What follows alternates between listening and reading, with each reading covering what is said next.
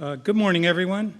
I am Chris Navitsky, the Lake George Waterkeeper with the Lake George Association. And I want to thank you all for attending in person and virtually to our 2021 Adirondack Champlain Salt Summit that will recognize the work that many of us in this room have done locally and regionally, leading the way to road salt reduction and as a model to people around the country.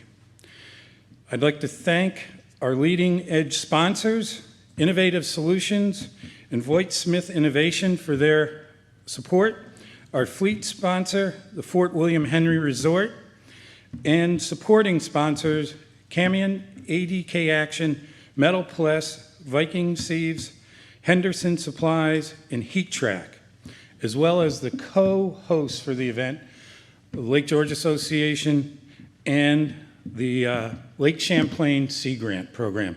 I'd like to please all give them a round of applause to help us with this event. Quickly, our agenda will focus and we'll start on the work that we've done here locally in Lake George, and then we'll hear from our partners at DOT about their efforts in road salt reduction. We'll then hear some words from our presenters and our sponsors. Then we will go to a demo session, which we will actually have in person out in the parking lot, as well as for the people online virtually. We'll have a series of videos from our sponsors, as well as the film produced by the then Fund for Lake George on the road to road salt reduction. After that, we'll hear from our good friend Ted Deers from New Hampshire, as well as our Senator Dan Steck. And we will close it out with some regional presentations as well as a panel on the discussion of how we can address and consider the release of liability to help our local contractors as well as our local property owners and businesses. Couple housekeeping measures. The restrooms, if you go out, they are to the right at the end of the hallway. We will have several breaks during the event after each session. They will consist of about 15 to 20 minutes, and we will let you know on those times. We will have lunch. We do have some food in the back, but we'll have a boxed lunch so that people can come in and then eat that boxed lunch at your seat in here while we hear from our keynote presenter. And asking you to turn down your cell phones, turn them off, as well as try to refrain from them and focus on our presenters. They've traveled a bit and have put together good information for everyone to hear. Also, to follow with the Warren County guidelines, we do have COVID guidelines for the summit. Face masks are required for in-person attendees. Regardless of your vaccination status, try to maintain social distancing. We're asking that you minimize inside congregation, go outside. It is going to be nice, but don't play hooky, stay here at the conference. And as well, we just want to thank you for adhering to this and respecting that request.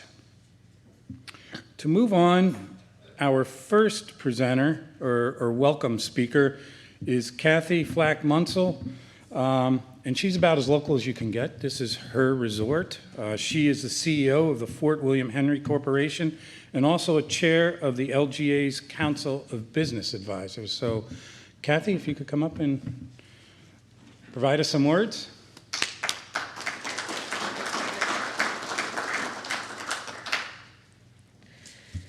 Good morning, everyone. Thank you so much for being here on our beloved bluff on the lake at Fort William Henry. I welcome you as the CEO of Fort William Henry. I moved up the ranks through many things and enjoy the CEO, but the best part of it is the staff, which you will meet today, who serve each one of our guests to make memories and also to be comfortable and always want to come back.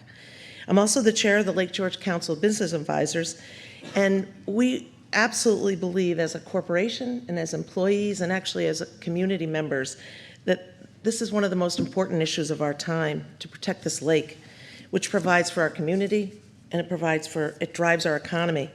You know, my family and all the families that formed the corporation here, we're just blessed to be stewards of this beautiful property. Thinking back, they were smart. They placed a hotel here in 1860, and we hope to keep this hotel going for generations to come. We've had thousands and thousands of employees over the years. Our staff and our dedicated board, they work hard to continuously make investments to keep the property beautiful and to make things cutting edge and up to date. You know, the success of our business, though, and our region's entire tourism-based economy is directly dependent on the tremendous clarity and cleanliness of Lake George. So welcome to Fort William Henry. Enjoy the day. It's quite a wonderful agenda. I thank each and every one of you for taking the leadership, actually, to participate and help each one of us hold hands together and keep this lake clean and keep this area available for our great-great-grandchildren. It's important to articulate each one of your cases and our business case about the potential and the importance of the impact of keeping this lake clean. So thank you and welcome to Fort William Henry.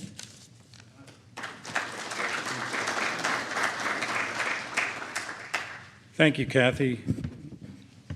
Well spoken.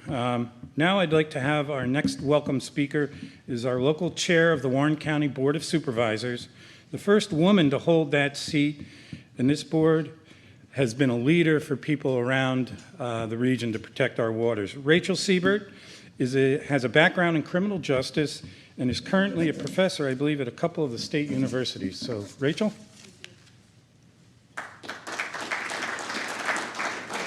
Good morning. I'm so excited to be able to welcome you to Warren County. On behalf of 65,000 residents and 20 supervisors on the board, we're excited to have you here and to participate and provide just a few remarks to start off your conference.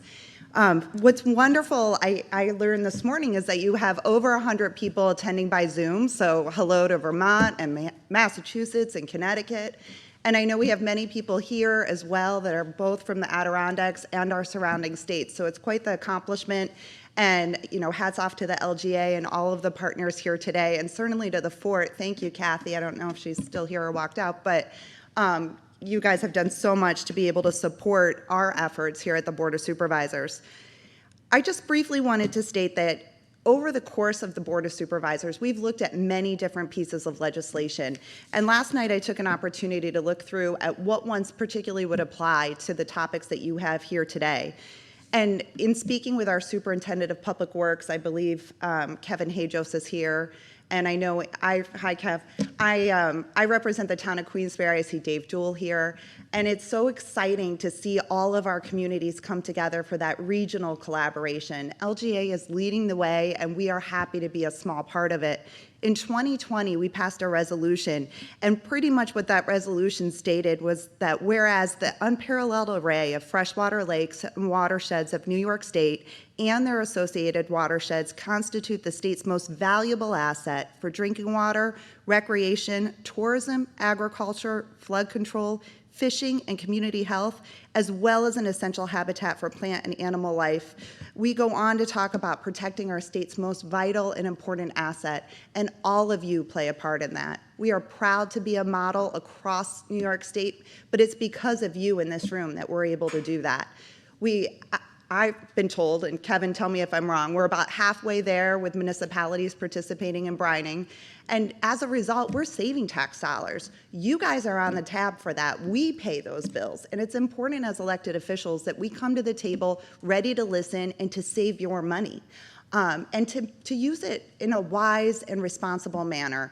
And that is why we partner with the LGA, and we partner and make sure that we're communicating with our municipalities. So I'm excited today to also recognize that you have Matt McDonald here. He's the Chief of Staff for Assemblyman Simpson, who, while he was on the board, He was our head of facilities, worked very closely with Kevin Hajos, and had a big investment in making sure that these brining initiatives were taking place. Senator Steck, I know you'll hear from later, was the chair of our board in Warren County. We have a long history of making sure that we come to the table listening to your needs. And at any time, please feel free to reach out to me. Again, I'm very honored and privileged this year to serve in such a capacity, but it's all of you that do the really hard work, and we are incredibly appreciative. So on behalf of the 20 of us, please take our sincerest gratitude and know that if you need anything at all, we are a call away. And thank you so much, Chris, for the opportunity to just say a few remarks. And please keep up the good work. And if we can be of any assistance, just holler. So have a great conference and welcome to Warren County.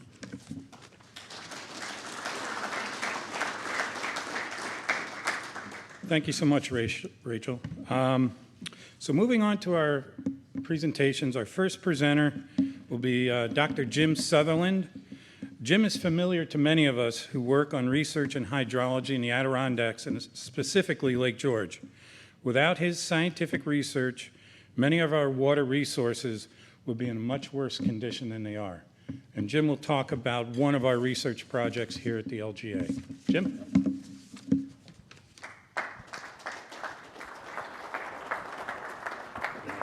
Right, yeah. Thank you, Chris, and thank you to all of you who are participating in the room and remotely. I would be remiss if I did not mention many thanks to Chris, to Eric, to the former Fund for Lake George, now the LGA, for starting this initiative many, many years ago, and the great success that salt reduction has had in the Lake George Basin since that time. The project I would like to talk to you today regarding is our road salt monitoring effort that's tied in with the New York State Department of Transportation initiative in the Lake George Basin.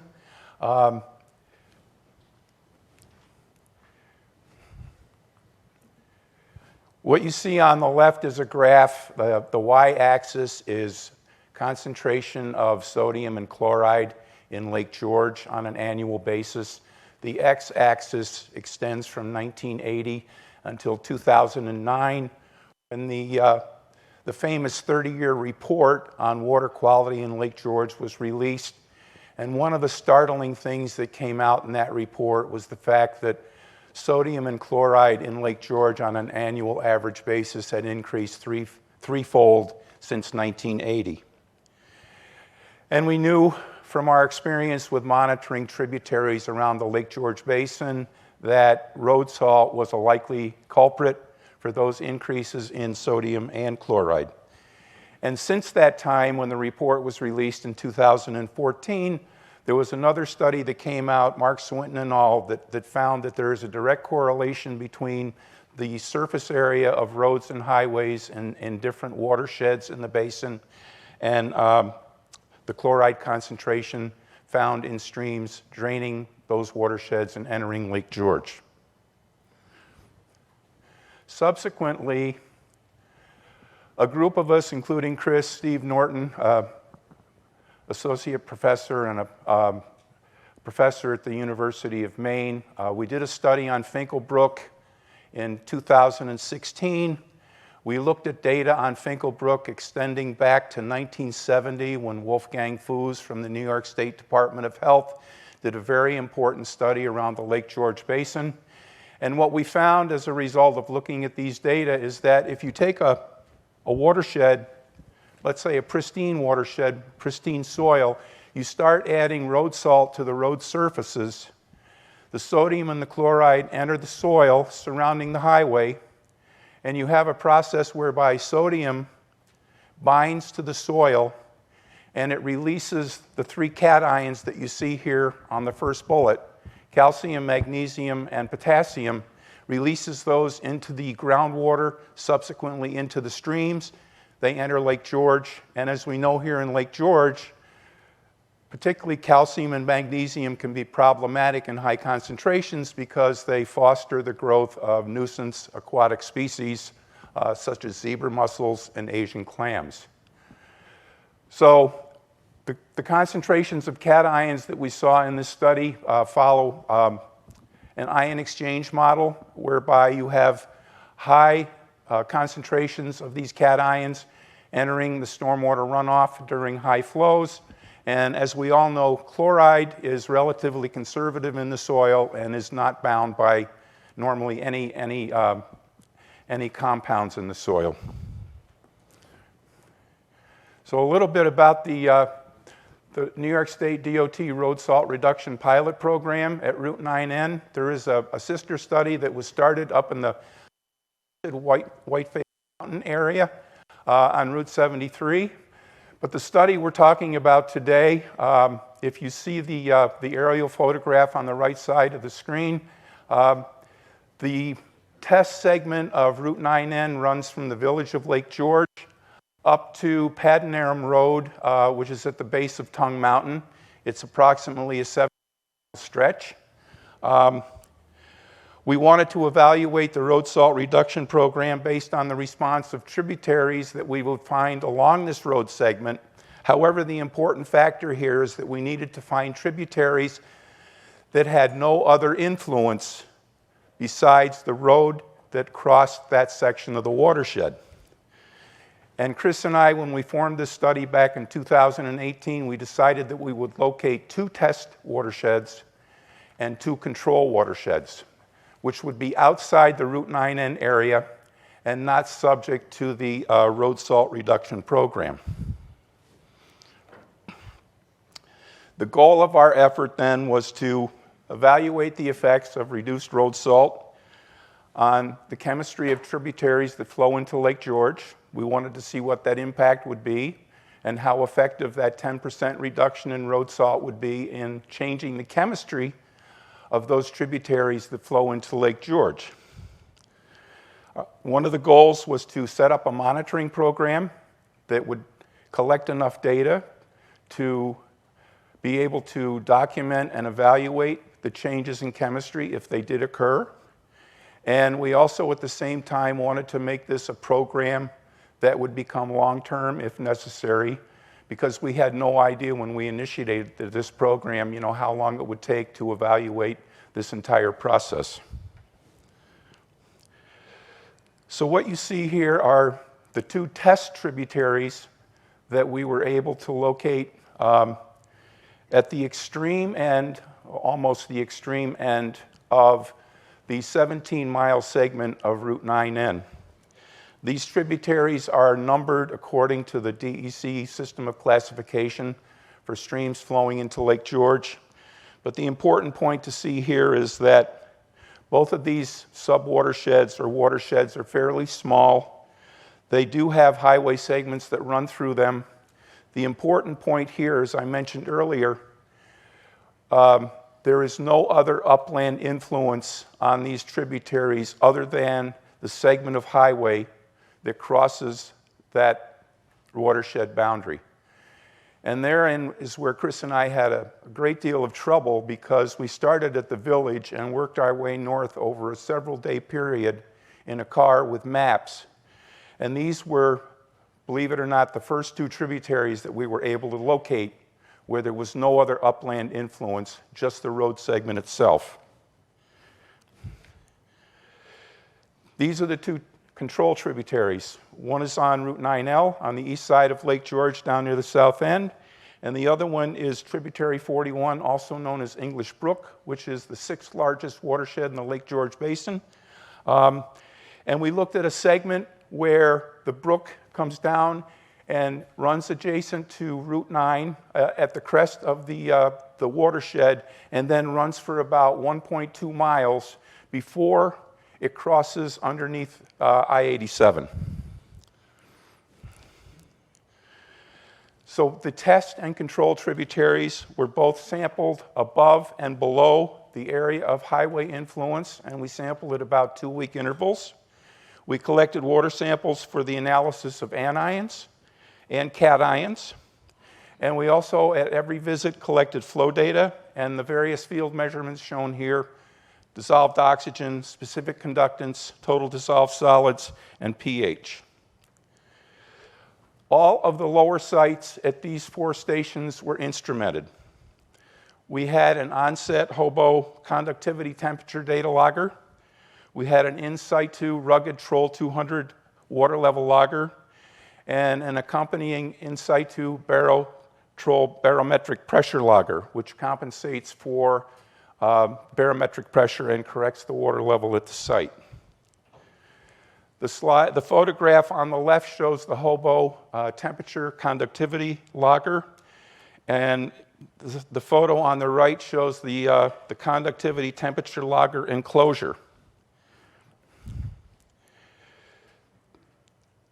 Another piece of equipment, as I mentioned just previously, was the in-situ rugged Troll 200 level logger, which is shown on the photo on the left. The Baro Troll is shown on the right. And this is a wireless troll which is taken out in the field by people who go out and sample. And it's used to download the data on site using a Bluetooth connection to a cell phone, so that the instrumentation does not actually have to be removed from the field location. The photo on the right shows the hobo conductivity logger installed in the segment of English Brook where we do the lower site monitoring. The photo on the right shows the troll data logger installed along the stream channel measuring water level. All data loggers at these lower sites are programmed to record data at 5-minute synchronized to clock intervals. They're downloaded at approximately bi-weekly intervals. The data are stored in individual master Excel files for each of the lower sites. And in situ, as I mentioned previously, with the Baro merge, has a program that corrects the level measured in the stream for changes in barometric pressure. So there are some key things that we need to know about this program that we established. Accurate gauging is critically important, and it has to occur under all types of conditions at all times of the year. This is the lower site on English Brook, as you can see, very close to Route 9 as it heads north towards Warrensburg. What you're seeing on the left here or on the right is a portion of the Excel master file that is used to record the date of the field trip, the time, the gauged flow, and then the reading that comes from the Troll 200 that is in the stream channel. And what you do is you pair the troll readings and the gauged flow in the stream to develop a rating curve. And that rating curve, as you see on the left, is used to take the 5-minute levels from the troll and calculate flow in the stream so that we end up with 5-minute flow values. I haven't shown it here, but you do the same thing with the hobo specific conductance data logger.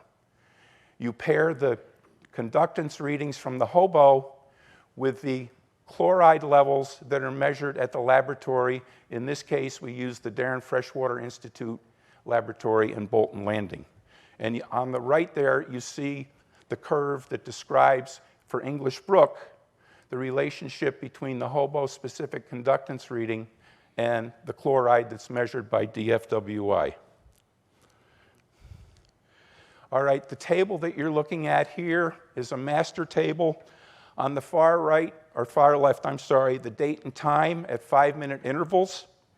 The next column in is the water level, the flow per 5-minute interval, the specific conductance reading, the amount of chloride based on that reading through a calculation, and then the pounds of chloride in the stream per 5-minute interval. The orange bar near the bottom of the table is a 24-hour summary. And what you see over on the far right is the daily chloride load in pounds from that stream at that particular location and the average flow that occurred at that site on the stream channel during that 24-hour period. We then have another series of tables in this same program that do lookup values and record the daily chloride and the daily flow for each day. As you can see here, currently in 2021, We have the data summarized through September 27th of this year. And this is a graph that just shows a comparison. Now, Chris and I, when we first started this study, based on my experience at Finkel Brook and Bolton Landing, which I've studied since 1992, I thought that each of these streams would show a nice relationship between flow and chloride. But that wasn't the case. We did see this at English Brook, but at these smaller tributaries up in Northwest Bay, we did not see this relationship between flow and chloride. It therefore became essential for us to buy the data loggers which record level, which we convert to flow, because we needed that information in order to have enough data to make a serious evaluation. What you're seeing here, in May of that year, when we set up the in situ level loggers, and you're seeing the summary, the blue bars on the left graph summarize the chloride loading for 2020, beginning in May and ending in December. And the red bars summarize the chloride loading for the same period of time at all three stations. The graph on the right merely shows the difference in total flow that occurred at these stations, both in 2020 and 2021. Just to go back a bit, the goal was to evaluate the effects of altered road salt reduction. Our objective was to set up a stream monitoring program that would conduct enough sampling that could evaluate whether the reduced road salt application policy was working. Hopefully, as a result of all this data collection, we would be able to make an evaluation and move forward with recommendations which either said, yes, it's working, no, it's not working. And as this program began years ago, began discussions with NYSDOT. This was considered a partnership between then the Fund for Lake George and the New York State Department of Transportation. And DOT's obligation was to implement the road salt reduction program, and the fund would implement the monitoring. So what we had that we needed more than anything at this point, after several years of monitoring, was the road salt data that, in terms of the amounts applied in these areas that we've been studying for several years. We submitted a series of FOIL requests to request the data from DOT for a 3-year period. We finally received the data in April of 2021, this year. We then realized that it was not possible to interpret the data because of the formatting of the data, and it was different from the vehicle location system that Chris and Bria and others have been using for the system in Lake George that was implemented by the Fund for Lake George several years back. So eventually a telephone conversation with someone at DOT straightened out the formatting issues, and we just now, as a matter of several weeks ago, have been able to go back and start our evaluation of this process. Just a couple of takeaways, and again, I would have been remiss if I hadn't mentioned the effort on the Fund for Lake George years ago to start this whole initiative. In doing so, what they did was develop a model of protection consisting of partnership, innovation, and investment guided by science. We now know that implemented best management practices begin with training and measuring. And we know that also that road salt reduction can be achieved without sacrificing public safety. We just don't know yet whether, in fact, we're seeing a 10% reduction in these tributaries, because we just haven't gotten to a point where we can look closely enough at the data, but that should come in the next couple of months, and certainly we'll be ready to report that when it does occur. And I just want to thank you for your time and effort, and if anyone has any questions, I'd be glad to try and answer them. Thank you, Jim. Is there any questions for Jim? Yes? I was just curious, winter severity, was winter severity factored into any of these at all? When you do your final findings as well? That's something that I actually, Bria and I talked about that the other day, trying to go back and look at each of these various winters and determining when the precipitation occurred, how much precipitation there was, and what form it occurred in, so that we can look in terms of, maybe correlating that with the amount of salt that was applied and what the resulting effects were of that. So we will be looking at that. It's just that we haven't gotten to that point yet. And as we all know, localized weather, it's very hard to know what the localized weather is, for instance, on this particular segment of Route 9N, because it can change drastically from the south end to the north end, just in that 17-mile stretch. Yes? Hello. My question is more research going on related to how to mitigate the salts that are already in the lake. Do you know of anything being done to help? Because otherwise we got to wait for flush rates to get the salt out. I mean, the work you guys are doing is great to reduce what's going in, but Right. Lake George takes approximately 8 years to flush out. Right. And we've got 30 plus years. Yeah, I'm not familiar with any work that's actually been taken on to try and figure out if this can be mitigated in lake. As you said, it's a matter of Time. the lake flushing out, over that 7 or 8 year period. Thank you. Okay, Jim, thank you. Thank you.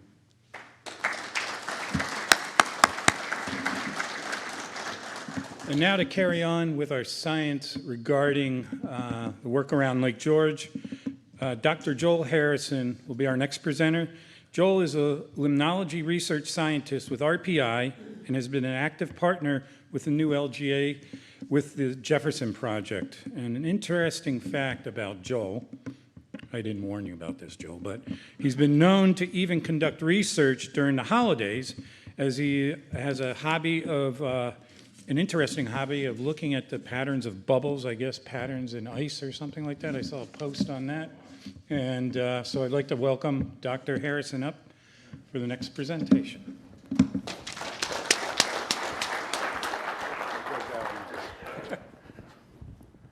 Okay, thank you, Chris. I didn't know that the bubble photos were so famous. That's news to me. So.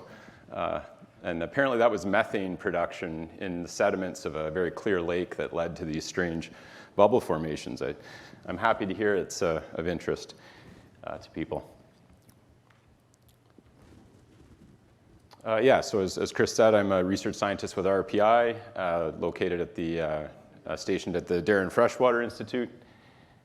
And of course, the Jefferson Project that I'm a part of is a collaboration between RPI, the Lake George Association, and IBM Research.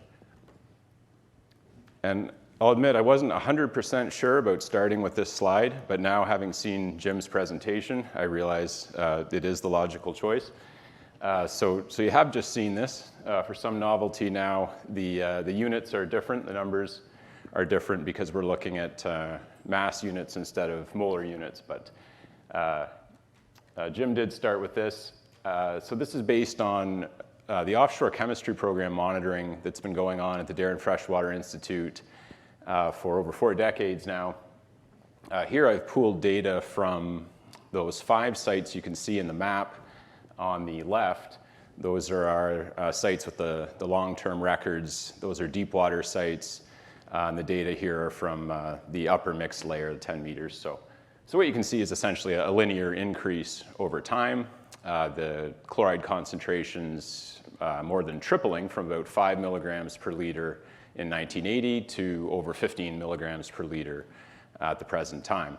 And there was just a question about remediating lakes, getting the salt out, and to my knowledge, there is no way to do that. And of course, this is why it's important to nip it in the bud, because once it's in there, it takes a long time to flush out.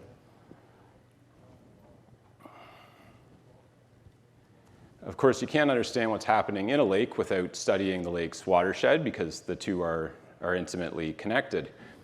So the Jefferson Project has 12 stream monitoring stations. 11 of those stations are tributaries. One of the stations you can see at the north there, Lachute, is the outlet of the lake, so that's not a tributary, of course. With these 11 tributaries, we capture just under half of the total drainage area of the lake. There's a lot of small streams and direct runoff, so it's just not practical to get 100%, but we think we get a representative roughly half with these 11 tribs. Anyone who knows the area, which I assume is everyone in this room, and those online as well, won't be surprised to see that about 95% of the area is forested, leaving about 5% that is developed areas. Just over 1% in total is impervious surfaces. So by this, we just mean any surface that won't allow water to percolate through it down into the groundwater. Okay, so what do we do as part of this tributary monitoring? Well, you can see the inside of one of the monitoring stations here and the equipment that would be inside. That barrel or drum-looking thing, the gray thing in the bottom right, is an Isco auto sampler, so we can program these and trigger them remotely in order to collect a large number of water samples sequentially. And we do this during high flow events or storm events. So in the bottom left there, you can see a storm hydrograph, and just an example one from, I think that's Indian Brook. So that's the flow rate over time after a rainstorm. And because the water chemistry is so variable and so dependent on flow, we need to do this kind of sampling to understand, to get a full picture of how dynamic the water chemistry is. So we take a large number of samples, and then we just analyze a subset of them to conserve resources. So one or two at base flow, a few in the rising limb when the stream flow is increasing, maybe one at the peak flow rate, and then a few during the receding limb or when the stream is tending back towards the base flow condition. So in addition to this event sampling, we also have regular base flow monitoring that's done on a regular schedule, monthly, for various chemical parameters, nutrients, and so forth. And to get high frequency data, we have a number of sensors, and you can see some of those in the top right there. So there's an exosonde that has a number of probes to detect things like temperature and specific conductance, dissolved organic matter, chloride, of course, and then we measure the hydrostatic pressure in the stream, and from that, as Jim was explaining, using rating curves, you can estimate the discharge or the flow rate based on the water level. We have some soil moisture probes as well. So here's some chloride data from the tributaries for a 4-year period, 2017 to 2020. If you're not used to looking at box plots, the boxes represent the first quartile to third quartile, so the 25th percentile to the 75th percentile of the data. So half of all the data are in those blue boxes there, and then the maximum and minimum values are at the extreme ends of what are called the whiskers of the box plots. And those black bars there show you the median values. So the median is the middle value if the values are ordered. Usually it's close to the average, depending on the data distribution. In any case, what you can see here for these tributaries is quite a lot of variability from stream to stream. If you look kind of in the middle of the plot there, Shelving Rock, Pole Hill, and Northwest Bay Brooks, the concentrations are almost zero. There's essentially no chloride in these tributaries at all. Contrasted with the south end of the lake where we are now, English, East, West Brooks have much higher concentrations, getting up to around 100 milligrams per liter or higher at some times. Here I'm showing the same map, the same patterns, just the shading here is scaled to the concentrations, so the darker the color, the higher the chloride concentrations by sub-watershed. And again, Jim touched on this idea, or I guess he referenced work that had already been published on this, and I don't think it'll shock anyone, but we can explain the average chloride concentration in the tributaries, or at least a lot of that variation, just based on how much impervious surface area is in that sub-watershed. It's not a perfect relationship, but considering we've got a pretty narrow range of impervious surfaces when you compare our watersheds to others, nationwide, more urbanized areas, this is a pretty small percent of impervious surfaces, just between 0 and 3.5%, but there is that strong positive correlation there. So higher impervious surfaces, higher average chloride concentrations. Looking now just at the higher chloride sites, so these are English East, Finkel, and West Brooks, circled there on the left side. You can see there's a fair bit of seasonal variation. So in the other plot, we're looking by month of the year. And again, Jim touched on this a little, but if you might expect, okay, the salt's being applied in the winter. In April, we have all the snow and ice melting. This is when chloride's going to be highest in the streams, right? It's all getting, it's going away with the runoff into the streams when the ice and snow melt. But it's actually the opposite. So it's a little counterintuitive. What you see is in April, month 4 there, actually has the lowest concentrations of the year. And the highest concentrations are found at the driest time of the year, so around July to September, around August, when water levels in the streams are low or more or less at base flow, dry conditions. So maybe a little counterintuitive, and what it points to is the groundwater really being the source of the chloride. The salt gets down into the groundwater, and that at base flow is what's providing the water in the streams, right? And so when you have a big melt event or a big rain event, all that water that's extremely low in chloride is diluting that chloride in the streams, and the concentrations at that time are much lower. And it's kind of the opposite if you're used to thinking about pollution in streams. If you look at the top image there, that's Finkel Brook. I took that photo last summer. And then that's in base flow conditions. It looks nice and pristine and clear. Okay, this is good water quality.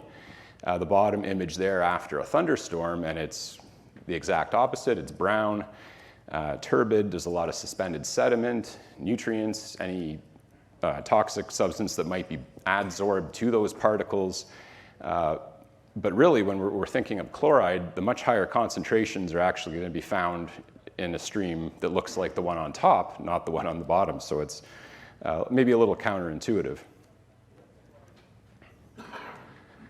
Just more on this point. So these are sensor data now from a rainstorm event just a couple months ago, back in August.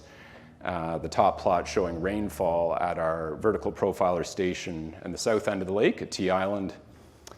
Shortly after all that rain fell, you can see in the middle plot there, and I'm just using East Brook as an example, could have used any of a number of tributaries, but you see a big increase in stage, or the height of the water in the stream channel, very rapidly, and at the same time a very rapid decrease in the chloride concentrations as they're diluted by all that runoff. So they go from something like 140 milligrams per liter all the way down to 25 milligrams per liter in a pretty short time.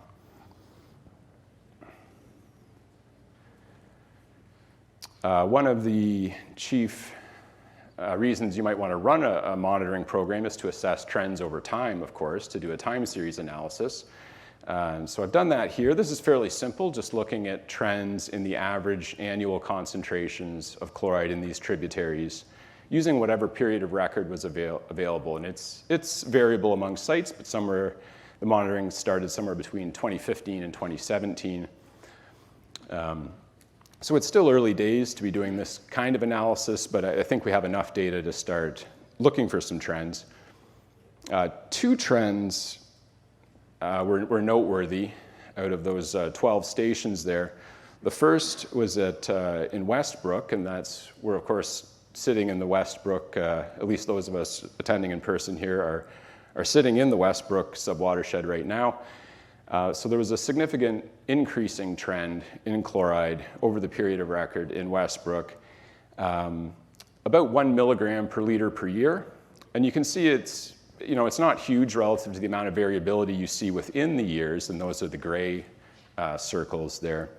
Works out to about 2% per year if you do the math on that. And that's the annual average concentration at base flow conditions. And I use base flow because, as I said, that's when they tend to be the highest.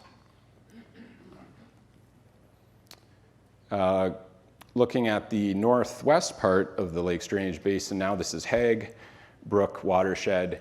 The opposite situation, so we have a declining trend here over the period of record since 2016. Similarly, it's about 1 milligram per liter per year. This time it's a decrease. works out to about a 4% decrease per year.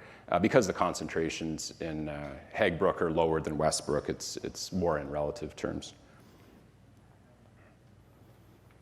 Okay, to sum up, so the chloride in Lake George has more than tripled over the past 4 decades. The tributary concentrations tend to be higher where there's more impervious surfaces, things like, for example, roads or parking lots where salt is applied. The concentrations are lowest during the spring thaw and other high runoff periods, like after storms, are lowest then and highest in late summer during low flow conditions, presumably because the groundwater is enriched in chloride and it's feeding into the streams. There's evidence of an increasing trend in chloride in West Brook and a declining trend in Hague Brook, based on the available period of record at these stations. And we do want to keep this monitoring going to get a longer period of record and do a more robust analysis at these stations and all the other stations as well. So I'd like to thank all my colleagues at the Darien Freshwater Institute and others associated with the Jefferson Project. And I will stop there and happy to answer any questions.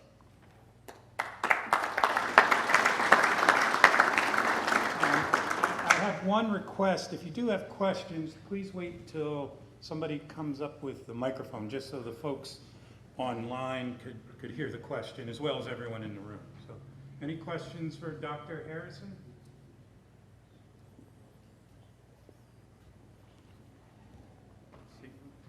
Seeing none? Oh, just one. Oh, I'm sorry.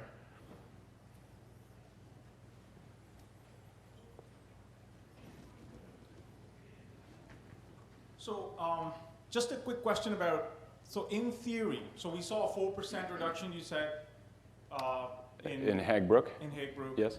So say, for example, Per year, I should say, year, 4% yes. per year. So say, for example, next year, if zero salt was applied, so say for example, zero chloride loading, Okay.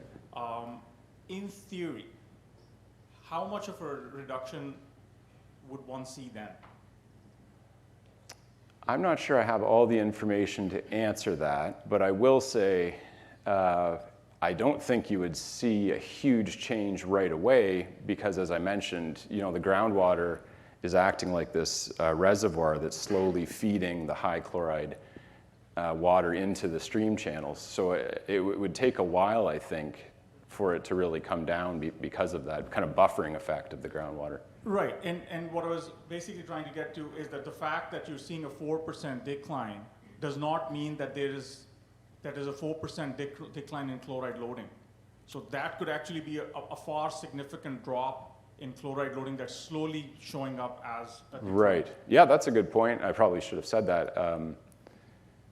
Yeah, yes, well said. So I'm just showing the average annual concentration in the stream, which we would expect to respond more slowly than the reduction in loading. So yeah, great, that's a great point. Yeah, the next set of presenters have worked really hard the last 4 years to bring that graph down. So I just wanted to make sure that everybody understood that the fact that you're seeing a 4% decline does not mean that they've only done 4% better. Yes. So, and we'll have a lot Absolutely. more information on that, but no, appreciate it. Thank you.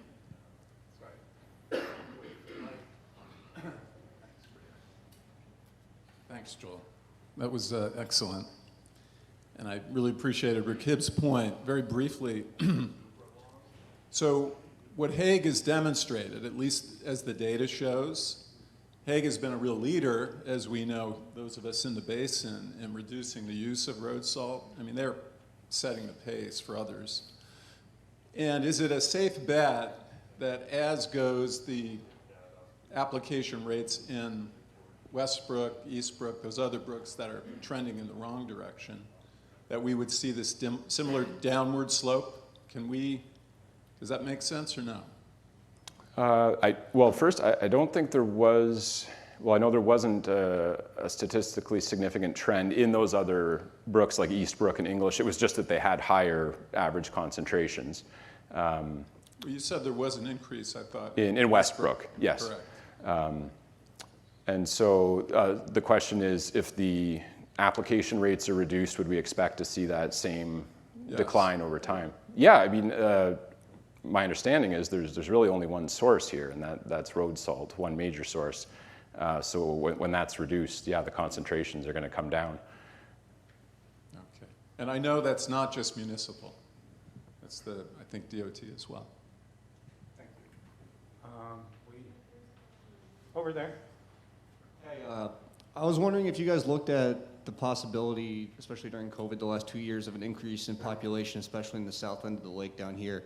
Do you think that could have an influence on how you've seen the increase in sodium production in the lake in this south end of the lake here? Yeah, there definitely was in more recent years. That first slide I showed, there's more zigging and zagging in that time series, less linear, which might have to do with extreme weather events, and it could also have to do with, as you say, what is the actual population in the area. Regrettably, I don't have any data on that, but it certainly we'd expect that to be a factor, yeah.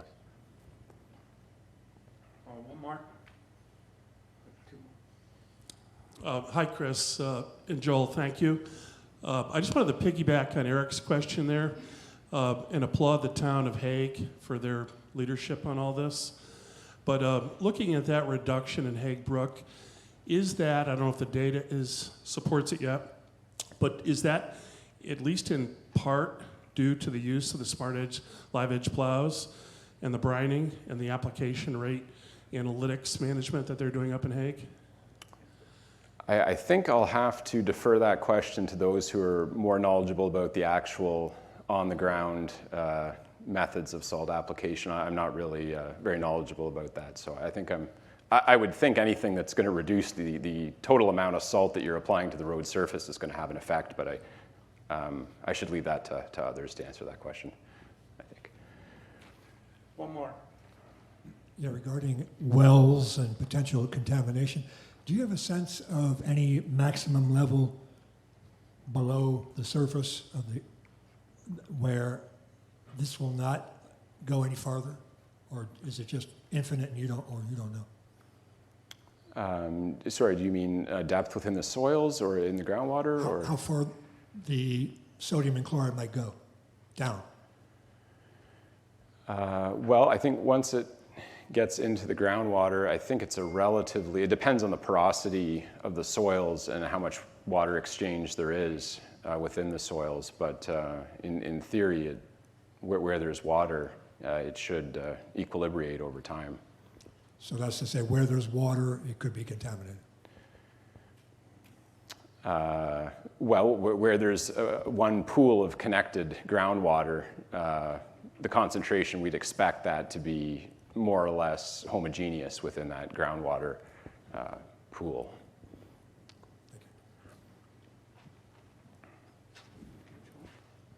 Okay, thank you. Thank you. And just a couple takeaways I had and a couple of thoughts. Some research was done by the Adirondack Watershed Institute on that very thought on the impact of chlorides to wells. So you may want to follow up with Dan Kelting and some of his work. And another thing was the observation of, you saw the levels in Lake George and the levels in our streams, which could be 6 to 10 times higher than the lake. So clearly we can see the impacts to our waters.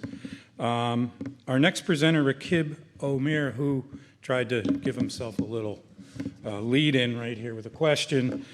He's our favorite, one of our favorites, now that Joel's here, researchers from Ontario.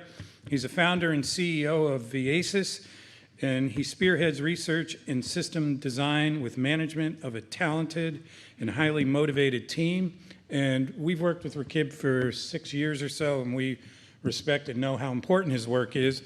However, we didn't realize how essential he was, since he was actually able to cross the border and come down for this presentation. So clearly he is an essential member of our team. I'd like to invite him, as well as folks from the town of Hague and the town of Lake George Highway Departments.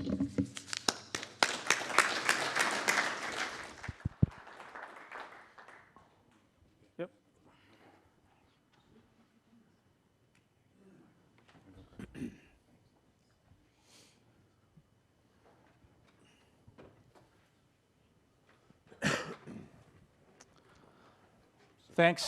Thanks, Chris, and thank you everyone for being able to make it both in person and online.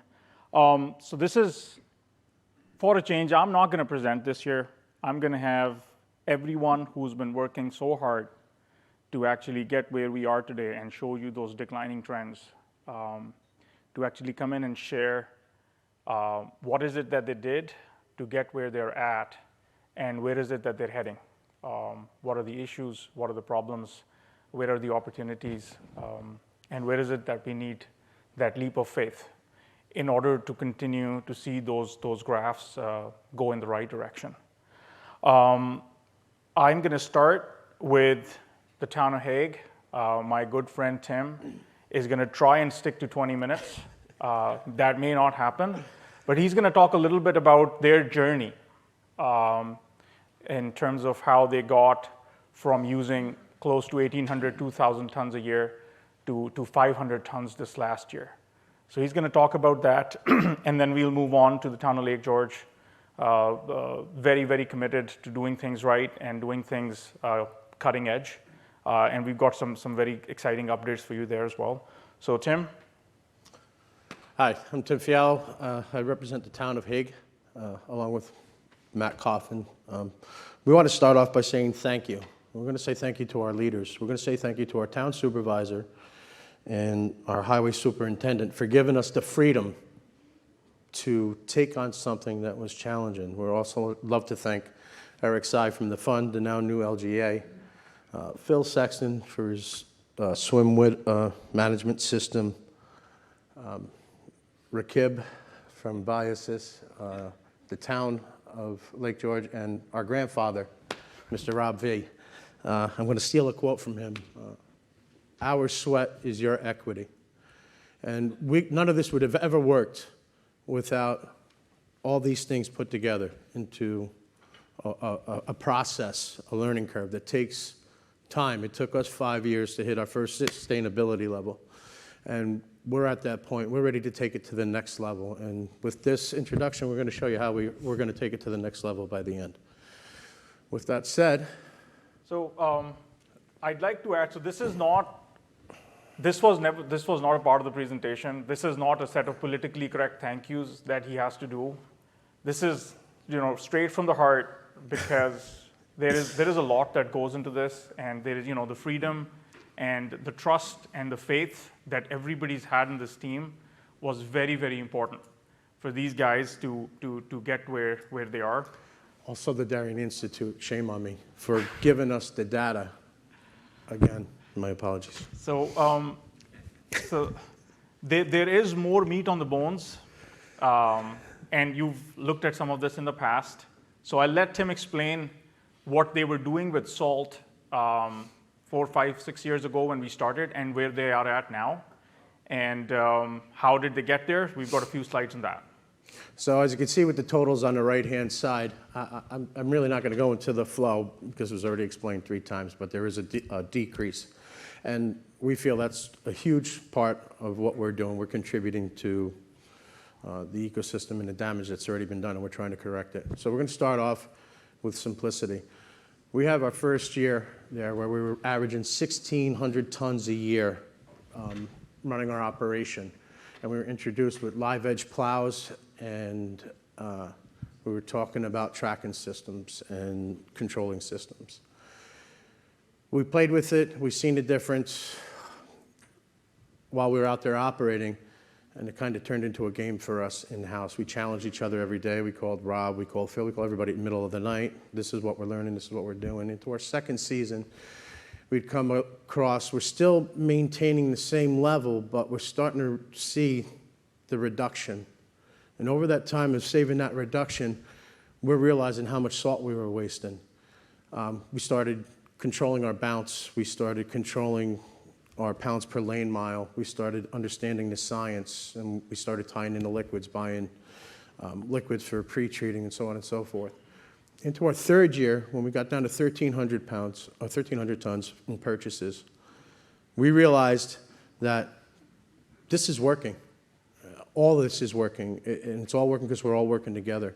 And it's imperative to learn more. So then we started reaching out to the Darien Institute. We need to see your levels. We started going visiting other towns and so on and so forth. And we started getting involved with more liquids. We were realizing that the liquids were working, when to use them, when not to use. And this was just as we were just working on the granular. When we got into our 4th season, we wanted to go full liquid. Unfortunately, trucks break down. You have to reinvest your money. So what we did is we reinvested that money into our technologies that we use, our tracking systems, our control setting, our control trackers, control monitors, and camera systems. Into our 5th year, we had so much salt reserved and maintaining that high budget, and we were using the extra money to put it back in. We have saved enough salt for the next 2 seasons if we can continue to run at this operation.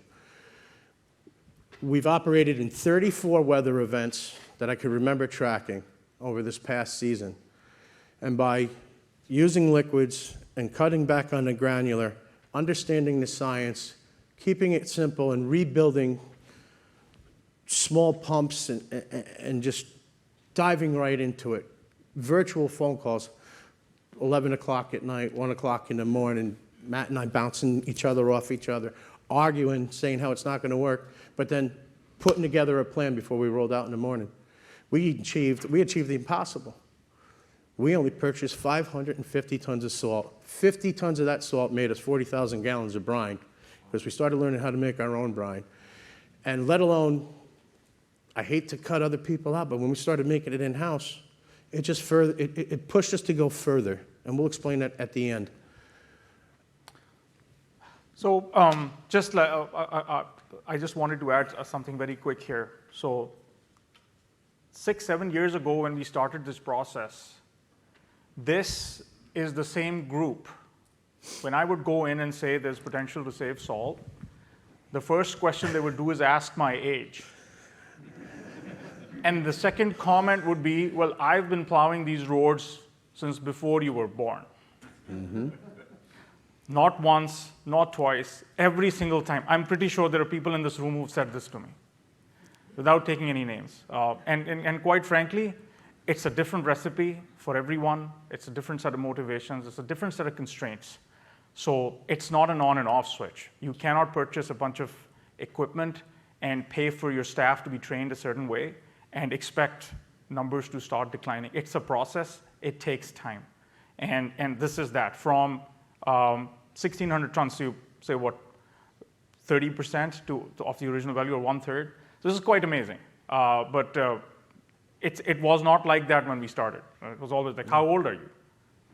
And then, We didn't even include the fact that we haven't used sand in 3 years. This is our 4th season. We made that switch in 17, 18. That's the 2 years from 17 to 18. That's Yes. the year we switched from running sand salt mix to an all salt program. Yes. And it worked.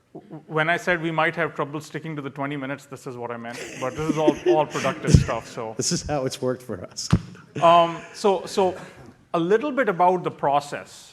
I'd like to have Tim talk about, so, well, say, for example, if somebody wants to get into this today, what does it take? I mean, there is a process involved. It's not an on and off switch. So like Tim said, 2016, when we first went in, there was some motivation to do better, but there was no visibility. So we first off started with tracking. We started with tracking. What is it? So you can't really improve what you can't track. So we started with tracking, and we started with, well, okay, let's just give you a visual on what is it that you're doing on a per event basis so that we've got something to improve. Is that right, Tim? That's correct. Every year that we met with Rakib, we got even more excited. I'm like, Rakib, you got to see the numbers. You have to see our application rates. And he goes, wait. He slows us down. He goes, I've got more, but I don't want to give you too much. He goes, because he wanted us to grasp the process. And as we grasped it and he brought in the newer technologies, and as we moved along, we were able to see more. So it made us more visionary. If you have one guy in your entire highway department that's enthusiastic about it, give that one person the freedom to run with it, because he's the guy who's going to absorb it. And he's the guy who's going to take it and he's going to learn it to the best of his ability, and he's going to want to make that change. Fortunate for us, we had two guys. That was myself and Mr. Matt Coffin. We questioned everything. We questioned each other. We fought back and forth, and we always went back to our grandfather, Mr. Robbie V. from the town of Lake George. Moving forward. Bit of a process.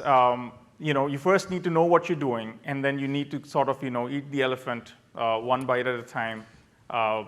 Look at your lowest hanging fruit. These guys were doing 400 pounds per lane mile when we started. Nobody admitted, but that's what they were doing. We showed them the numbers, and then slowly, it kept coming down. We added the cameras so that they could see that, 400 versus 200, those road conditions are the same. So we're not compromising safety. We're not compromising mobility. And then slowly introduce them to new equipment, the live edge plows, the ability to do liquid, both as pre-wet and DLA. So it's an incremental process, it's a learning process, and it's not going to be the same for everyone. No. So, we're building this wealth of knowledge that we can share with others, but everyone's going to have to come up with their own slightly different recipe. So, as a result of the faith that these guys had in themselves and everybody else had in them and what we're doing, some desired and sort of unintended consequences came in. So I let him talk a little bit about that as well. So sharing knowledge is important. The first three bullets you see right there, the liquids, the live edge plows, the calibration, that all comes into hand, and yes, that does contribute to the effects of how this whole process works. When we were gaining all our information, we turned it into an education program. Again, and this is due to the freedoms of the supervisors and the superintendents, allowing Matt Coffin, Rob, and myself going out to other towns, other small municipalities, other counties. We assisted Warren County, helping with their calibration. So this way they were able to understand it. We spent a full day down there. We went out to meet with Ron from Lake Luzerne. He was curious because his supervisor spoke with our supervisor. So it's a shared services. So we're using this like a shared services. We've been up to Ticonderoga. We've taught them how to make brine in their own shop. The one you got to watch out for is Stony Creek. They want to do it better than Hague. These guys, within one visit, built their own boom truck. They bought a brine maker, and these guys are so much. They grasp it, and they're not in the Lake George Basin. They're not in the available funding that they can get. But these guys get it because they had two guys that understood it, and they had the passion, and Neil let them run with it, and it's phenomenal. Even Ron from Lake Luzerne can tell you, he's cut back on his salt and sand by 50%, he feels already. So it's working, and it's all due to the combination of things. It's a combination of live edge plows, the pre-treating, the liquids, and understanding the science behind how it works. So when you can use your standards that we pass along, that we talk about all the time with when to use liquids, when not to. If you're going into a storm after storm, and we've already laid out, we call it a one and done at the end of the night. We do our patrol in the morning. That guy's going to determine whether he's going to bring people in for the next storm that's coming in, or if there's enough residual salt that's left down on the ground where you don't have to pre-treat. So you don't have to pre-treat all the time. As you start learning the science behind it, you can pretty much calculate, look on your screens and your monitors that was shown to us, and take it to the next level. Your employees are going to worry about losing their overtime, or it's cutbacks, it's a way to take away money. But you do your patrols. You do a patrol before the storm, during the storm, after the storm. So everybody still get their chance. And the money that you save, you put right back into your highway department. Keep that same budget for 5 years. And run it like a business. Okay, I'm making it, but I'm spending it, and I'm putting it on this, and I'm putting it on that. And it's working, and starting to show in other towns. We visited 3 or 4 different towns together in 2 or 3 counties. Education, knowledge, keeping it simple. Matt Coffin. You use this much salt, you get this much slush. And you're not allowing the snow to absorb that granular base. And when you go back out, you're scraping it right off. You're wasting your product. You use this much salt, You prevent that bond, you get that much slush, you get more traction, you eliminate your snowpack, and you're able to scrape off what's ever left on the roads with these live edge plows. The initiative of what's next. We started with, we call it the dinosaur of our liquids. Our liquids, after understanding the granular, our liquids was bringing in more success. We were able to hit our sustainability last year. The result is watching our rates, our temperature gauges. We got to understand when our freezing points were, what dew points to use, when to use a pre-wet system versus using the dry system. And from talking to other counties, we're like, we put nothing down when it hits below 10 degrees. They're right, because your climate's going to be different than ours. But we deal with a rolling climate where, you know, it'll be cold on the mountaintops and warm in the basin, and then it flips. So now we got to switch our practices. So you're becoming your own weatherman. Our in-house systems, cost and effective. We picked this brine maker up, I think, for $5,000 then, and then we started tweaking it. As you can see, there's calibration that was involved. We're going around town to town teaching how to do a 2-minute catch test. Then we learned about PSIs. So we put a static PSI on it. We knew to bump it up to 42 at a 2-minute spray nozzle. We knew at 15 miles an hour, we were putting it down at 42 gallons a minute, and it was spot on. We kept data collection sheets. We designed our own sheets on mileage, start and stop time, how fast we were going, so this way we could be just as accurate as any other computer. Mm-hmm. That's bringing us forth right into... So in summary, this this is a sub $10,000 investment so far, and what the town of Hague is essentially looking to do is find out what they don't know with the uncertainties, and get into liquids a little bit more without actually having to spend the money that's needed. So, you know, baby steps. I love showing this picture. You want to talk about it? All right. So how the liquids are working and what we were finding out versus granular or waiting for the sheriff to call you to get out. These are two great examples. You have a pre-treated road on the top two slides. One hasn't been touched, the bottom slide, or has been touched and one hasn't been. So you get those little freak snowstorms that come in, and if there is that pre-treat level to prevent that bonding, it's less work to roll out 5 trucks for everybody to go see their routes, as opposed to running 1 patrol truck or even looking at your cameras, because you could see how the liquids are working faster than waiting to go out and then hit it with granular. You look at them bottom pictures, you already know cars are driving over it, they're already packing it down, and you're already creating that bonding effect. By using these liquids, they're enabling you to get time to get out. Using the technology, it allows you to see what you're doing, and then you could attack your storms in a timely manner. There's no more waiting for the phone call, waiting for people to get into accidents.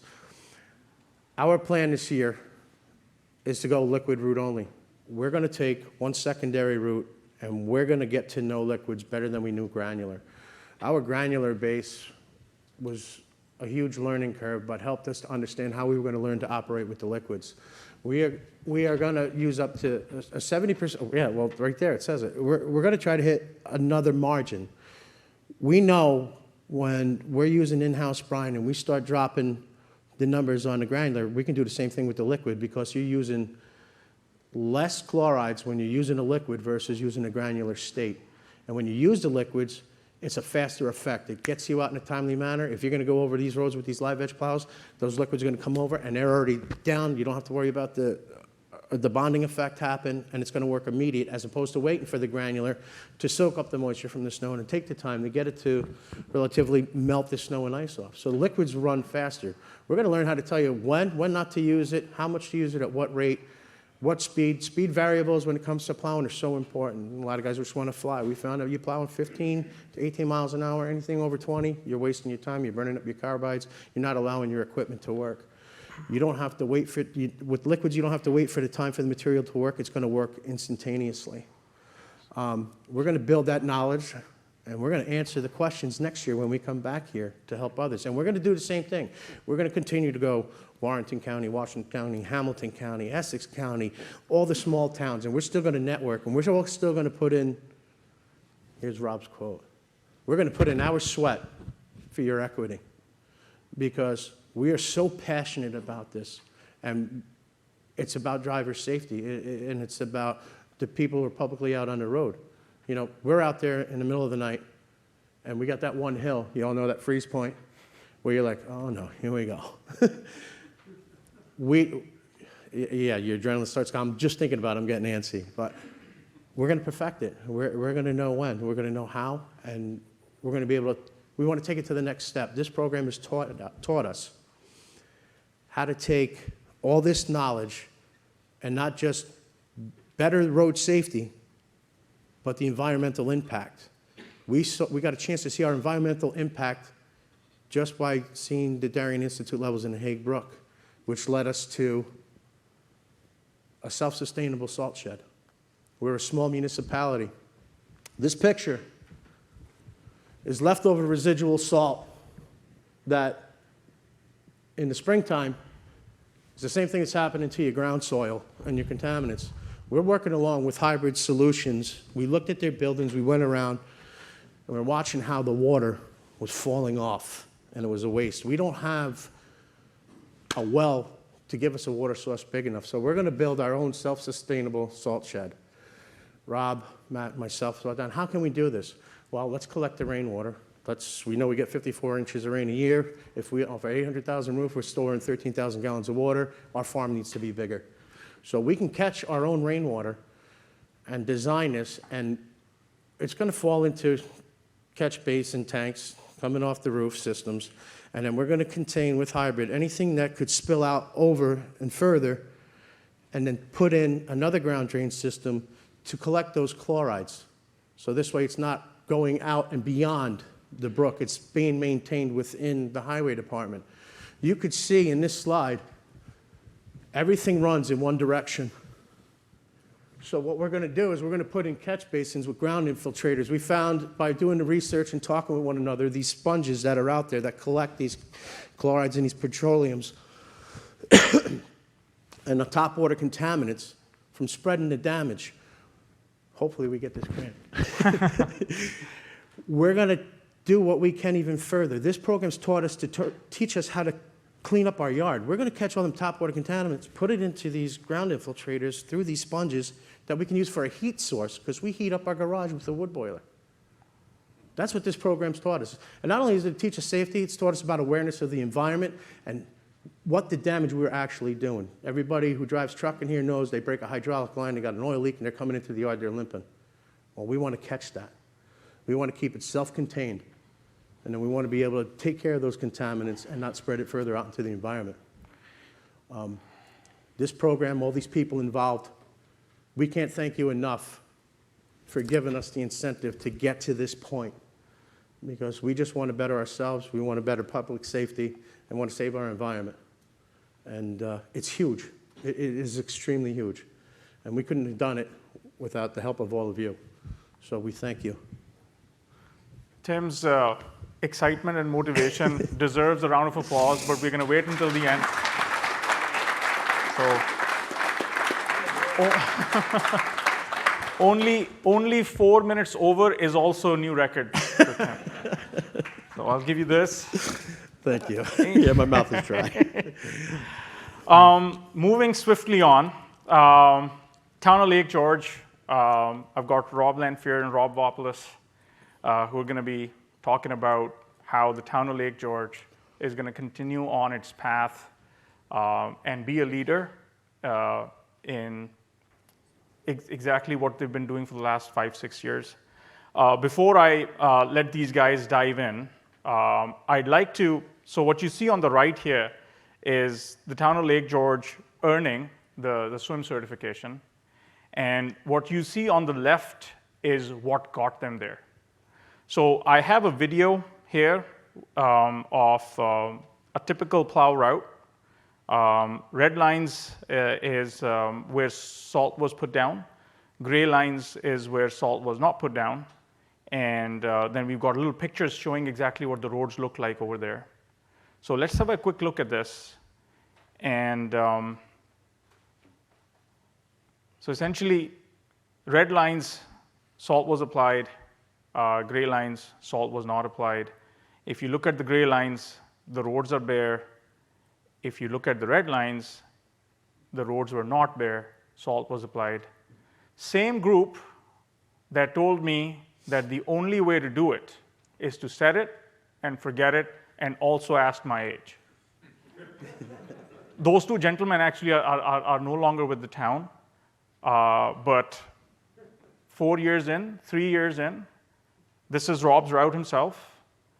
Everyone is more aware, more educated, more trained to actually keep one hand on the dial and eyes on the road and not set it and forget it. So this here, I think I've used this animation probably over 100 times. Because every time someone tells me, set it and forget it, and asks my age, I just play this now. I don't even talk. So with that, I'd like Rob Vopolis to talk a little bit about how did the town of Lake George get there? And we're just going to talk about some basic, no-brainer kind of stuff here. Something that everyone should be doing. So first off is calibration. Go ahead. Well, I don't think this is on. So I'm not going to get a lot into it because Tim, I think I created a monster with that. But I'll just hit some bullet points and then take it over to Rob. Calibration, it's widely misunderstood. We usually do it once a month. I'm able to, by doing that, we know what we're putting down. We like to say, as per that little diagram that Rakiv said, we're putting the right material in the right place at the right time. With calibrating, we know we're putting what that number says on the screen is what we're putting down. We also calibrate it, kind of tailor that towards the driver themselves. Which is huge, really. I mean, if you go out and ask a typical municipality how often they calibrate, the answer is often between 0 and 1. But this time, I mean, they've put together a process where they're calibrating 6 times a season. And they're also tweaking the process to every driver, to every truck, et cetera, et cetera. And your application rates can, at best, be only as accurate as well you've calibrated your piece of equipment. These guys have put together a process, they document their calibrations, and they're now helping others do the same. So it's amazing. This is a no-brainer that everybody thinks that they're doing, but oftentimes there's more involved, and I think Rob's probably, if there were such a thing, he should probably have a PhD in calibration, at the very least. The other thing that worked really well for them, you want to talk about it a little bit? Sure. Another thing with calibration is, as what we've seen is as the season goes by, the moisture in your material changes. So the weight changes. So by calibrating it once a month, we can adjust for those little changes and be more accurate. Another great tool that we have are little live edge plows. We got these 5-6 years ago. We actually had the prototype for years, which the guy that had it, he absolutely loved it. I gave him one of these, and he's like, well, But this is a great tool. It's like giving the road a cleaner shave. It actually contours to the road and allows us to use less material. The more we remove, the less we have to put back on to keep the road at a good friction level. Here we also use road cameras. Rob uses them quite a bit. I use them to know when we have to call guys in, when we can kind of let it sit a little bit longer. Every area, we have microclimates within our town. What it's doing up north, on the north side of town, it might be different than what it's doing down south. And he may have to call a driver in up north and not even touch it down south. They're a great tool. They're also a great tool that we can see the level of service as throughout the season. Oh, you guys weren't out and you didn't plow. Well, we have GPS in our trucks. I can go onto a thing and say, yeah, we actually went by your house at such a time. Or Rob can go in really quickly through an app and find out, yeah, the road's been plowed. They went by. And the graph on the bottom here actually shows what I do is I pull, this is actual a driver performance graph, or this is ideally what we're looking to get. Through years of training, we want to see that trend. We don't want to see that set it and forget it. We want to see them varying the rate, putting the material where the material needs to be. You know, we want our drivers to think, to see and learn as they do it. The guy coming in, you know, even talking with our seasoned veteran, or the guy that's been plowing for 30 years, the guy that asked for Kib how old he was, you know, everyone has something to learn from everyone, and they all develop bad habits. And through these graphs, we can say, okay, well, this is where you kind of are, and so let's make a few adjustments. Can I change something? Can we do something a little bit differently, whether it be changing the route or changing the computerized application system, or let's talk about it in the morning and see if we can change it and make everything better for the driver, a little bit more productive, and move forward with it. Even though we've come a long way. I mean, we started years ago, like most everyone, with sand and have moved towards salt into liquids, and then into these fancy plows and computers in our trucks, multiple computers. I think at this point we have 5 or 6 different computers in our trucks that the guys can operate, or we can pull information out of it at any time. But even with all this information, there's more we can do. There's which Rob is allowing us to move forward, and he's very proactive in allowing us to do these things. So, but there's always more we can do. More we can do to become more sustainable, and to not only help ourselves, but to reach out to other people and help them build a foundation and build up into a sustainable program. So here's a crazy example of all that can be done. You want to talk about it a little bit? Sure. So we've pretty much got everything nailed down. We've got the big trucks. We go in that have got all these computers in them, and we know what they're doing, and we've got liquid we go out and spread on the road. We make our own brine, and we've got all those processes kind of figured out. But there's always been those few trucks that have been like the unicorn that we couldn't, they're essential for doing our intersections and our dead-end roads, but there was really nothing. They were a necessity, but they were really inefficient. They were these cheaper sanders, you slide them in, they go and do the product, they dispense the product, but there's no way of really measuring it. So with Rakib's help, we're actually going to, he has developed a system where it's very non-invasive, where it's going to actually mount to the original controller, and it is going to control through ground speed what these trucks are out, and then relay back to his website, his hub, his app. And with this, we should get accurate information, because these trucks are responsible for 25% of all the salt we put out. So if we can get a handle on these and reduce the number in these trucks, we're going to see a significant decrease in our chloride levels. So in summary, these trucks are very efficient in the sense that they cost less to operate. You can relatively use a less experienced operator. But one thing that I was always told is that you cannot control your rate, because you're relying on a human being to adjust rates as you go faster or slower. So this summer we came up with an idea of why don't we replace the human thumb and a finger with a small motor instead.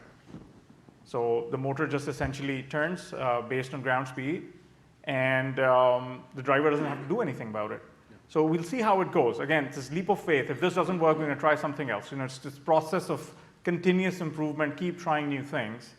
It takes a lot out of the driver's hands that are half asleep, sitting at a stop sign, forget to shut the conveyor off, and Exactly. they turn around, they got a mound of salt in the intersection.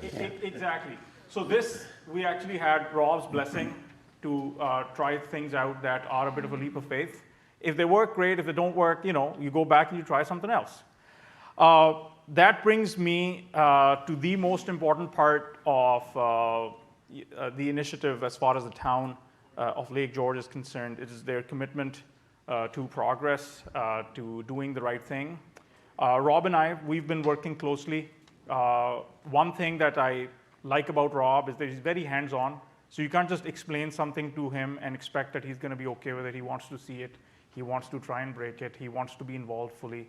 So this year, Rob's taken it on him to personally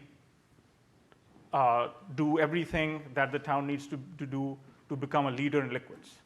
And I'm going to let Rob talk a little bit about what is it that they're doing and what are the potential issues that we may see, and how is it that he's got a plan to essentially address those in baby steps. So, Rob.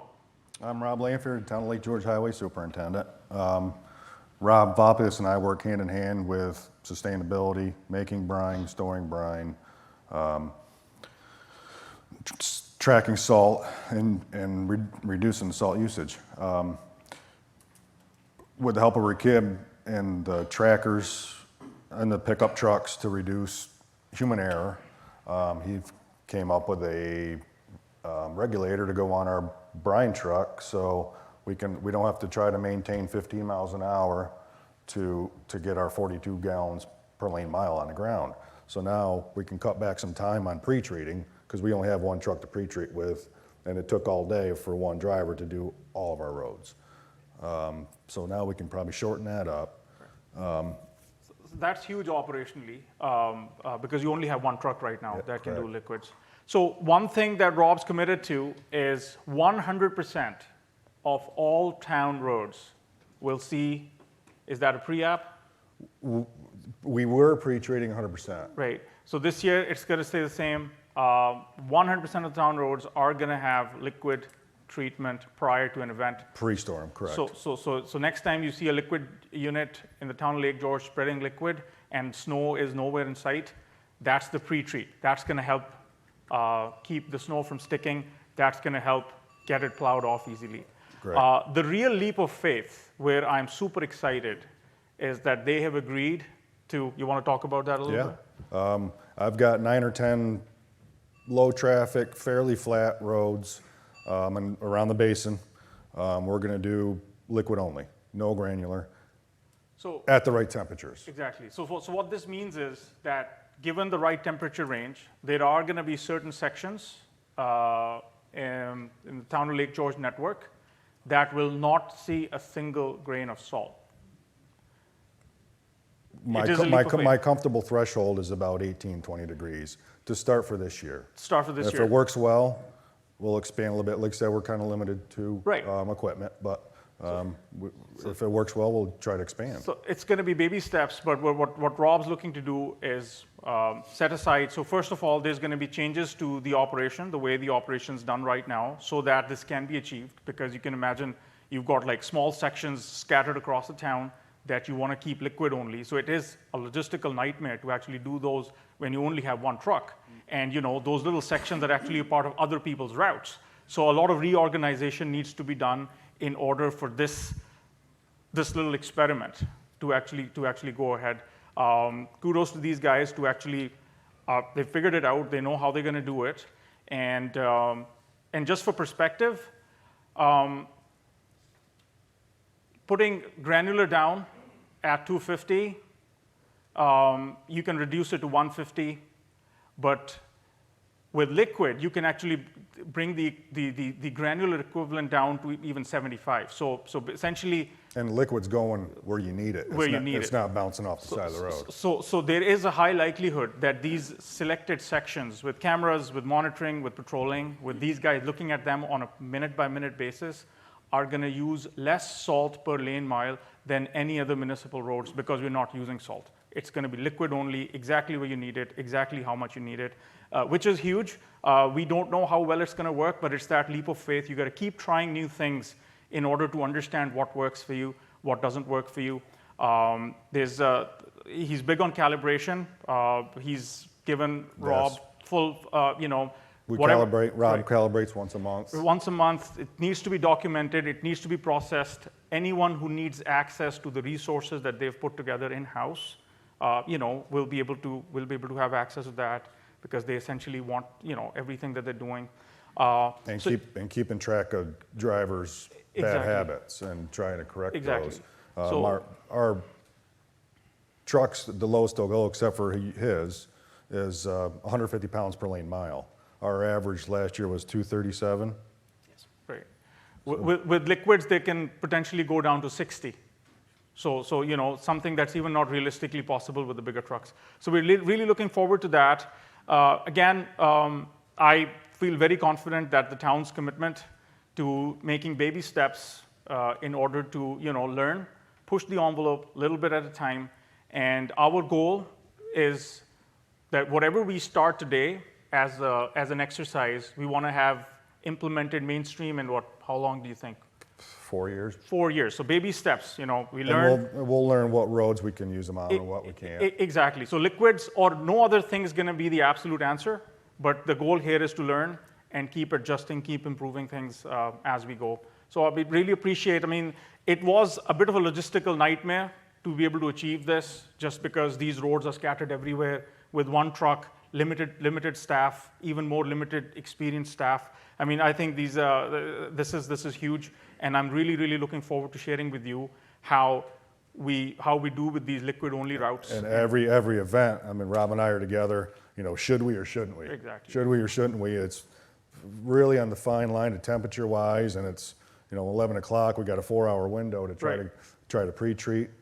But we have played around with a 1/4 inch of snow in the parking lot. Right. It worked well. Right. So this is really exciting. And hopefully next year we will be able to share with you on how some roads in the town saw absolutely no granular at all and were 70% less salt than what they would typically be. So not just 20%, 30%, less than half. So I really appreciate it. Guys, this is a leap of faith. But I think you guys are the right team to do it, and looking forward to working with you. Right. That's all we have.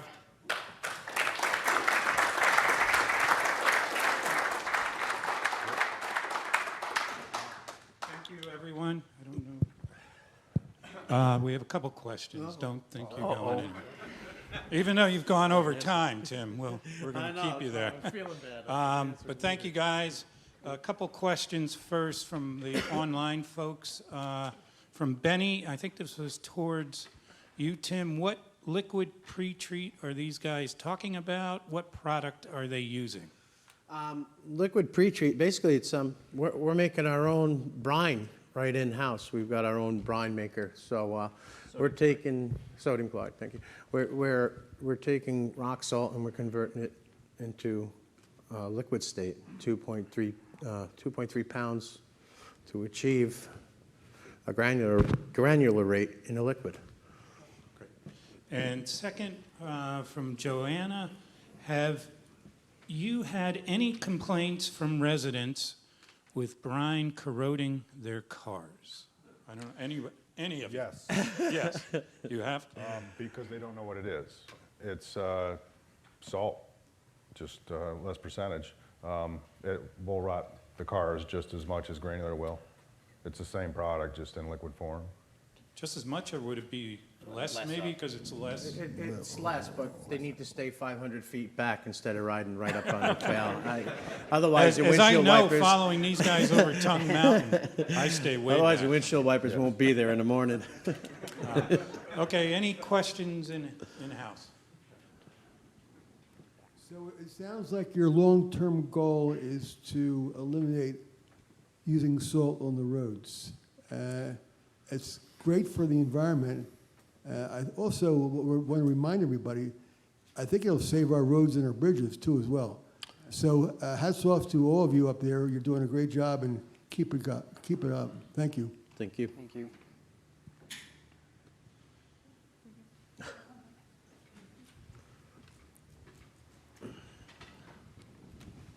have a question about sand and sand salt. A lot of people feel that sand provides traction. So I'm interested in the concept of brine, and a couple of you gentlemen have talked about not using sand or looking to eliminate salt. But what about the sand? Can you make any comments on that? Tons of comments. Yeah, I'll stick my neck out there. It's been chopped off before. Get it. I will mix sand in with our salt during an ice event. I want our trucks coming back and our guys safe. We got fire and EMS to worry about, as well as school buses. So not on every road, but on our steeper ones, I will send trucks out with a salt sand mix. Very rare straight sand, but there's been times where it's froze right over top. It's been so cold where you had to go right back over it with some sort of friction material. So, okay, that's what I needed to know. And then on private, I know you don't do private roads or anything like that. No. But as far as the sand, when you're mixing it, it's sand with salt? Generally, yes, because it'll freeze in the truck if not. Do you do both? Do you do sand, salt, and then maybe are you pre-treating with brine? We do, that's the general practice. What we started with was just a pre-treat with brine. But that's only good for the first round of plowing. So there's no bond to that road. Thank you. Just one quick comment. Me first. So I've been doing this about working with snowplow operators, municipalities, towns, private contractors about 10 years. There are two cases in which these guys do deserve a free pass or a get out of jail card or whatever you want to call it. One is slopes and the other is freezing rain. Because the 10 years that I've been doing this, looking at it from a scientific/technical standpoint, there is no recipe that will get you out of a slippery situation when it comes to freezing rain, and there is no recipe that will get you out of an unsafe situation when it comes to slopes. You have to know your roads, you have to know your equipment, you have to know your limitations and make an active decision. The goal is to keep trying new things so that you can do things better. I don't think salt's going to be out of the equation for the next 10 years. I don't think sand's going to be out of the equation for the next 10 years. Goal is to take baby steps and see where we can do better. We're already only 7 minutes over, so this is... I might as well go for it. All right. Sand, just like salt, is a solid. It absorbs, so it takes away. We found when pre-treating before an ice storm comes in, 100 pounds of lane mile we put down the rock salt because as that rain comes down, it acts like a brine. It prevents the bond. So we're not pre-treating with the liquid. People are like, they're going out there and they're putting down salt before it's even freezing rain. Because when that comes down, it hits that rock salt and it turns it into brine, and it prevents that bond. So by the time we get out there and the storm starts, we go over it with those live edge plows. We're able to stay on top of that preventative measure for worrying about slippery slopes. Those live edge plows go right over it, and again, I've been in situations where I've slid 0.2 of a mile, spun my truck around and put it 6 feet in the air, all because of ice. I no longer use chains, I use a studded tire. By doing the pre-treat with the rock salt during wet and ice events, and the live edge plows, a combination of everything, and understanding the science and how it all works, the preventative measures that we're using is working. There are some incidents where we still use sand, and it's on our dirt roads. Dirt roads you don't even want to touch with this, so I'll just keep that nice ice pack because that'll just eat right through, create more potholes, create more damage. Over time, you learn when and when not to. I'm talking to other towns, when they use their sand, when they're in a colder climate, they won't even break out of chloride until the temperature comes up enough to where they're worried about it. So yeah, there are different times when, yes, you can use an abrasive sand for traction, and times when you don't. Public safety is number one. And trying to reduce salt. It's a fine line. Yeah. To try to maintain. I just want to make one quick comment. I can't thank you enough for, we've heard leap of faith from Rakib multiple times here. I look at leap of faith differently. It's leadership. And what you guys stand for and embody is leadership. And hats off to all of you. What you're doing really is showing the way. And boy, we need that leadership more than ever. So thank you. One more question, or maybe two more? What kind of lane miles do you guys have? We have 110. We have 30 center lane, so about 63. Take one more and then go to a break. You guys experimenting with any alternatives to salt, like sugars or anything like that, for treating? Please don't give them ideas. Well, you got me excited, so I mean, are there any, I can just see putting salt down there, the deer will love you. Actually, it's funny you mention that because that's actually what our company does. We sell premium de-icing materials that can assist, and you can help cut down your granular usage even more. And we actually sell liquids that can help enhance the brine to give you a window that's going to make it so you can put that brine down even when, I know you had said earlier, Rob, your comfortable temperature is 18, 20 degrees. Some of the liquids that you can add to it can actually help you get closer to the 5-0 realistically. What's the environmental impact on Well, those? that's the thing you have to ask about it, and there are environmental impacts to everything. There are many liquids where if you start to factor in BOD and COD levels, some are better than others, so there's always going to be something to look at when it comes to that. But there's definitely liquids out there that can help you enhance your salt brine applications with doing minimal impact. Ultimately, we want to make sure less chlorides are getting put down. So by having a premium product in there, it's going to help out with your application rates, keeping them lower and keeping less chloride going into the environment. Tim, we'll give you a chance in a while, but thank you for that. Thank you up here. Thank you, guys. You're our local heroes. Thank you, Rakib. We're going to take a break till 10 o'clock and then try to pick up some time. So take a break, or just short of 15 minutes. We'll convene at 10. Thank you.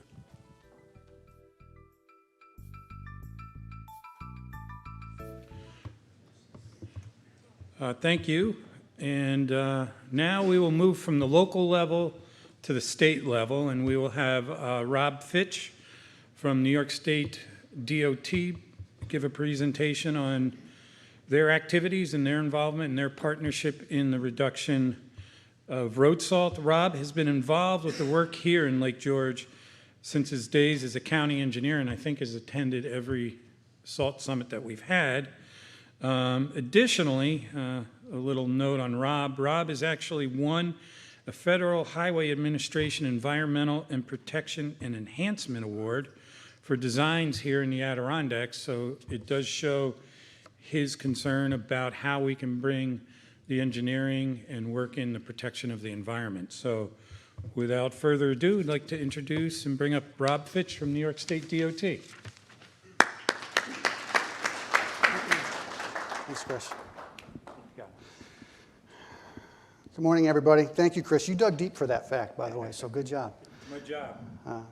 Good morning to everybody here at this beautiful facility, as well as those that are attending virtually. I want to talk to you this morning about what the department is doing for salt management.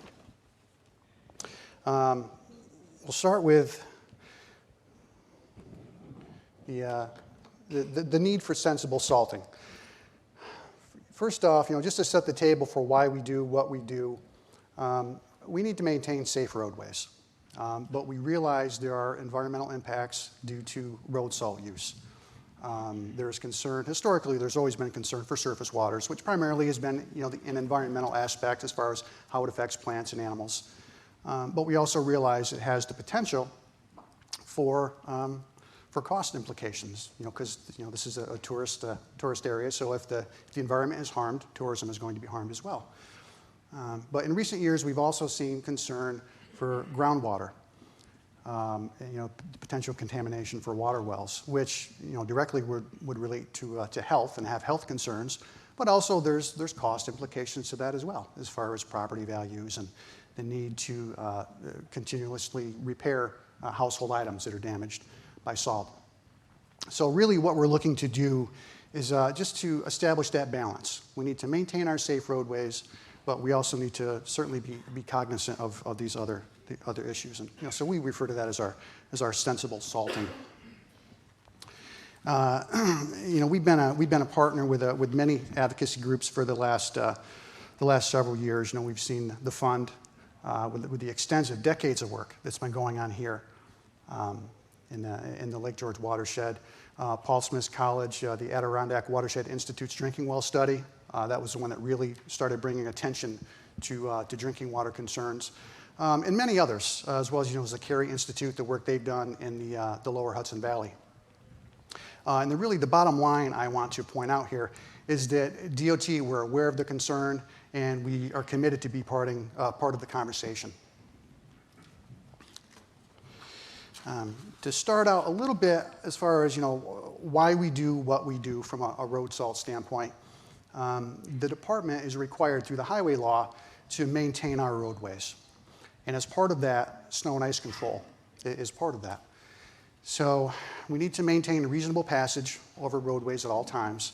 And we use an engineering approach to it. We want to start with, we want to prevent the formation of ice or hard pack on the roadway. We'd like to have clear wheel paths or a clear center line throughout an event as much as possible. This is not a bare roads policy. It's not a wet road policy in any way. Generally, we want to have the travel lanes be cleared within 2 hours of the event. And this is for a normal event where we might have a little over 1 inch an hour. That is what we consider a normal event. So within 2 hours after the completion of that, we would like to have roads substantially cleaned up. But we need to maintain 24/7 operation throughout the event as well as priority cleanup activities.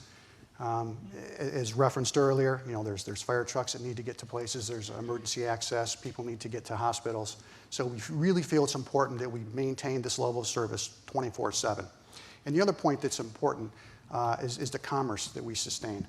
I forget the number, but it's billions of dollars that are lost every year due to impacts simply due to storm. So we certainly take this responsibility very seriously. The department, we're proud of the things we've done historically to manage our salt use. We got the picture on the upper left there that shows folks dumping material off the back of the truck. I think someone made a reference to that earlier. Certainly we're not there. We have automated spreader equipment on all of our trucks, and we have prescribed application rates based on temperature, precipitation, and weather conditions. So we know exactly how much material should be going out based on conditions, and we're able to do that. Calibration is key. As we heard earlier, Lake George is calibrating once a month. That's what we strive for. We try and do about half our trucks every 2 weeks through a year is what we try and do. Driver training. Every driver that performs snow and ice operations has to be trained on plowing. Brining and pre-wetting. We're committed to brining pre-storm applications as well as pre-wetting salt during an event to help reduce that bounce and scatter. Good salt handling practices. The town of Hague showed some of the things they're doing to address the runoff at their yard. That's a real concern. You lose a lot of salt off a salt pile as well as off a sand salt pile. So we make sure that all of our salt is under a cover. It's within a structure. All of our sand salt mixes, which we use a little bit of sand salt for that one-off freezing rain event. We have little piles at many locations. Those are also under cover.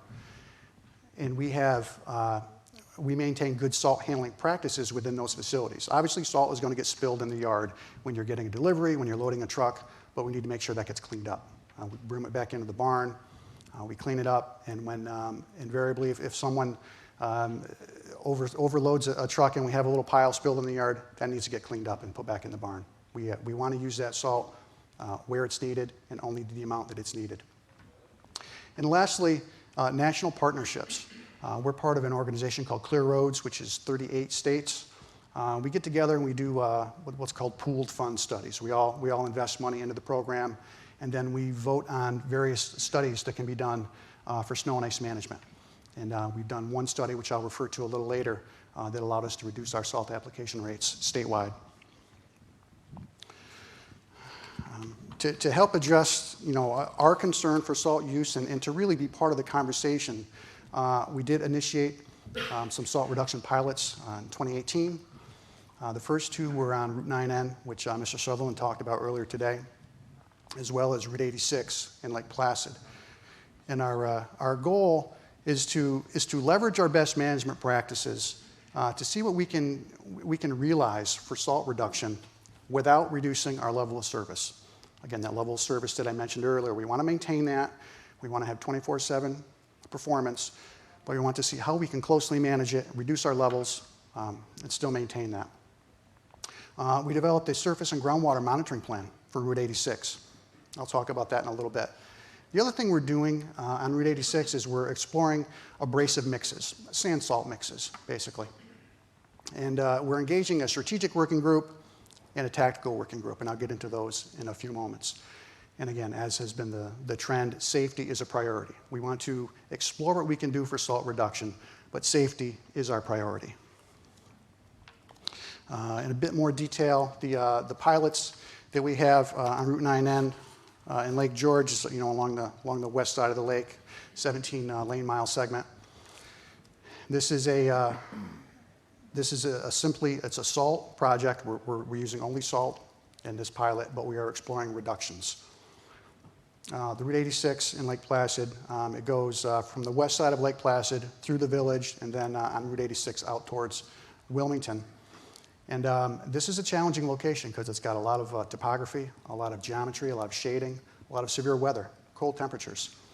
But we want to see what we can realize because what we learn we want to use statewide. So we really wanted to challenge ourselves with this one. And the thing we're doing there, as I mentioned, is abrasive mixes or alternative materials. We've identified, it's around a 1 mile segment within that pilot that we're doing abrasives only. Just to learn a little bit about it and see to see what the impacts are, because we know there are impacts to everything that you put in the environment. Interestingly, with this one, we have a seasonal speed limit. We did a 10 mile per hour reduction within that all abrasive section, really for 2 reasons, maybe for 3. The main reason is for safety. We wanted to make sure folks were not going to be driving at excessive speeds. But we also want everyone to buy into this. Everyone needs to know that when you look at reduced salt applications, there are potential at times where there might be conditions that you're not used to. So we want everyone to get accustomed to, if we do changes to our operations, there might be changes down the road to what's expected of drivers.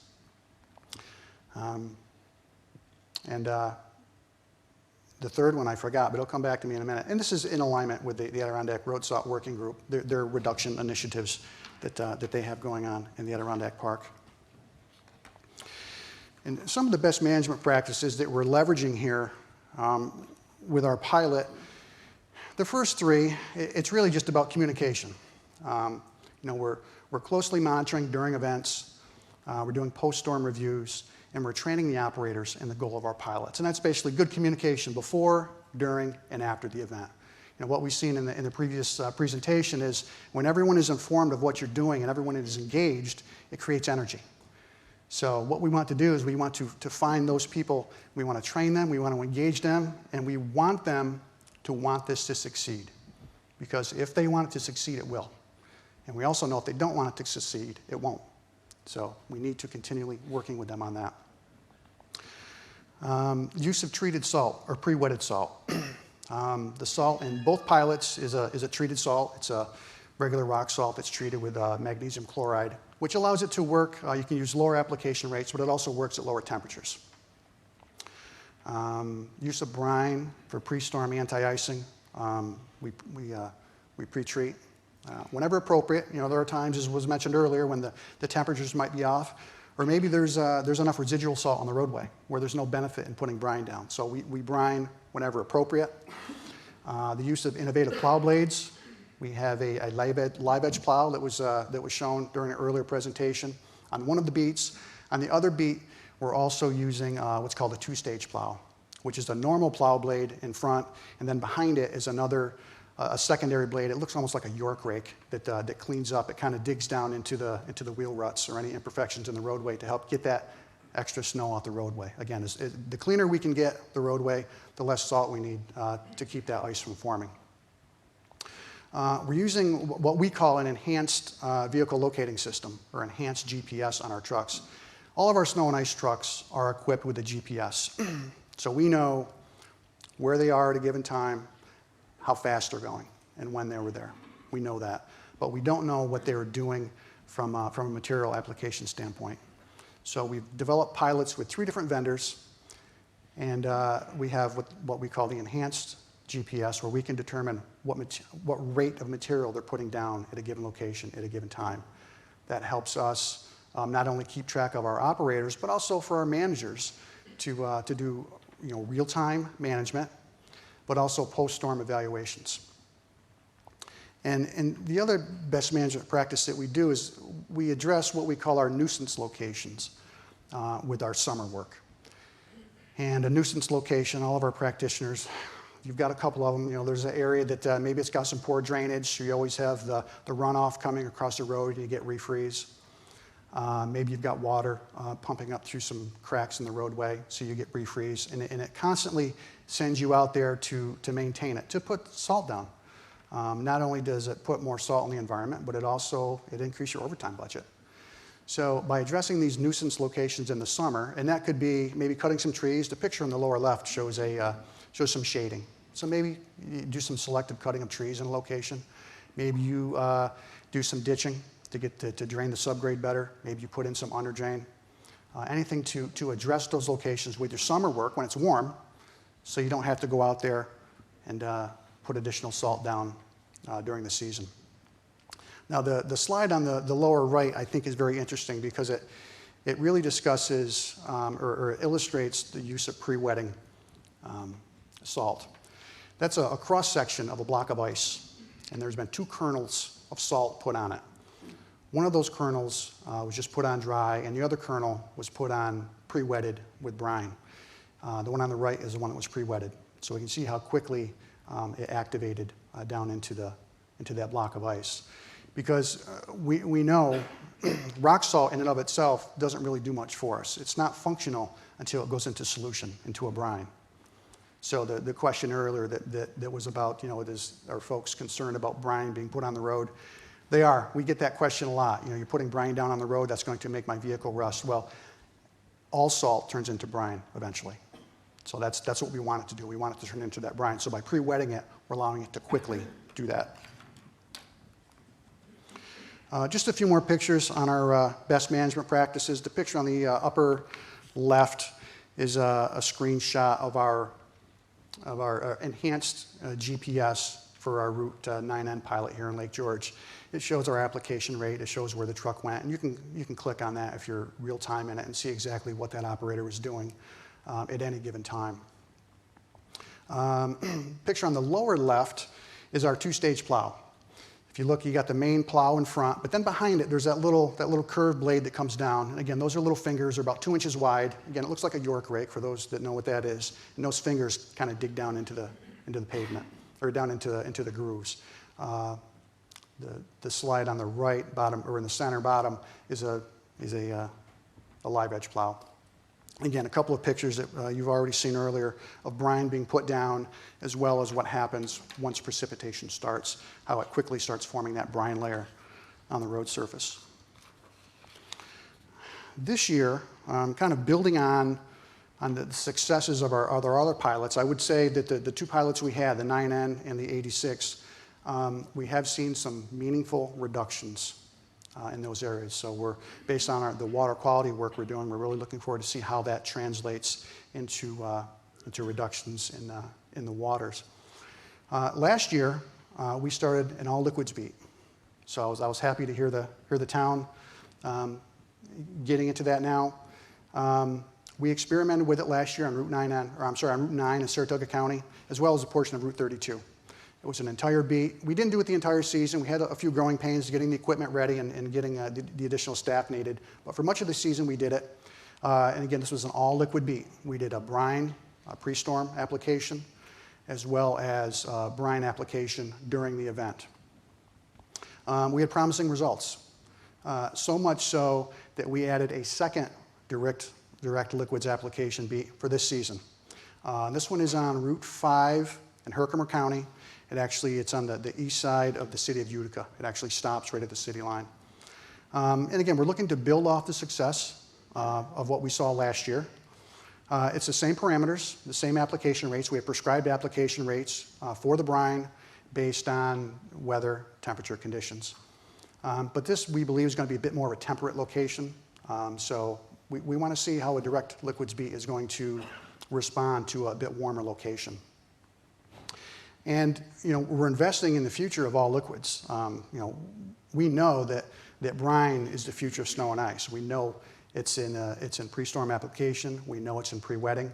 But we also believe it's going to be in during event applications as well. Maybe not everywhere based on temperature conditions, but we believe that is in the future as well.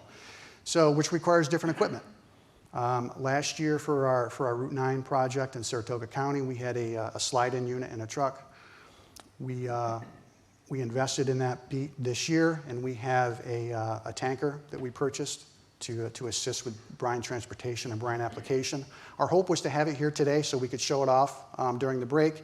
The vendor's having some manufacturing issues, so it's going to be delayed a few weeks. So that's unfortunate, but we have invested in that, and we've invested in additional purchases in the future.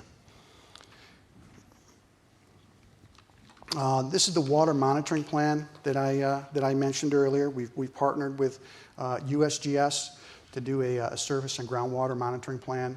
We have monitoring wells installed, and we're doing this in collaboration with DEC and Department of Health, and we're also engaging our strategic working group. And we're continuing that. We did it the last season, and we're continuing it through this season as well. And we're looking forward to the final report that will be issued next summer. The strategic working group that I mentioned is it's a group that generally it's advocacy groups. We've got some state agency partners with DOT, DEC, and DOH. And really, the purpose of this group is to look at the big picture. We want to maintain communication, coordination, so we're all talking the same thing, and this way we can go back to our respective groups and share the same information. Our pre-season working group meeting has not been scheduled yet, but the members that are part of that group can look forward to that in the next couple of weeks, to the scheduling of that at least in the next couple of weeks. We also have what we call a tactical working group, which is more of a field level group, and it's really local stakeholders, local practitioners, whether it's public works, business leaders, local landowners, and even private contractors that are doing snow and ice work. We want to discuss the specific things we're doing within their area so we can coordinate our efforts, so we can see what are they doing, what challenges do they have, what are we doing. We want to discuss private salt use because we know that a lot of material goes down on private surfaces, so we want to generate that conversation. And also local feedback. The business leaders, the landowners, the folks that need to get to the store to get groceries, maybe during or after an event. The folks whose children are riding school buses. We need to know, what do they think about what we're doing? We might be able to indicate that we've reduced our salt use in an area, but if we've created a situation that they believe is unsafe, we want to hear about that. So that's one of the other benefits of putting this group together. Our anticipated outcomes, we want to learn. We want to have a better understanding of salt application rates. We want a better understanding of abrasives and abrasive mixes, and of liquids.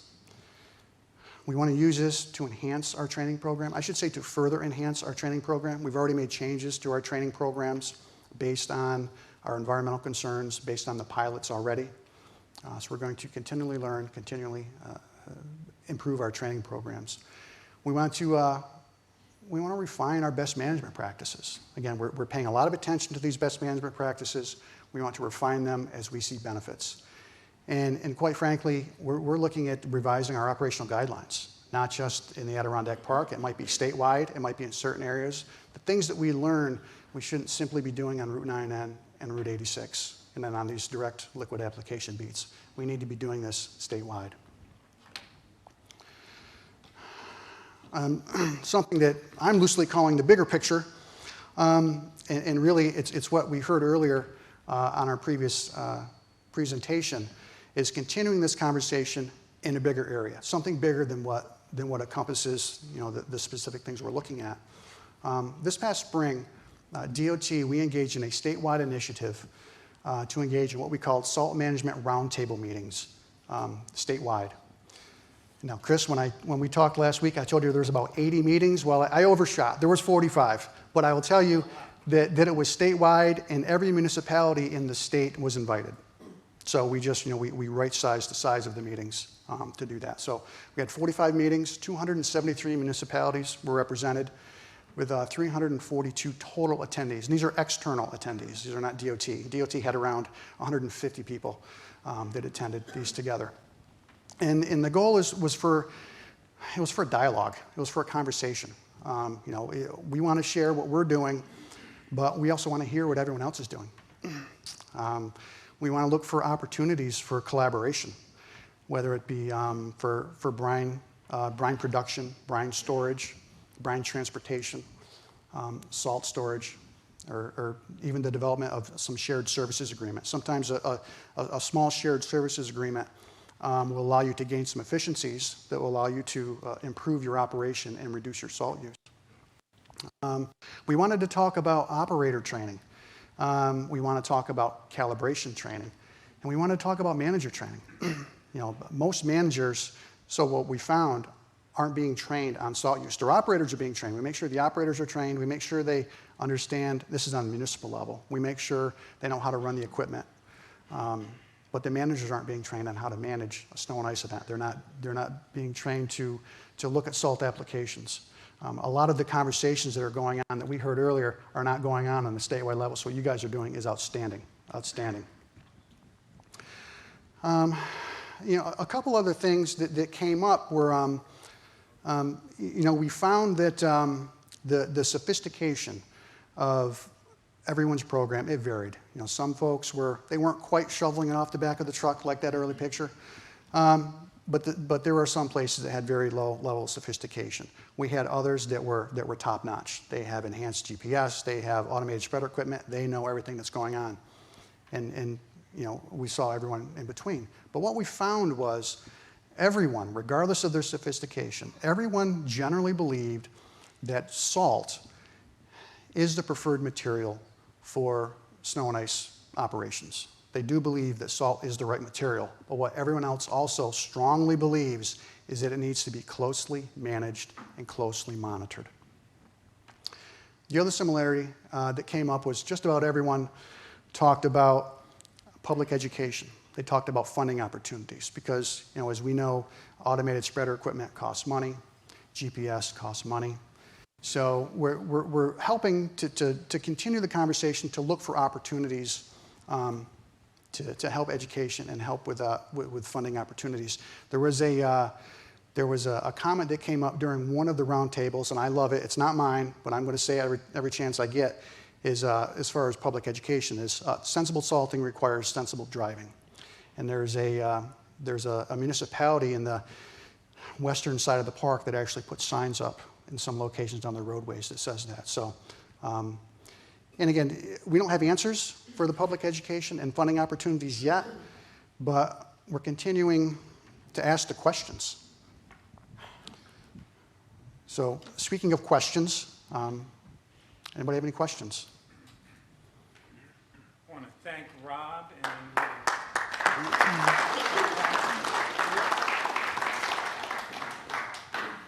Hi, Rob. Can you hear me? I can. Okay. I'm from Wilmington, and we're part of your Route 86 area.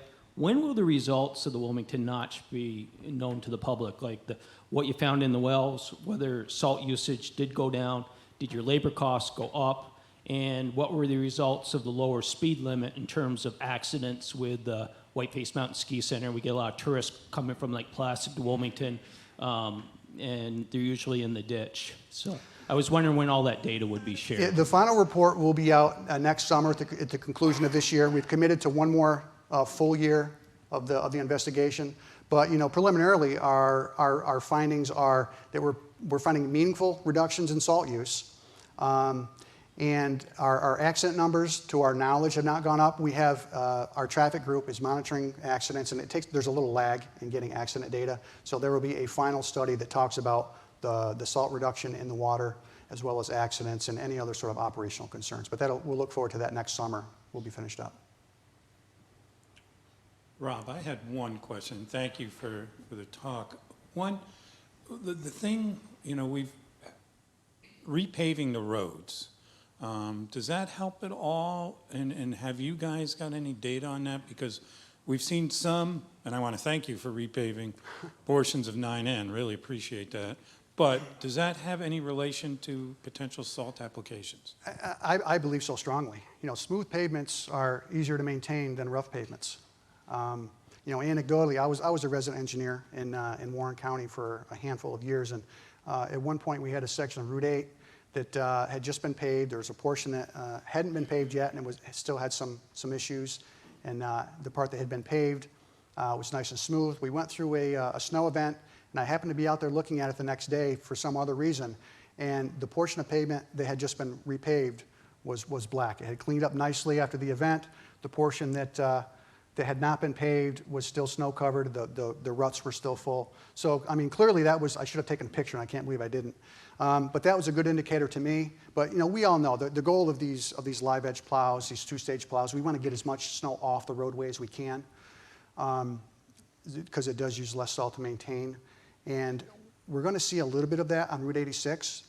It wasn't part of our plan. It just happened this way, that Route 86 pilot did get paved. So we're going to see some before or after to see what we can get for benefits. But I think there's opportunities here. As far as getting creative, I think there's opportunities here to use paving money as some sort of environmental fund. I mean, I think we need to get creative on that funding level side of trying to be creative with how monies are assigned for things.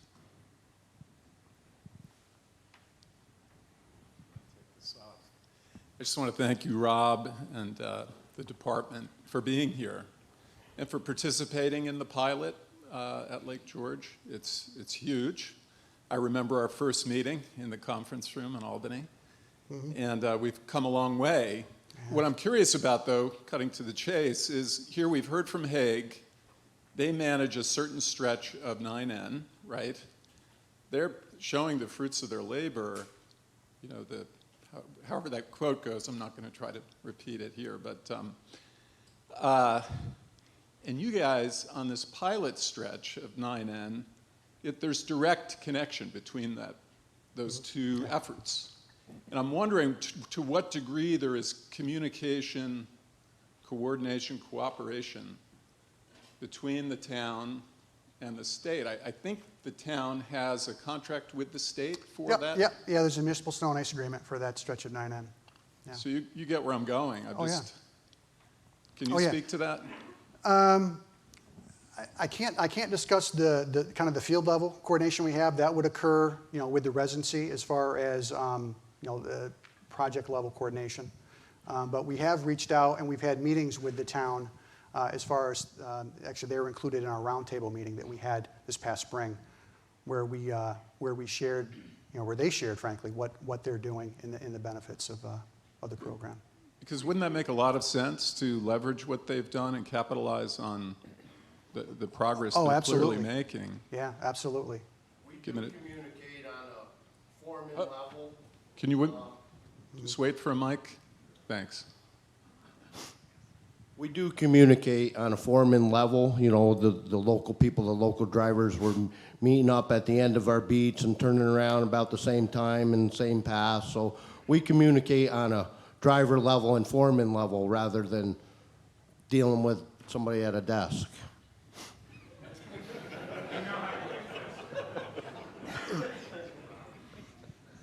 I did have an online question. This is not surprising. Maybe this is a Josh question, but from David Miller.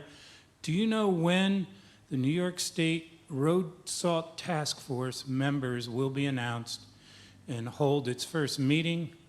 Yeah, excellent. Josh? Sure. Well, first of all, my name is Josh Rousseau. I'm the Deputy Chief of Staff at State DOT. We anticipated that question, obviously. I would like to start by simply saying DOT wholeheartedly supports the intent of that legislation. We wholeheartedly want to be an active participant. We want to work with our partners, both locally and globally speaking. As far as when the task force will be up and running, I think there's a couple factors that have delayed it. COVID obviously was one. Two, there's been a transition to a new administration, which has slowed things down. I can tell you that State DOT has emphasized to the incoming administration how vitally important this task force is, and that we need to get going on it to make sure that all the members are selected and that all aspects of this conversation are represented. I will, however, say that as Rob has pointed out in the presentation, we're not waiting for the task force. We are being proactive in our efforts to partner with our locals, and I'll frankly also to slowly but quickly, if that makes any sense, bring in private entities, private businesses, you know, the guys and gals who drop salt and sand in mall parking lots, for example. You know, we all go to a store and we walk out and we see piles of stuff. And we're like, oh, that's great. There's no ice, there's no snow. But are they using best practices that, for example, Hague, Lake George, and DOT are using? Probably not. So we need to bring them into the conversation as well, which we look forward to as part of the task force. But as far as timing, we are pushing hard on our end to get it up and running. I wouldn't dare put a timetable on it. I know there was a report due, I believe, in December. We, again, think it's very, very important, but it's not going to stop us from communicating continuously with our partners and doing what we're doing and expanding our efforts. Well said, Josh, and I just want to echo that, you know, we feel a lot of work is already ongoing here, and we do know a lot of what the best practices really are, and we're seeing it. I'd throw out one more question, Rob. You know, we talk about transferring the brining, and it's probably something you cannot do in a couple days. What steps have to be taken? I mean, what's the process to change those type of operations? And, you know, from infrastructure, from a manpower standpoint. You mean to transition over to a direct liquids application? You know, because people are probably going to come out of here saying, you know, hey, brine, why aren't we using brine? Why, you know, I know you are, but, you know, there's probably a process that needs to entail, and you can't just go tomorrow, we're going to start brining and be doing well, it. So. Through our shared services agreement, I would like to think that we could do something fairly quickly. But certainly, you know, as Hague pointed out, you know, you need to have some infrastructure to produce the brine. You have to be able to store the brine. You have to be able to apply the brine. From a pre-storm application standpoint, you can use like a slide-in unit in the back of a regular plow truck, in the back of a dump truck. Some basic plumbing attachments. Most of our folks, we can find someone who's handy enough to put together those attachments to put together a pre-storm application unit. For pre-wetting, that's generally done with saddle tanks on the side of your truck. They're attached to the side of the truck. They hold smaller amounts of brine, but just enough to pre-wet the salt when it goes down. When we start looking at a direct liquids application, the amount of brine that you need really is far greater than what you can do with a traditional slide-in tank in the back of a truck. We did it on Route 9 last year. But you have to reload fairly regularly, and it's operationally it's not ideal. So that's why we upgraded the equipment to a much larger unit for them for this year. But as far as any municipality that's interested in experimenting with it, you want to get 1,000 gallons of brine to experiment with it. I would encourage you to reach out to your local DOT residency and have a conversation. All of our resident engineers are aware of our goal to partner with our municipalities to encourage these good practices. And we could very easily work out some sort of shared services agreement where we trade a comparable amount of rock salt for a comparable amount of brine, just in order to get you guys, get your foot in the door. So you don't need to make an investment in something that you're not committed to yet. Just a quick follow-up, Rob and Josh. You know, one of the things that we've been focused on here in the basin is the economic savings over time. I mean, there is an initial capital cost associated with equipment and the conversion and all of those things, but I think Hague certainly can attest to this, as can the town of Lake George. Once you make those investments, you start realizing direct economic benefits that you can plow back into your programs. And I would think, you know, given DOT's reach and what you're doing statewide, region by region, the interests you're engaging. I mean, you guys could really, I know public safety is paramount, but you could move the dial on making the economic case in dollars and cents, because nothing moves people like the opportunity to save money. It's just a fact. Absolutely, Eric. I agree 100%. And certainly those calculations are part of our evaluation overall. You know, when Hague was talking about their salt usage numbers dropping down, they went down about 1,000 tons in those 4 years. I saw about $70,000 is what I saw.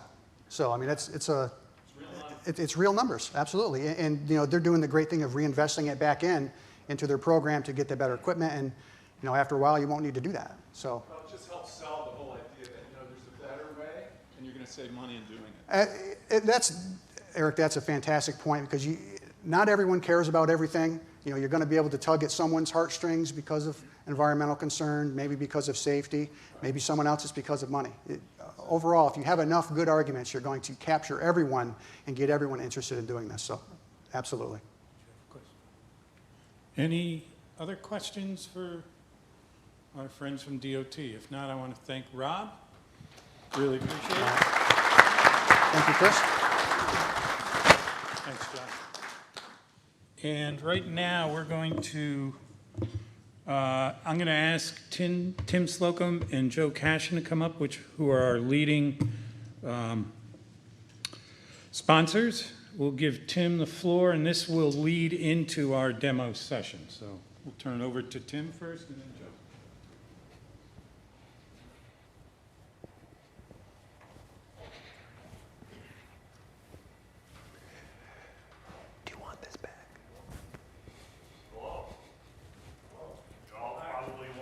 About the actual application of liquids.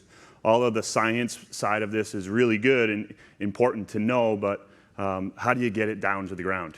And me as a representative, the New England dealer for Voight Smith Innovation, also known as VSI, we supply the equipment to apply the liquids, whether it's sidewalks, parking lots for private contractors, and also roads. Some of that system has GPS flow rate control and magnetic flow readers. The importance of the flow readers are, the magnetic flow readers is depending on your consistency and your blend rate, it still calibrates the same application rate, no matter if it's a 90-10 blend of additives, which you'll hear about here shortly, or straight salt brine. That calibration does change when you have different blended rates. You'll see in some of the demos outside a unit that I brought today. It's a 750-gallon sprayer. At a pre-treatment application. Typically, contractors are around 40 gallons per acre. Municipal roads are 30 gallons per acre is your pre-treatment application, upwards to 80 or even 100 gallons per acre for private contractors. One thing that I didn't quite hear yet that might pique your interest is that contractors use just about the same amount of salt as municipal roads. So when we're talking about improving the level of roads and the traction and safety for roads, we're also guilty as contractors and end users to make sure that we're reducing the use of chlorides as well. With some salt brine and additives, you can potentially reduce your salt by 70%. So some of the questions earlier was, is it corroding my car? Is it rotting away? Yes, to a point. Salt brine is 76% water. What it's doing with the salt is allowing you more time to get out and use mechanically means, live edge plows or other practices in order to remove the snow best way mechanically, and then buying yourself some time to be able to de-ice and prevent the bonding of snow and ice. This sprayer outside, it covers 35 feet wide. It's a 3-lane boom. It's operated off of an apps-based control system. There is also a remote control in your cab and a hardwired option as well for the old timers that really just like to flip a switch and feel a button. Some other important aspects with that spray control system is tracking. How do you track how many gallons per acre? With the GPS flow rate control system, you can have your system engaged to your target application rate at a stop sign, start driving, and it will automatically control through the GPS system connected through Bluetooth how much gallons per acre or gallons per lane mile. You can choose between the two. And the system is set up for private contractors. I know there's a university. They cover 17 acres. If you're putting out, so not to get off track, but 17 acres of pavement is quite a bit when you're talking potentially 34 snow events times 500 pounds per acre. That salt usage goes up pretty quick. So I'm just using that example that private contractors are just as guilty to try to reduce chlorides as DOT and also the town of Hague.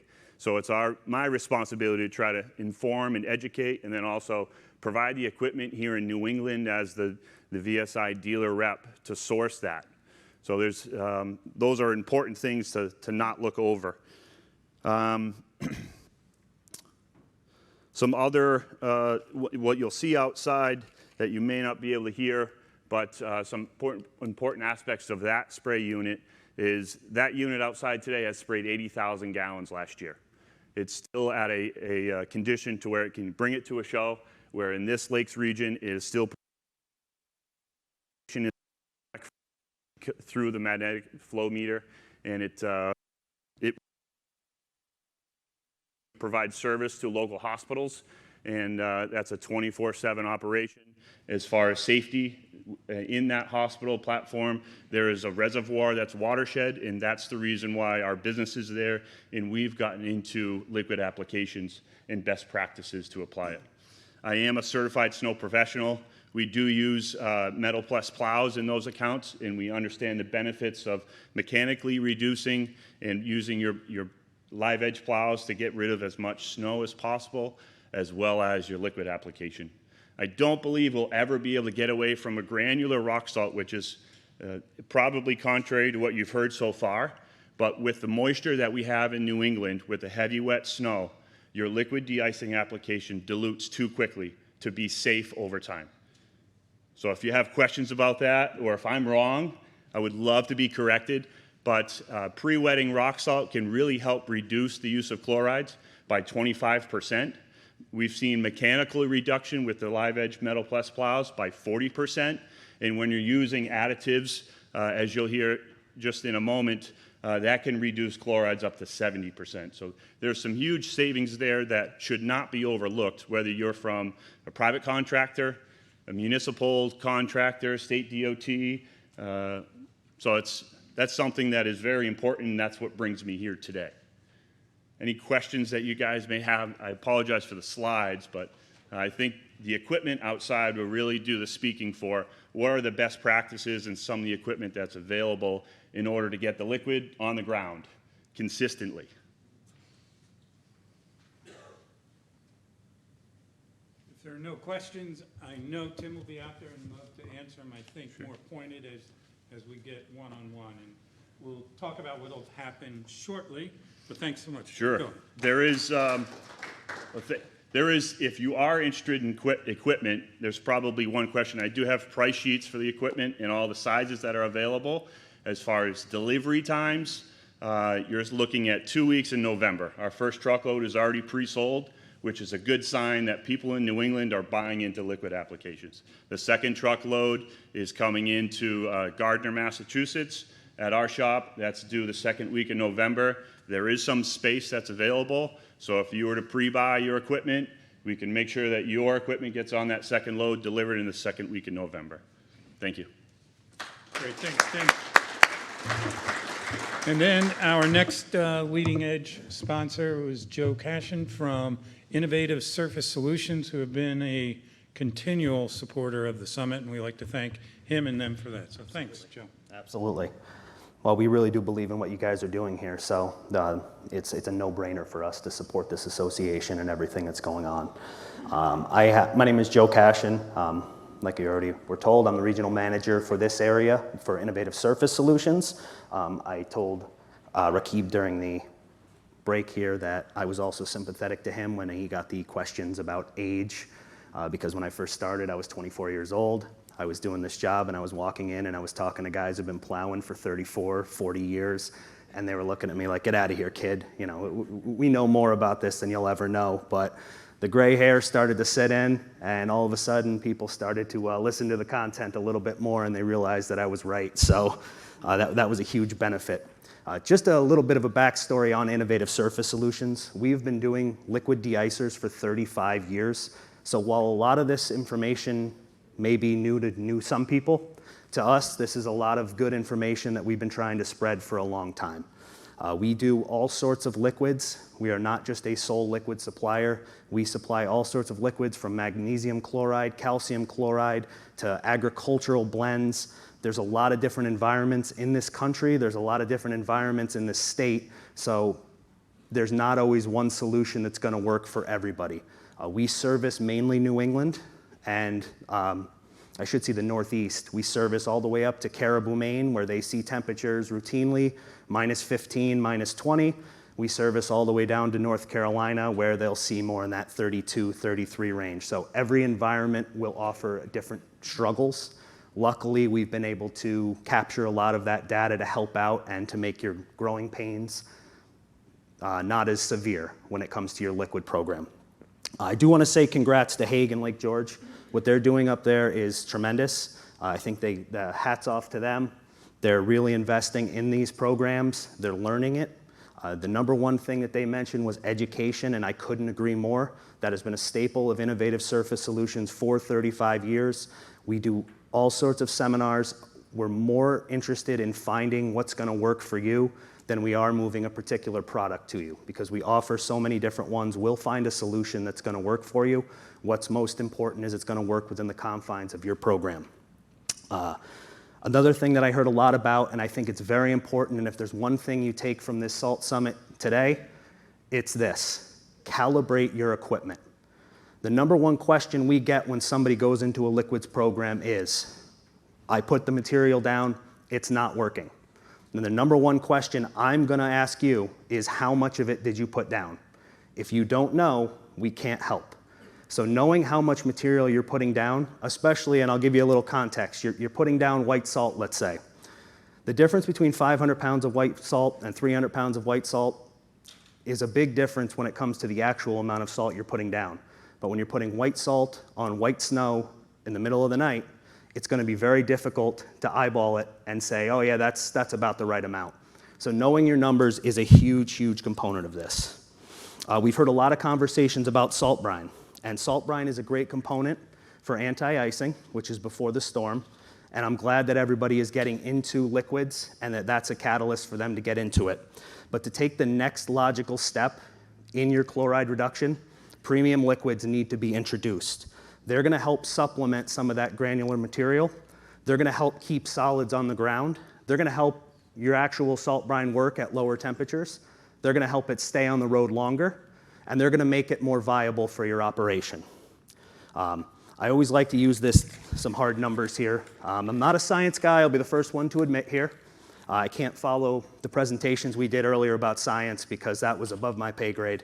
But it was great information, and I know it's going to help out the Lake George Association here, but everybody talks about sodium chloride for anti-icing. Sodium chloride contains 2.28 pounds of sodium per gallon. And I think, Tim, you alluded to that as well. So by comparison, magnesium chloride at 26% concentration is going to have 2.71 pounds of chloride per gallon.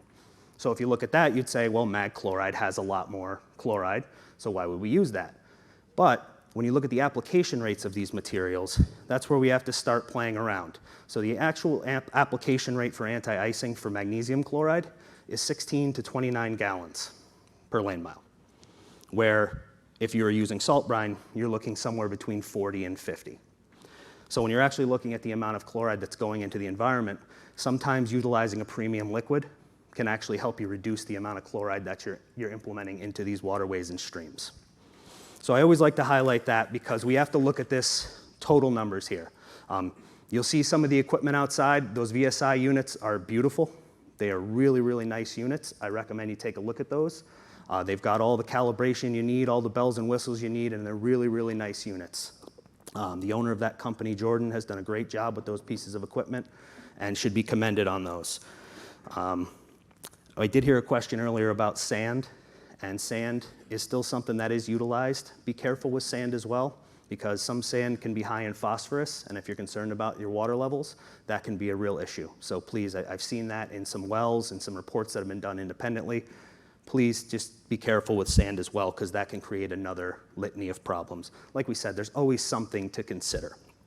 So there's lots of options for you to reduce your chlorides. So while anti-icing with salt brine and using liquids when it comes to magnesium and calcium chloride are one option, you can also look at things, and I'm glad the DOT mentioned it, with treated salt. But even within treated salt, there's different types of treated salt that you need to be aware of. There's a type 1, which is just your base chloride.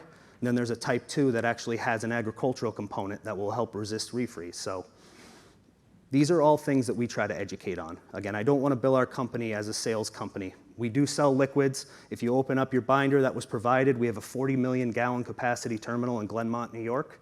We bring in ocean vessels, rail cars. Our supply is strong. As everybody else has struggles with their supply chain, we are not having those because we brought in material earlier.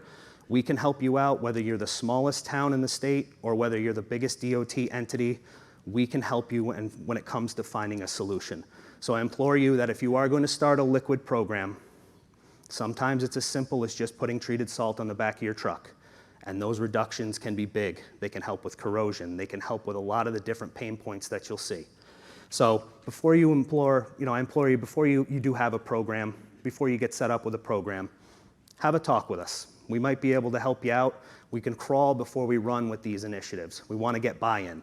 We want to make sure that your crews are happy. They see the results, because if they're happy, then you're going to run into a situation just like in Hague, where then they start grabbing the bull by the horns, and now you got to slow them down to help with their reduction. So I really do, like I said, I want to thank everybody for having us here. This is something that we will continue to support. It's an initiative that we strongly believe in.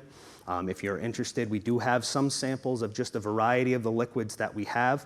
Our site down in Albany, I invite everybody who's watching online, I invite everybody here. If you'd ever like to come down to our Glenmont terminal for a tour, we would be more than happy to have you and show you. It's rather impressive when you see the scope of what we've made. It's the biggest commitment in the Northeast when it comes to your liquid de-icing. So as we've heard, liquid de-icers are going to be the future, and we like to think we're going to be right there alongside you when it comes to supporting you for many years. So I just want to thank everybody for their time and effort in coming out here. And like I said, educating themselves, because the more education we do, the better success we're going to have and the more traction these liquid programs are actually going to have. So if anybody has any questions, I'm available for that. Of course, my coworker would have one. Joe, one thing, there's been a lot of questions about corrosion. Can you just explain what a premium liquid can do as far as corrosion, even enhancing salt brine, and as it relates to QPL? Sure. So if you look at, you heard DOT mention Clear Roads. Clear Roads has a QPL list, which is a qualified product list. And there's also corrosion testing that is done. And on the corrosion testing, salt, remember, in any form is salt, whether it's liquid, powder, granular, whatever it is salt. So the corrosion test for salt came in at 100 on their test, which was quite high. Calcium chloride came in at 121. Magnesium chloride without a corrosion inhibitor came in 80. We do add corrosion inhibitors to some of our products to help cut the corrosion by up to 70%. But even when you mix that in with your salt, they can actually act as a protective barrier that can help out and cut the corrosion of your salt. And that includes when you mix it with your salt brine. So if you take one of our, we do have a liquid that you can put in with your salt brine that will help its performance. It will help it last on the road longer. And if you add it at a 30% add rate, so you still have a very economical liquid, you'll actually cut that corrosion to meet the QPL standards of 70% corrosion.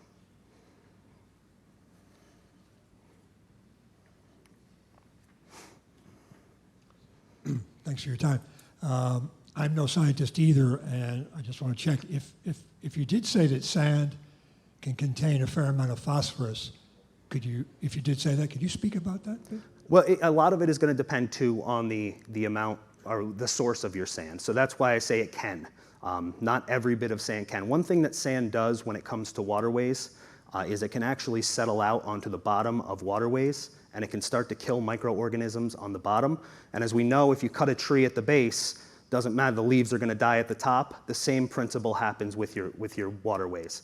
So the actual phosphorus levels will vary when it comes to the source of your sand, but sand can be detrimental in that impact on your waterways as well when it comes to killing the microorganisms, because everything in the food chain feeds from the bottom. So.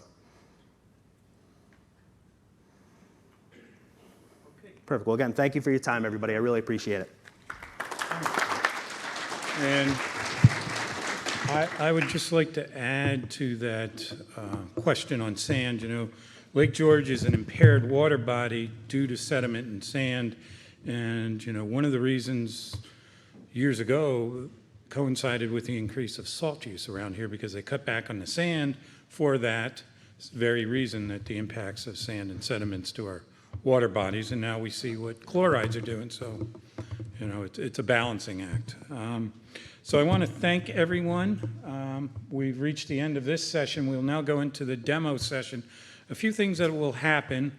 For the folks here in person, there are some demonstrations that'll be going on out in the parking lot. Joe and Tim, as well as another sponsor, provided a heat track, I think it was, that our friends from Sea Grant brought down. So visit them, ask them, follow up with the questions. I just want to echo, education is so important.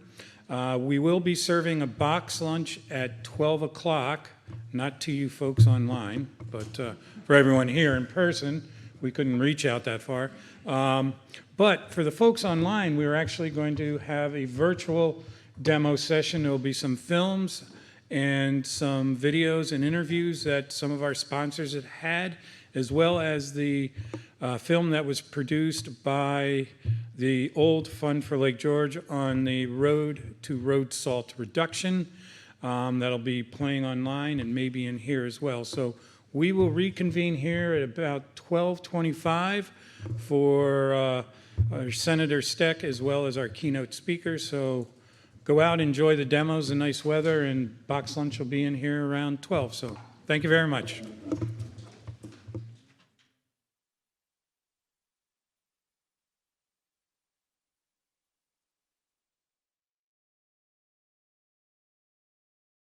What's hard to grasp today, in my opinion, would that be liquid salt brine that's basically 76% water and 23% salt can melt snow and ice. And chemically, it can do that. And we're in the business of traction rather than melting. And if by applying liquids to a property, we're increasing traction rather than melting snow, we're providing a safe surface in order for people to travel vehicular or to travel by foot. So benefits of liquid de-icing from a customer's standpoint could be environmental, to where you're decreasing the environmental impact by using liquids up to 70% compared to rock salt. Also cost savings. There's a cost savings depending on your application process. There's an extreme cost savings of up to 50% over rock salt that can be achieved when you're applying liquids compared to a granular rock salt. And also performance, to be able to pre-treat a parking lot up to 48 hours in advance and prevent the bonding of snow and ice ahead of time without having to go out during the storm starting of it and extending the service period. To be able to pre-treat with liquids and also post-treat with liquids are also best practices and important to be able to consider from a customer's standpoint, environmental benefit, a cost benefit, and also a safety benefit. What you see today is VSI's 750-gallon fully automated sprayer. Comes in multiple different sizes, but today this is the 750. We have it mounted on a switch and go on our truck, and I'm happy to show you some of the features that it has. So beginning here, this is the power. We would start the unit this way, turn the power onto the unit, turn the key on the Honda motor, and that's now going to start the signal for the total control communication. So this is an app-based control system. It's completely wireless into the cab. There is an option this year that it will also come with a hardwired cab option. So if you're old traditional and you want switches, you'll have that, but they'll also have the capability to run this completely wirelessly. It does track all the information, how many gallons per acre or lane miles, depends if you are going to apply in a commercial application or a municipal road application. So it'll track either one of those.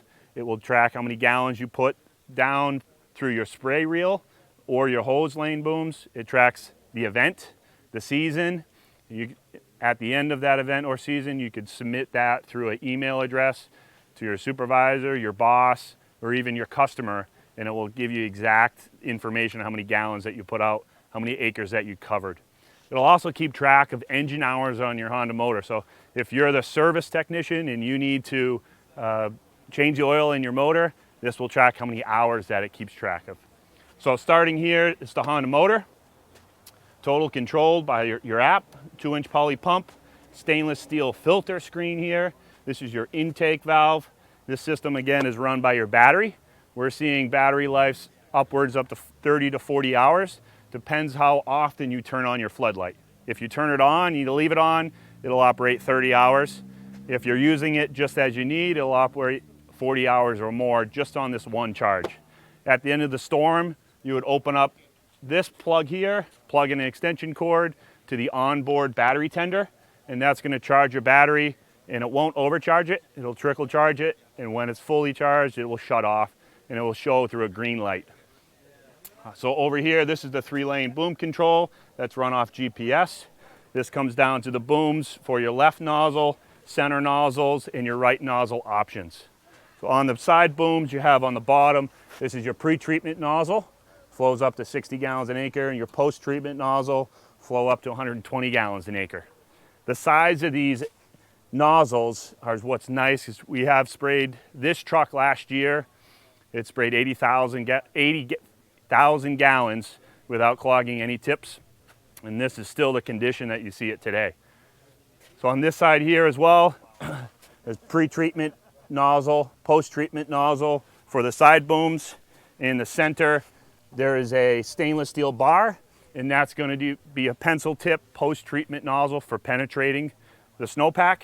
The pre-treatment nozzle is a fan tip to get total coverage for your pre-treatment applications. Hose reel is a 100-foot hose reel this year, and there's what's different on this year's model compared to last is we did away with the high-powered floodlight, and now we have 2 individual lights that you can aim either backwards or sides to see your side spray. You have a little bit more adjustability and user-friendly for your spotlights. So connecting this, Josh, if you wouldn't mind showing them how we would connect and fill this tank.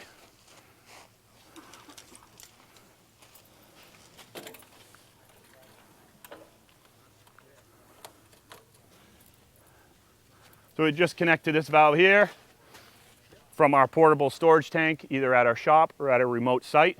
We would open this valve that flows through the pump, fire up the motor, open this valve, and now we're going to fill this tank at 2-inch capacity. For this tank, it takes about 8 minutes to fill. After we're done filling, we close this valve, close our intake valve, open the valve from our tank. That way we can charge the system of what's on board. I'm going to link to the app. It's Android smartphone based, so you can run either one or even an iPod. If you don't have a cellular service number, an iPod will run the system as well. iPod, iPad, anything that has Bluetooth capability can control the sprayer. So off the app, what I'm doing is just starting the motor. So I can start it, I can stop it right off the phone. I can start it again. I can control the throttle.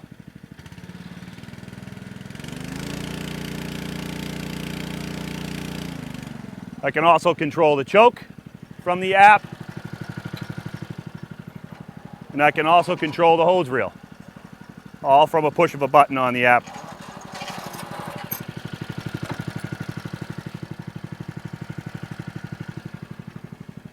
See, the light bar is also controlled from the app. So from your platform in your cab, you can turn your light bar on and off, and you can turn your strobes on and off individually. For vehicular safety, traveling down the road, keep your strobes on, light bar off. So today, to show you the automatic GPS flow rate mode, I'm in automatic right now. It's going to read the GPS speed. I'm going to turn on all 3 booms. The valves have opened. If the motor wasn't running, you could hear that. And it's not spraying right now because it's not reading any travel speed from the vehicle. Turn the valves off. I switch to manual mode, and that will allow me to run this sprayer without having the GPS rate control. So this is the proportional valve here. This valve will manually open or close, and it will put out whatever your desired gallons per minute are. So that's how I'm going to show you how these spray booms work today. I'm going to increase the throttle, show you the pre-treatment spray nozzle on the left, the pencil tip in the center, and the post-treatment on the right.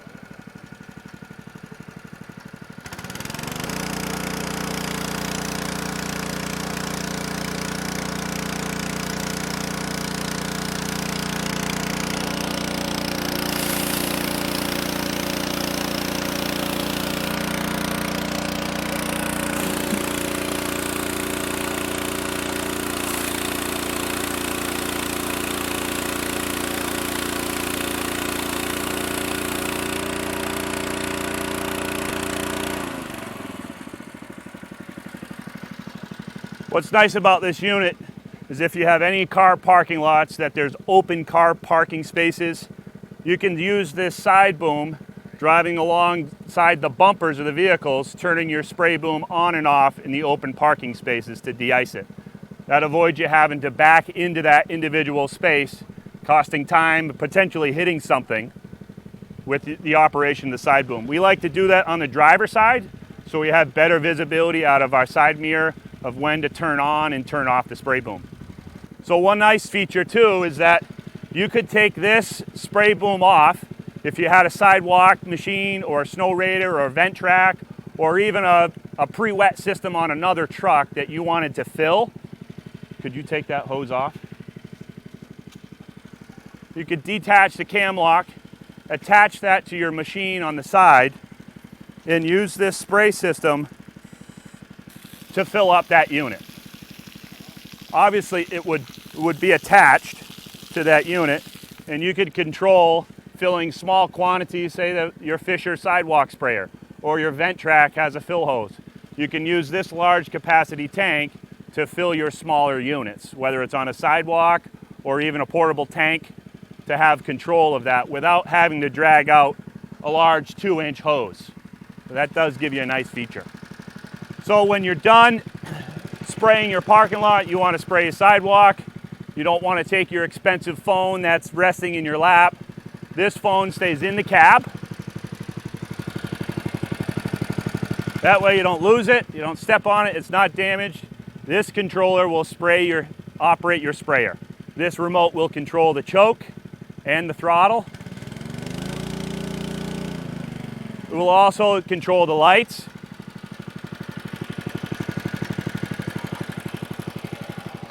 And it will control the hose reel as well. Let me drag this out quite a ways for you.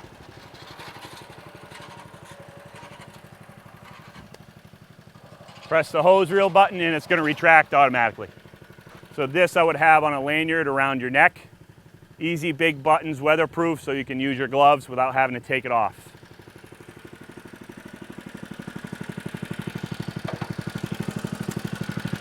If you don't have the remote, you can also have a second operator. They can wind up the hose reel just by pushing the button here on the unit. Again, to spray, we can raise the throttle, and we're spraying.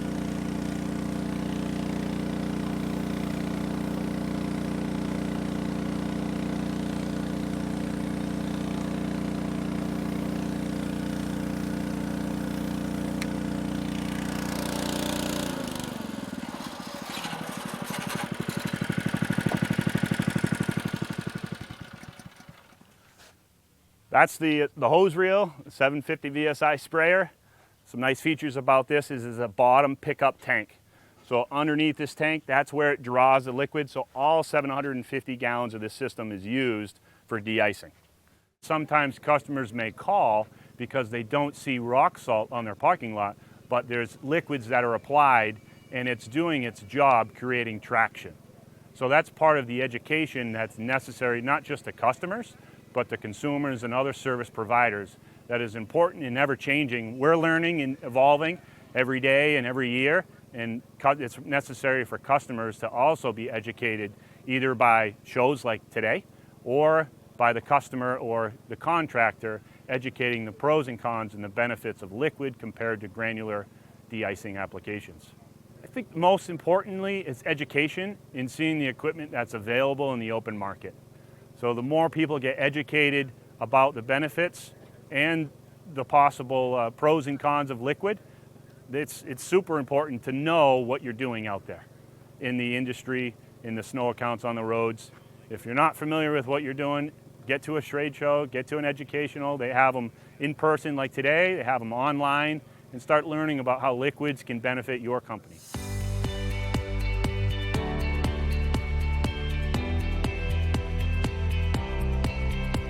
Innovative Surface Solutions' approach to chloride reduction is the same as it's been for the past 35 years. There's a lot of great tools when it comes to winter maintenance, and we want to make sure that people are using them correctly because that's the best way that we can actually achieve chloride reduction. So the two things that I would like to remind people about salt is that salt really starts to struggle below 20 degrees, and it needs help after that. The second thing that I would remind people is that salt in any form is salt. A lot of people are utilizing salt brine. So liquid salt, powdered salt, rock salt, it all has the same limitations. So understanding that about salt is very important, because after that we need to make sure that we can get you a program that's going to work in any temperature range. When it comes to the tools that you can utilize for winter solutions, there's magnesium chloride and calcium chloride based solutions, and there's also sodium chloride based solutions. There's also what we consider OBPEs, or organic based performance enhancers, and those tend to have a more refined sugar product in them. And what the sugar product actually will do is it will help resist the refreeze on the road, which is going to allow that product to be plowed up over a longer period of time. Time is very, very important. Most plow routes are getting longer. There's less people driving plow trucks. So we need to make sure that we have solutions for people on the roads that are going to be able to help them get the roads clear without that road refreezing. One of the top things you can actually do to reduce your chloride usage, and it has nothing to do with the liquid you utilize, it's calibration. That's one of the biggest things that we are always promoting to our clients and potential clients. You have to know how much material you're putting down so that you know how you can formulate your plan to adjust it for different storms.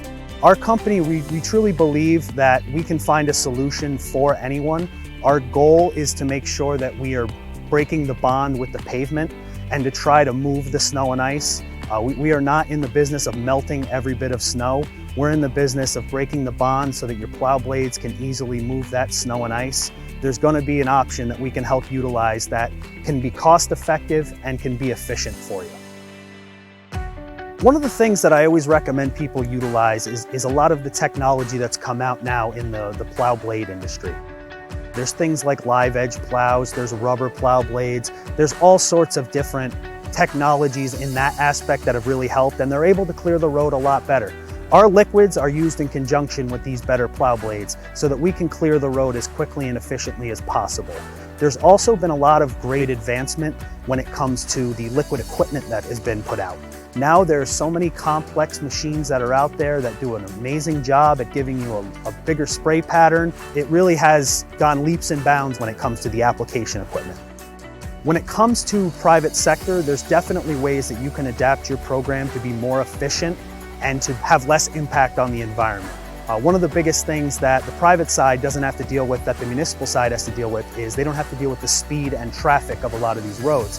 So it gives them a lot more flexibility when they do things like anti-icing. And the private side also can see a lot of the financial benefits because it's their money that's coming out of their pocket. Everybody has a different situation in regards to what equipment they have, the struggles that they have with their roads, with their parking lots, whatever it may be. So the first step is to reach out so that we can do a site visit, we can see what you're working with, and we can also see what your plan is, what your goals are. Usually the easiest way to get started is a treated salt. That's the easiest way to implement a liquid program, and once people start to see the benefits of that, then they start looking at other options and they look more at a proactive approach as opposed to a reactive approach. That's where you're going to save most of your salt usage. We've seen a tremendous increase in awareness when it comes to salt reduction, especially in the Adirondack Park and upstate New York in general. This is one of the most beautiful places in the country. So to see the DOTs, to see the towns, to see the private contractors start to consider salt reduction and to start utilizing more tools for it, it's been really nice to see. I've seen that people are willing to accept the change, but they need more information. They need more knowledge about what's going on, because it's scary when you're going from something you've done your whole life one way, and now you have to try to adapt it and change. So that's one of the reasons why our company specifically focuses more on the education factor, because if we can help take any of that concern away, then you're more likely to start introducing these tactics into your plan. And then ultimately we can get what we're all looking to accomplish here, which is chloride reduction and saving our lakes and our rivers.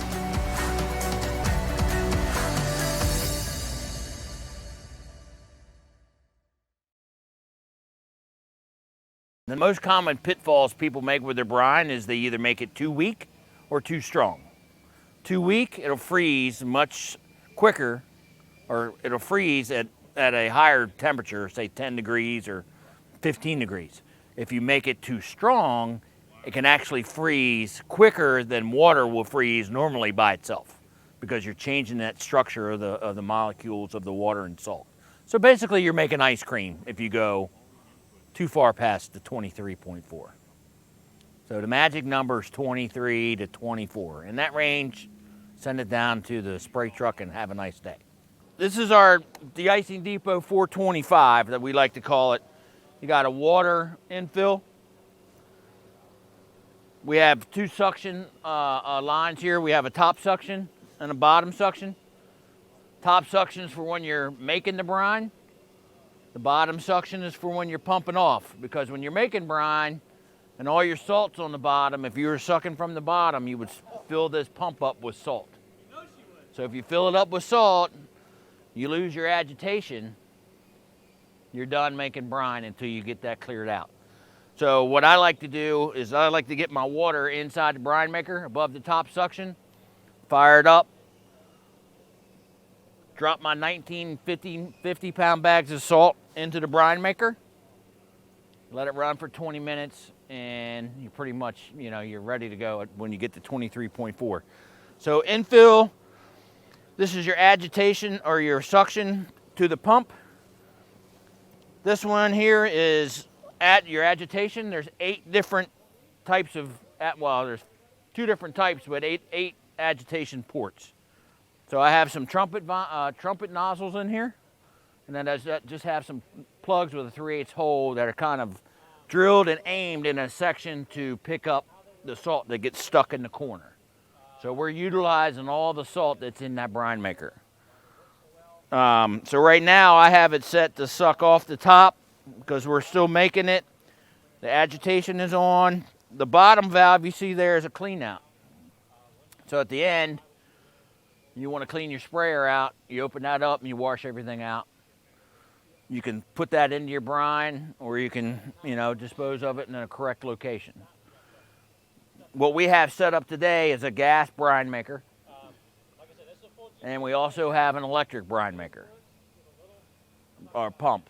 So it all depends on your application. If you're going to be inside to a close water supply and you have electricity, this pump will be the best because it's much quieter. This is if you're going to be outside, you don't have electricity, and you need a gas motor to do your agitation. You would not want to run a gas motor inside. That would definitely not be a good idea.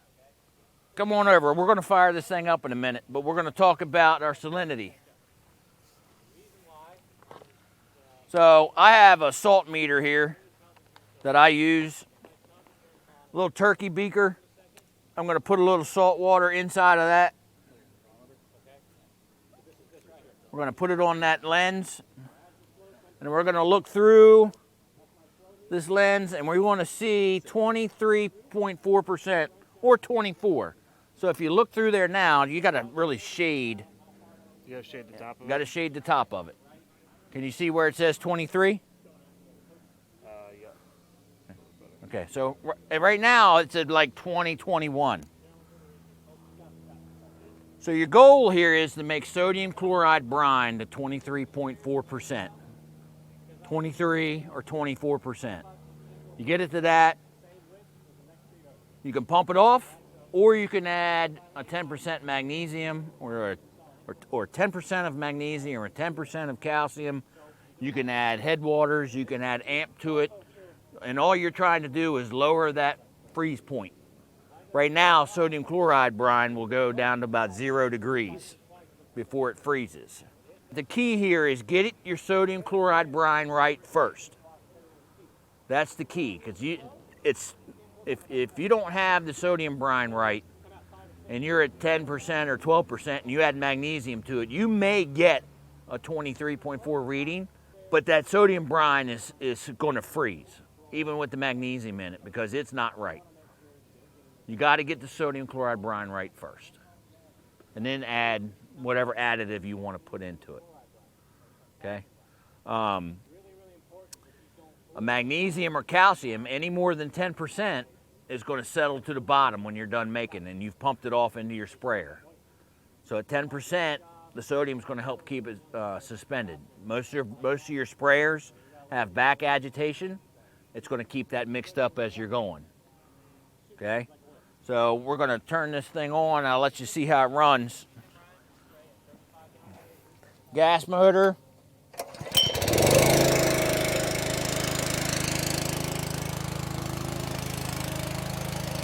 As you can see, it didn't take long for the agitation to come up. So you're going to let this run for probably 20 minutes, and you'll be at 23.4. This makes 425 gallons. So you're going to have about 950 pounds of salt in it when you're done. Your goal here is when your brine is done and you're at 23.4%, you have little to no salt left in the bottom. Okay? You pump that off. You have your water supply. You're pumping your water back in. You get it above that. Fire up your motor. Get it agitating again. Drop your salt in. It's just a repeat, a rinse and repeat. This unit here will make about 1,000 gallons an hour. It takes about 20 minutes for it to make a batch of brine. The key to brine and making a lot in a day, in a course of a day, is your water supply. What I used here was feed mixing salt. It's real fine. It dissolves that much quicker in water. You get a rock salt that's got the big granulars, it's going to take longer to dissolve that granular piece of salt. Solar salt, on the other hand, comes and the grains are much smaller than mine salt. And it's clean. You're getting more of a pure salt. So you're going to make brine quicker with a solar salt. Because in this brine here, I know it's mined, there's probably a 5 to 10% makeup of sand and silt that's not going to add to any benefit to my salt, my brine at all. So the cleaner and the straighter amount of rock salt that you can get, the better, and the smaller particle. So this unit, once you've made the brine, it has a discharge hose here that can either go to your storage tank farm or it can go right to your applicator on your truck. Ultimately, it's money savings, but the bigger thing about brines is you're using less chlorides in the environment. I know up in this area, the water that you see on the side of the roads, they're becoming bogs. And in a bog, nothing will live. The only way to fix that is to reduce chlorides and reduce the silica that's going into there, so sand included. Number one, you're reducing chlorides in the environment. If you're spraying it on commercial properties, it's not getting tracked inside the customer's building. You're not having it rot out their door frames because you can target where you put your liquid. God forbid you put down that bulk salt, pre-treat, and it doesn't snow. Now you got all that salt laying on the ground, okay? So if you can put down half and you can still roughly charge the customer the same amount of money, you can sell them on the fact that it's a better use of the chloride, it's a reduction of the chloride, it's not gonna get tracked in your building. We're not gonna be coming here in the middle of the day spreading bulk salt and bouncing it off cars. We're coming in the middle of the night when no one's here, if that's the scenario. So in all around, it's a whole different product, better product to use. The biggest thing that I found with customers and getting them to buy into the process is people walking into their building. They're not stepping on that crunch. And that is a psychological thing that says, oh, there's no salt on these sidewalks. You got to figure out how to help your customer get past that. It is ongoing education, because what you're doing is you're getting into the process of making brine, and now you're going to go out and educate your customer about this brine because you want to use it on their job site. So what benefits does it have to them? Less chlorides in the environment, less salt usage on your property. It's not going to get tracked into your buildings. So the learning on this just continues to grow. And we're finding as we do more and more brine operations that the rates that you use vary depending on area. So if you're in the northern parts of the country, you need some extra stuff to help that sodium chloride brine melt snow. So up here they use AMP and they use Headwaters Hot. It's products that they make anti-corrosive and it lowers the melting point. It does a lot of things for you. The further south you get in the mid-Atlantic area, they're using straight sodium chloride brine. So there's a lot of different things that you can do to sodium chloride brine to make it work better for you. It's just a matter of understanding it. You want to add less chlorides into the environment. There's a big problem with water wells where people drink that are becoming contaminated with chloride. Sodium chloride, calcium chloride, magnesium chloride. It's bad for the water, it's bad for the person, it's bad for the environment. So if you do brine, you're going to have a reduction of sodium chloride in your market from anywhere from 30 to 60% of what you're using. So it's a benefit to the environment, it's a benefit to your customer, it's a benefit to you, you got less bulk salt to store. It's just, it works all the way around.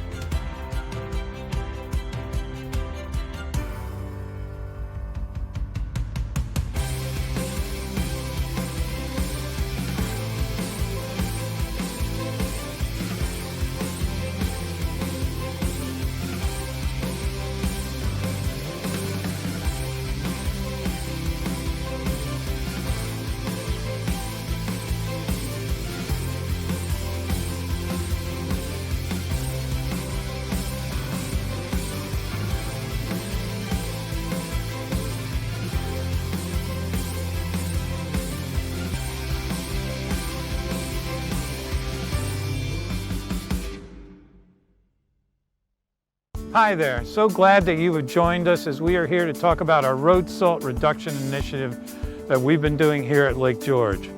As we all know, the chloride levels in Lake George have tripled over the past 40 years, but in streams such as this, they increase by 150 times during storm events, and even of greater impact are impacts to our groundwater, where we know now that wells are contaminated. This has all been found through studies funded through the Fund for Lake George, and we're here to talk to you about what 3 local municipalities and agencies have done to help reduce road salt through the practice of brining, or what we call anti-icing. You'll learn about how these departments and these operators have taken it on themselves to learn about brining, to learn about the science of brining, and to learn how that really has helped the bottom line in economics in their own townships and counties. If you're interested in this subject, we encourage you to speak with these municipalities, learn about it, and learn how you can protect your own communities and protect important resources like we are here doing at Lake George.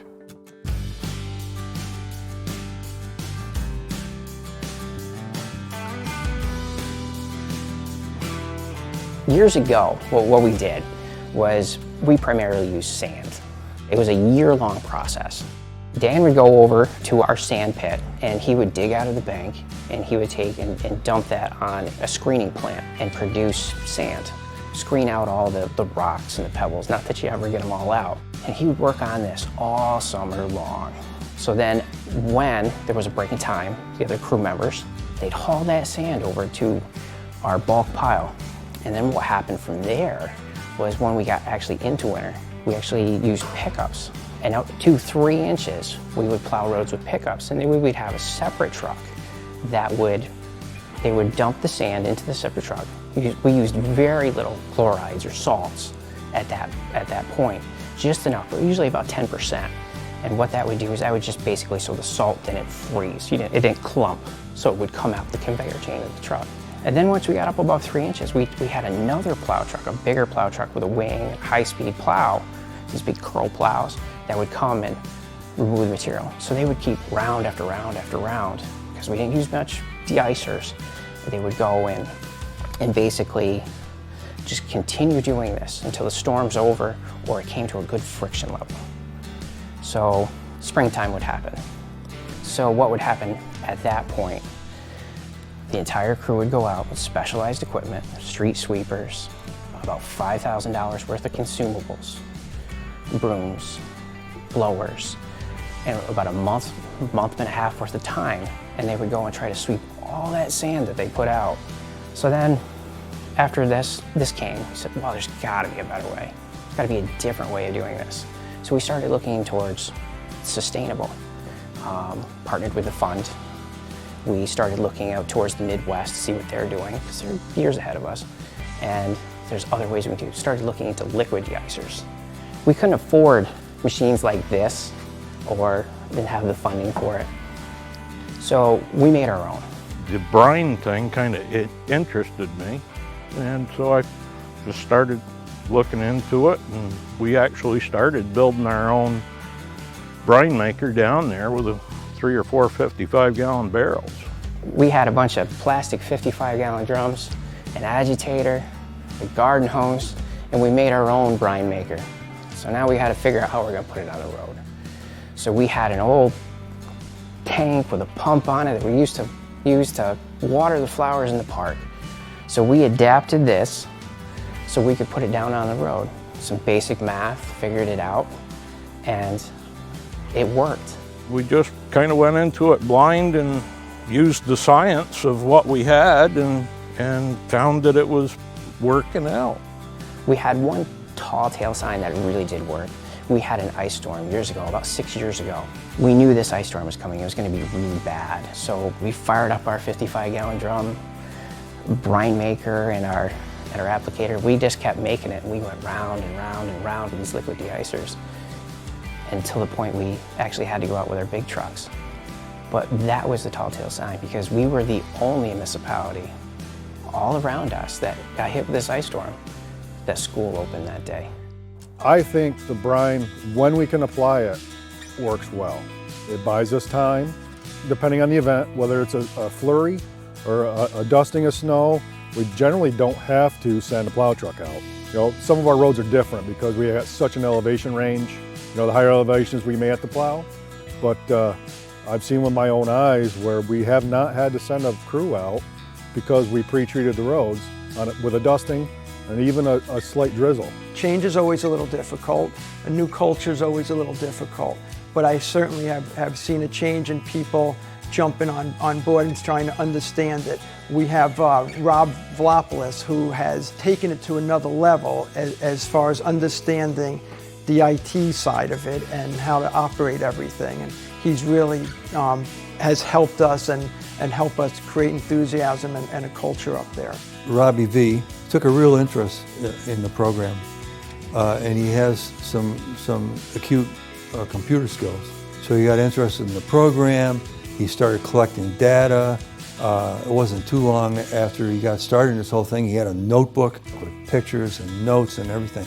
He would run his software, keeping track of the temperature and all the things they were doing. So he really got a handle on the whole procedure and what it was all about, technically. And that really worked out to the benefit of the town. All these are tools in a huge toolbox, so it's really picking the right tool for the right job. We like to say we're putting the right material in the right place at the right time. Are we having an ice storm? Are we going to start using a little bit more sand? We need a friction adder. Is the temperature going to be way up? Are we going to be able to anti-ice beforehand? Regular sodium chloride brine will basically take care of up to 1/4 inch. We may not even need to go out. So if we don't have to go out and we don't have to have all our operators come in and we don't have that huge cost of running these trucks, of operator's wage, of consumables. So it's a huge savings depending on what job it is. So the more brine we can use without wasting it is the best possible answer. I like it. I've seen it with my own eyes work. That sold me.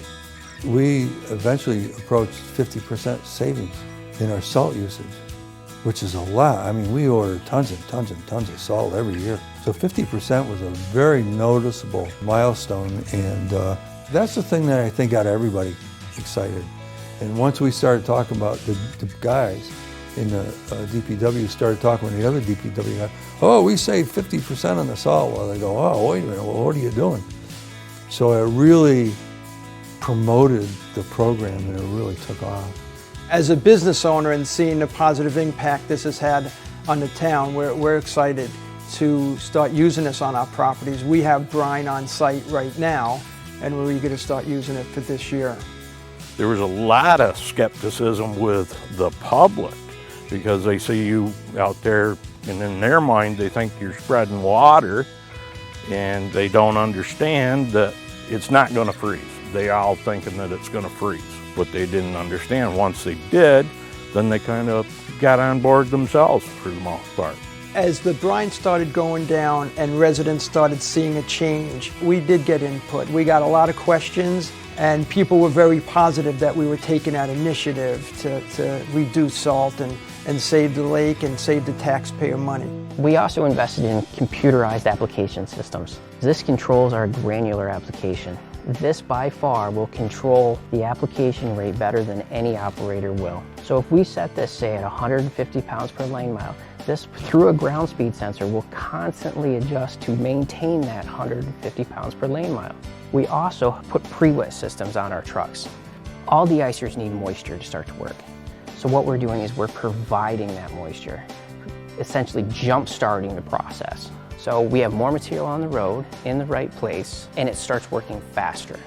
So what you see here is the back of the truck. In some trucks, this one, the material actually exits the rear of the truck. This is the auger train that the granule material actually rides on at a set rate because of our computerized application system. It is set at a gate height. This gate height may change due to what material that we are dispensing out the truck. As the material falls out, it's sprayed with these nozzles here at a particular rate before it falls on the spinner. We do this because as this throws the material out, it actually helps eliminate the bounce and scatter. It also jump-starts the entire process. So these saddle tanks that are on the side of the truck are actually loaded with liquid de-icer, a combination either sodium chloride de-icer or a mixture of whatever we decide to put in there to get the job done. Basically all this is a tank, goes through a set of valves and filters and gets pumped out with the pump, and that pump pushes it right out to those nozzles. We decided to use the Henderson system, but you really could do this yourself by just getting a tank, some basic hardware that you can get at the hardware store, $100 pump, and buying you some nozzles online. You could accomplish this yourself. My advice to other highway departments is if they have any questions, they can call us, but try it, and try it in maybe some troubled areas or cold spots where you're sending a crew out, but you don't really need to because you pre-treated the day before during normal work hours. You know, when we started, our highway superintendent was apprehensive. He really was. He was a little bit of a tough sell. Once he started, he ended up, by the time he retired, just spearheading this and really being a leader in this whole thing. I was probably the biggest skeptic of all. The science, the people from the fund, Phil Sexton, everybody, I made them work for it. They convinced me. Once I was convinced, my guys were probably more receptive to it than I was. And the proof's there. You just got to look at it. I said, if you want to save 50% of your salt expenses, you need to do this salt abatement program. And there's a lot of funding out there to assist you with it. You just need to make the commitment to do it and get involved, and people will step up and help you. If we're able to anti-ice, it usually eliminates a round of these trucks going out. So we eliminated the average man's wage, fuel consumption, consumables like cutting edges. We're no longer putting granular material or liquid material out on the road. It's a huge savings. It could save us over $500 per truck by eliminating that one round. So 4 to 5 trucks, we could be looking at a $2,500 savings just by eliminating the round. That's just this aspect of it. Not to mention the pickups that follow these trucks to plow intersections aren't going out for that extra round. The loader that would have had to reload these trucks, that's not running. So we essentially, by eliminating one round, we could save $2,500 to $5,000. Doing that over a season, you're talking huge savings, huge. Now we have this town fund relationship. The town and the fund have done several projects in the town. This partnership is great. A lot of times the fund will put up the funding and the town will put up the manpower and the trucks and whatever it takes to build whatever it is we're doing. It's been very successful and the town's extremely pleased with it, and we're very happy to have the fund as partners. Everybody's on board. Everybody, we live here. You know, we want to see a bright future for our children to actually grow up and experience the same things that we did. So we can do little things like this, because a lot of little things end up having a big result.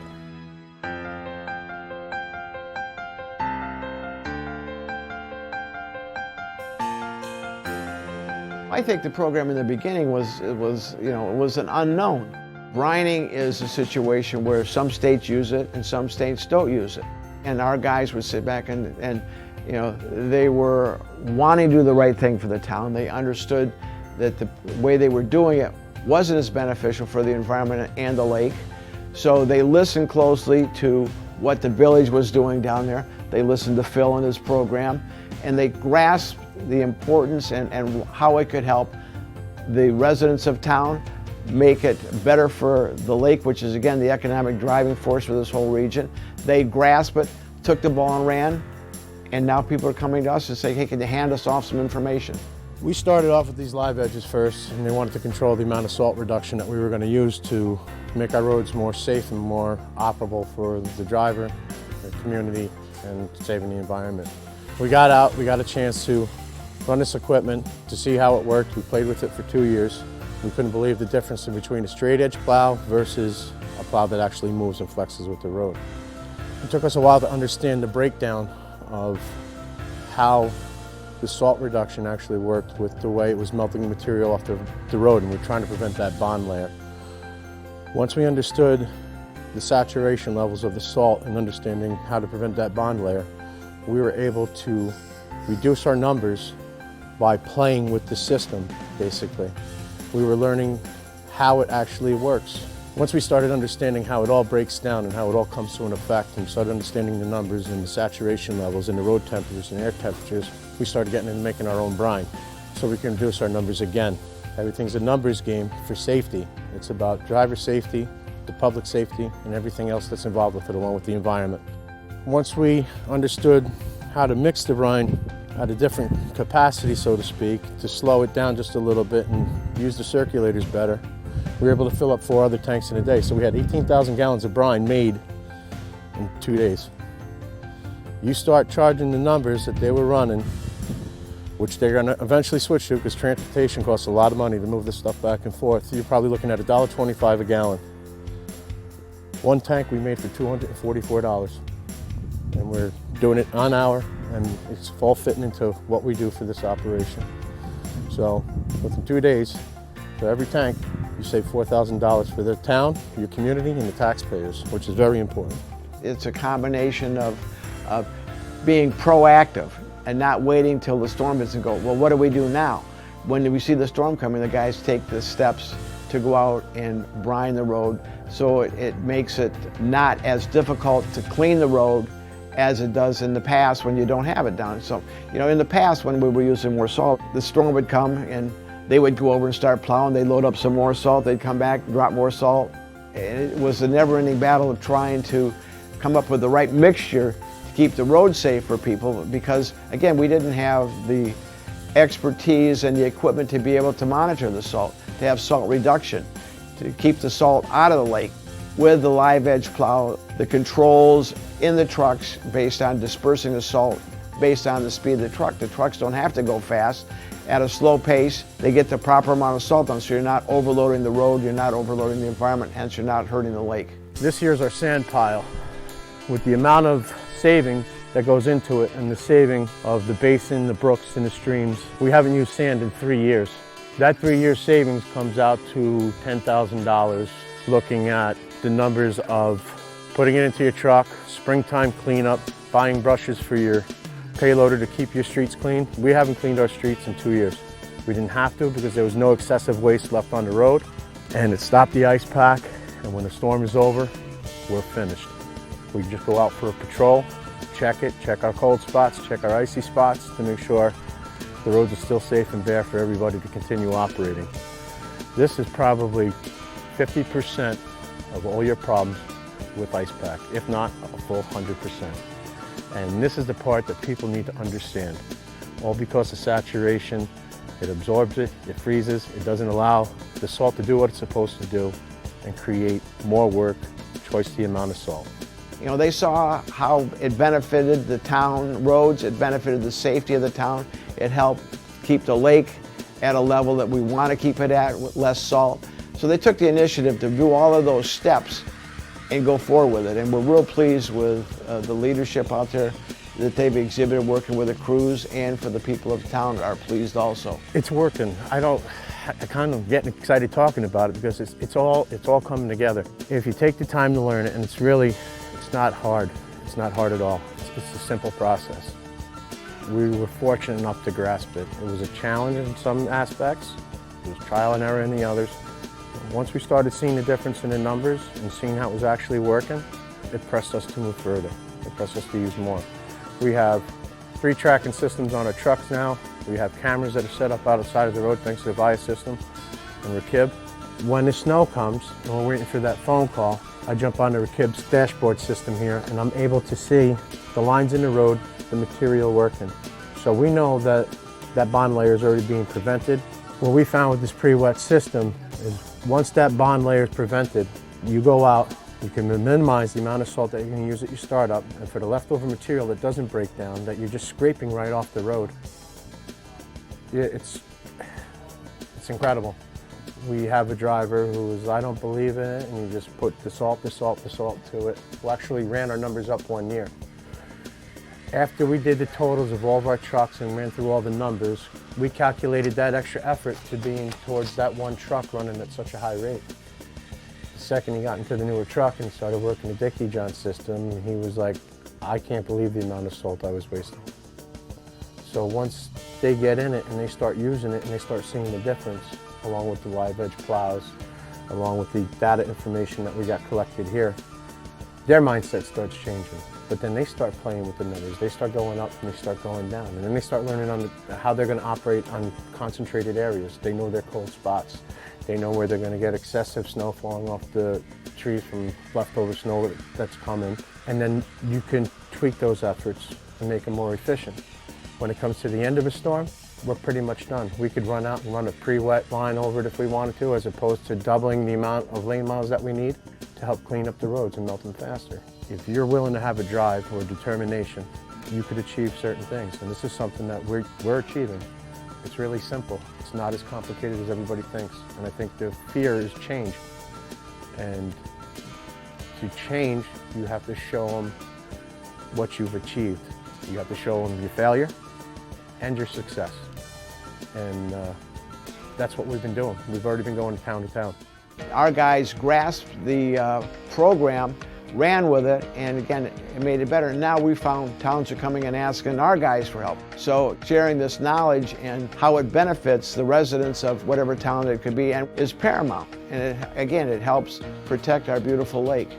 If you bring it forth to them and explain it to them and try to get them involved, you have to say something that's going to make them turn their heads. You have to make them stop, think, and look at our results compared to what they're doing now. The only way you can prove that is with facts and data. We have all that.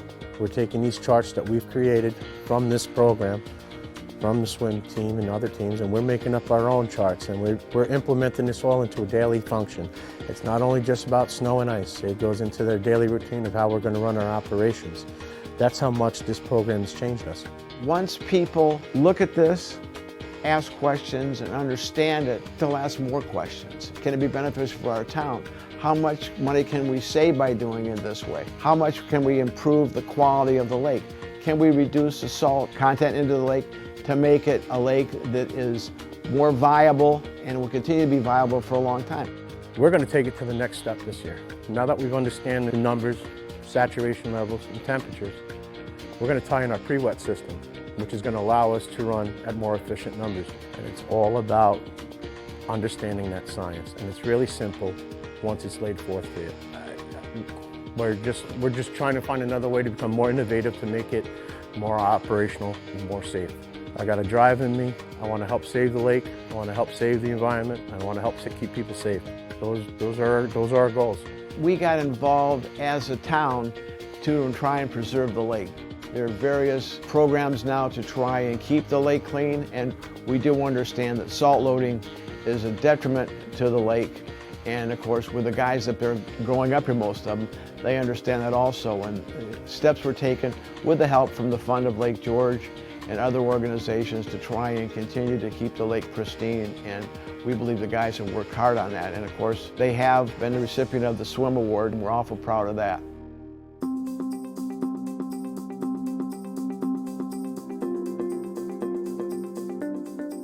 The Highway Department oversees 250 miles worth of roads and 57 miles worth of bridges. That's to do paving maintenance in the summer months, and then in the winter months it's to do snow and ice removal. We have, in the past couple of years, taken on kind of new protocols that we haven't done in the past. Normally it was just for us to put salt on roadways, maintain bare roads within Warren County, and that's kind of a policy that was put in place many years before I ever started here. If you put down salt on the road when it was clear, high traffic area, unless it was just before the storm came down and hit, obviously it would bounce off the road and it would clear it off, just traffic flying. So it was, I want to say, a very inefficient pre-treating system. With a brine system down, you have a security there, if it's been in place, that you know that you actually have an application down, and that gives you a little more time in that window getting trucks out to take care of the storm, the snow and ice activity. One of our northernmost towns in the county, the town of Johnsburg, we had our crews put brine up there last year, and typically that's the spot in Warren County where the snow comes in first. The lake effect snow comes across, and those guys took our brine last year and used it on a couple different roads in Johnsburg. And we noticed that normally they were putting down about 400 pounds per lane mile of salt on those roads. They reduced it last year either 200 or below 200 by the use of putting the brine application down first. It's the fact that you can get out ahead of a snow and ice event and have it pre-treated on the road, so that gives you a little more of a cushion as far as reaction time, and that first application doesn't have to be that heavy. That's the big thing as far as pre-treatment goes. You don't have to lay down so much salt in a storm. You may not have to put any down. If the brine does its job on a smaller event, you may not have to have anybody actually go out and take care of an event as far as the snow goes. Everybody thought we did a good job by reducing salt, but we definitely know there's areas out there that we can reduce it more. We do know that there's little things that we can tweak on and get the operators and stuff on board with us a little more, and you're going to see a big difference. That's the big thing. You got to get the operators to believe in it. Once you get the belief, then we'll start reducing salt at a good rate. I think the fund has provided the county with a lot of kind of the information needed for us necessarily to get started. They also helped us this past year with our first stationary brine making unit. They were able to fund it in its entirety for the county, and we received it back in September, and we've already filled up all our brine tanks for this year. So that was a huge help on their part. And we're on board with, it's not just the fund, it's all the environmental groups around the lake. We're not opposed to making sure that this lake is around for a very long time. We've also had a partnership with WIT and with Watershed. They have assisted us with, number one, their knowledge, and that's been a huge help. I've also kind of given them leeway to talk with our staff, because sometimes coming from me, it may not be, hey, this is the right thing to do, but let somebody else tell them, saying we've done this. So that's been a huge help. They've also provided us some infrastructure in place as well for this. We've gotten cameras. We have cameras on I believe 5 or 6 roads now, hoping to get a couple more for this year. The cameras did allow them, compared to past practice, was the only way to check on the road was to get up and actually physically check on the road, was past practice. Nowadays, like I said, with the cameras, and if you have the pre-treatment down, it physically, you can see where it's being effective. That's a plus for my staff, because when they get up in the mornings, they can know that we're going to have snow coming in the night before. They can look at the camera and say, there's nothing on our roads. And especially if we use brine on all our roads. And I'm hoping with the data that we collect this year, it'll really show everyone else that it truly does work, that it's truly the model that everybody should be following. We're not the only state to try this. There's many areas. Even DOT, New York State DOT uses brine now. They realize the benefits as well. But again, as I've always said, it's tough to convince smaller town guys who've been plowing for years that this truly does work. But yeah, my big dream this year is going to get projected onto everyone else going forward from here. We have such a beautiful area that we live in, and we know that salt has done damage to the lake, and it's not just Lake George. I'm sure if you can go to any one of the other lakes, it's done the same thing there. To me, it's to make sure that that stays the pristine beauty it is forever and ever.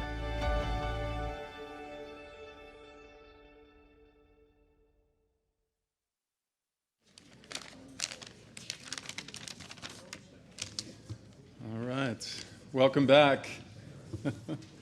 Hope you enjoyed the demos as much as I did, the lunch. So for those of you who don't know, and there's no reason you should know, I'm with the, I almost said Fund for Lake George, I had to catch myself, with the Lake George Association. I'm president of the association.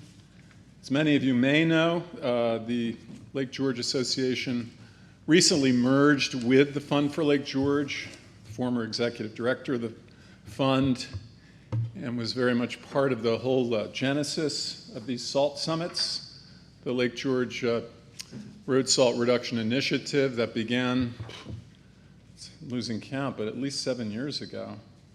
So this has been a wonderful morning, and the first thing I want to say before I introduce our keynote here, one of our speakers, is just how grateful I am to everybody in this room and online.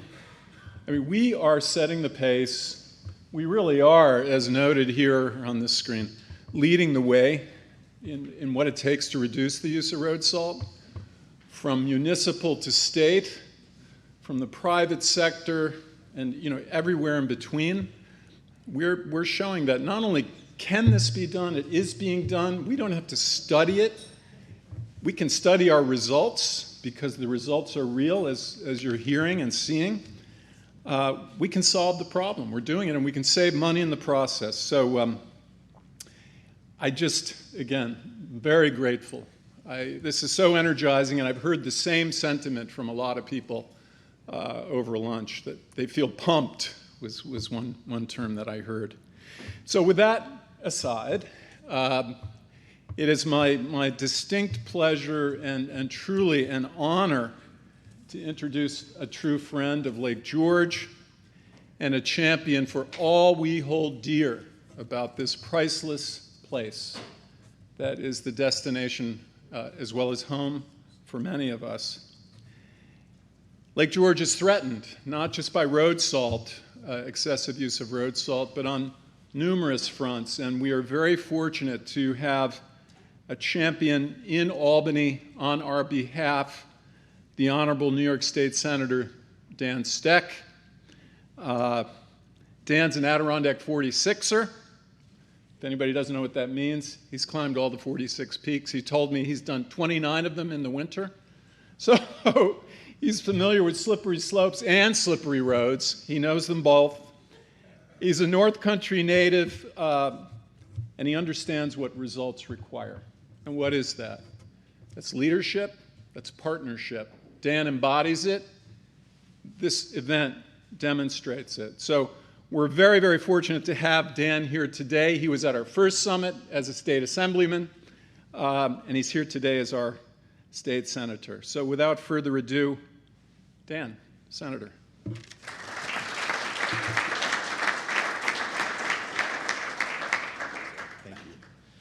Thanks, Eric. That was a very, very kind and generous introduction. But I hope that most of it's true. My commitment certainly to, to Lake George, hopefully, is without question. But I got to tell you, the issue of road salt and what we're here for today, and I've been to several of these salt summits over the years, and it's always interesting, when you see an issue, what it brings together for participation. And looking around the room, there's a lot of town supervisors here, there's some highway superintendents here, there's a lot of environmentalists here, there's some business people here. You've got an eclectic group of people that, in this instance, have a shared and common interest, and that's where you've got to start. With politics, it's about recognizing an opportunity and the timing. And so when you reach a critical mass, or when you see something that's unique, that here's a group of people that perhaps don't march in lockstep on every other issue, but this is an issue that's brought together a wide variety of people, that gets people's attention. It gets my attention, but more importantly, it gets attention of the leadership in Albany and the executive. And I think we've had a lot of success, not only in Lake George, but in the Adirondacks. We've got a lot more to do, and here to talk a little bit about that this morning, or this afternoon. But the idea that, we'll just, it's too expensive, we'll kick this can down the road, we'll let somebody else deal with it. The numbers are there, the data is real, and we can see what's happened in our Adirondack waterways.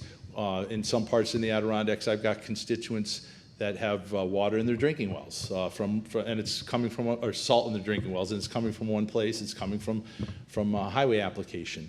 That's not to say that anyone in the room is opposed to safe roadways in the winter, but technology has evolved, and we should be applying that.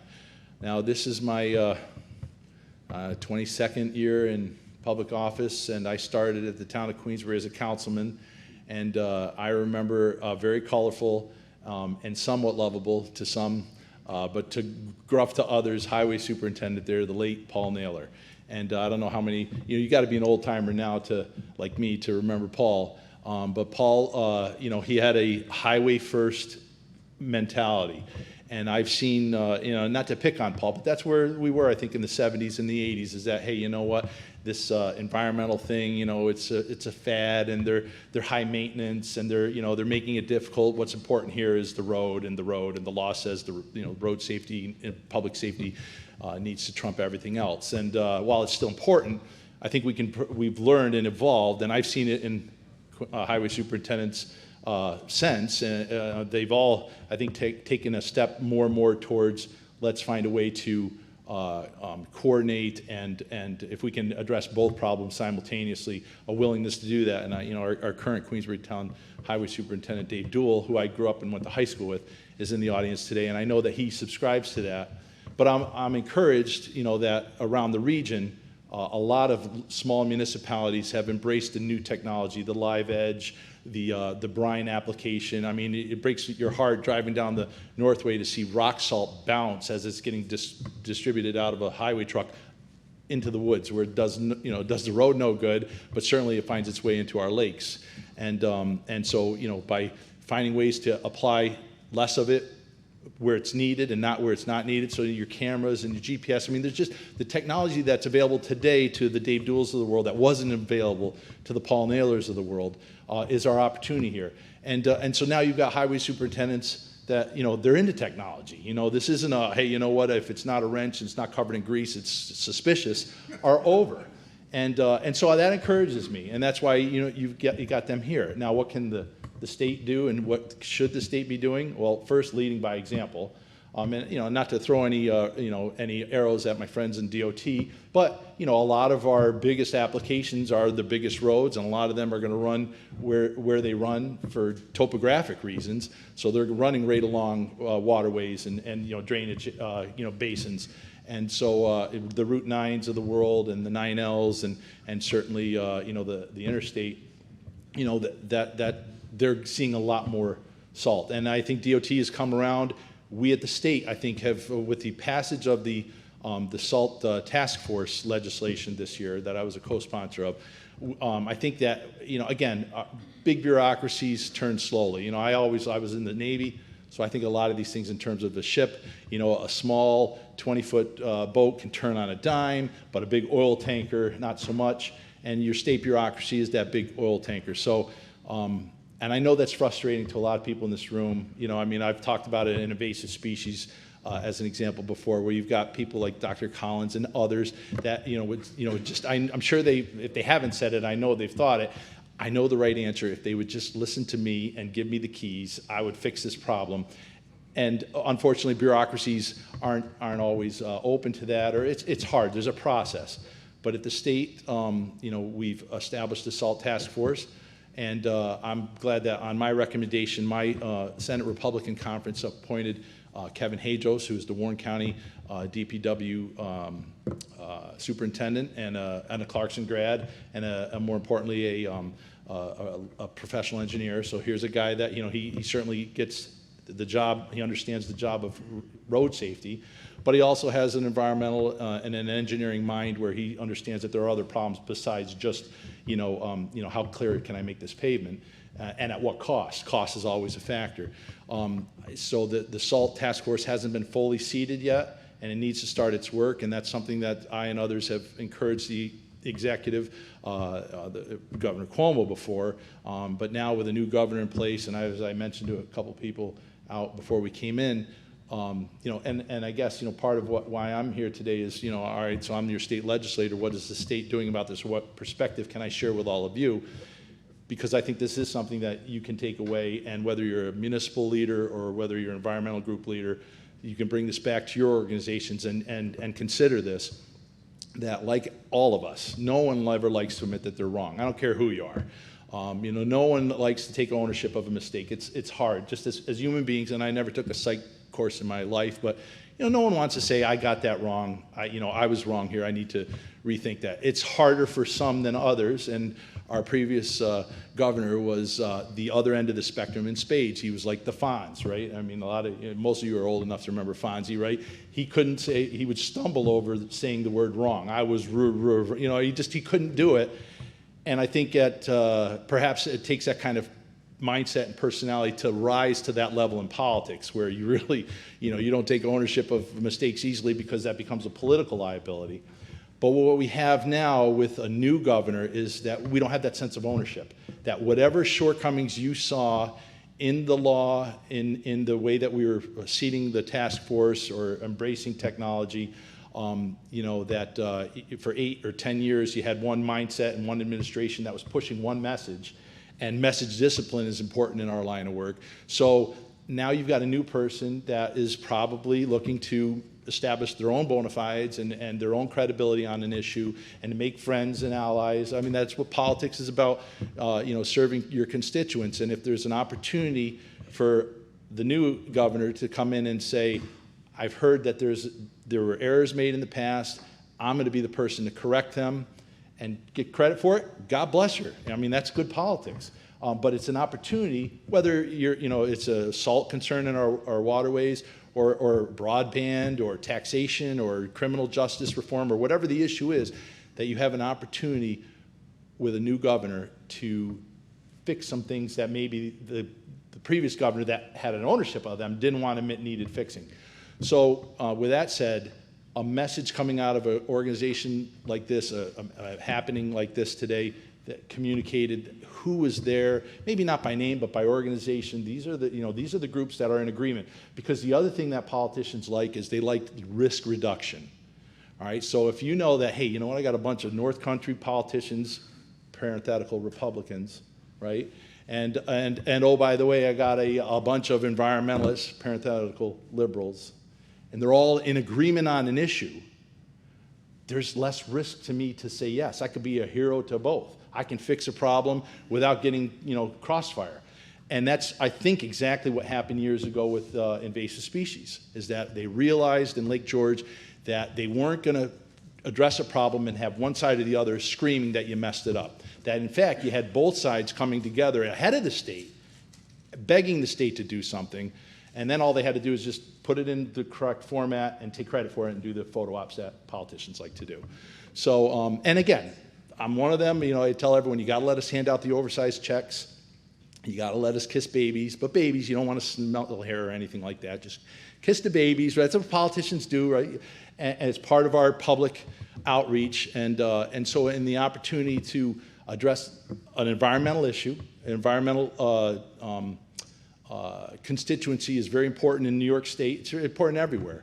And it's meandering that, that balance between keeping the economy moving, property rights, all the things that you've all been dealing with over the years. But in knowing that, hey, we really do have an issue here. And the data is clear. I mean, the data speaks for itself, and the technology also speaks for itself, that there's a way to improve the salt that's in our waterways and try to get it out or minimize its introduction. So again, I think you should be heralding the fact that you've come together, how many years it's been, and all the groups that have done this. As an aside, and as an outsider looking in, I saw great value in the LGA and the fund combining. I think that you now speak with an even stronger voice than before. I think that there were two giants before that moved the needle, but now in combining forces, I think that you have an even louder voice, and I think you should use it. And I know you have. You're well led, and you know what you're doing, and it's a privilege for me to just be supportive and associated with that. I'm proud of the work that, and I don't want to leave any of them out, but the Land Conservancy, we have a lot of really good not-for-profit organizations around Lake George. And again, this is beyond Lake George. I see that Supervisor Holzer is in the room. So it's a Lake Placid, a Wilmington. A lot of people don't know this, but Wilmington is the home of whiteface, not Lake Placid. Am I right, Roy? There you go. There you go. But Lake George is in a position, because it has a park commission, because it is special, and I don't mean special like they're not all special, but it is unique in its size and the fact that it has its own state agency that you have a partner in them as well. And I'm sure that they're not always as easy to deal with their bureaucracy too, and they have their own set of politics and funding that they have to be a little more concerned with their state government partners than maybe nonprofits do. But Dave Wick and his team, they're there. They are an ally in this fight. They have fought for funding, and they are trying to do that. So whatever we're learning, whatever lessons are being learned on Lake George are hopefully being applied on our other waterways throughout the park as well. So this is, I apologize if somebody's saying, gee, he keeps talking about Lake George. What about Cranberry Lake, or what about Scroon Lake or Brant Lake? I mean, there's hundreds of lakes that all have this problem.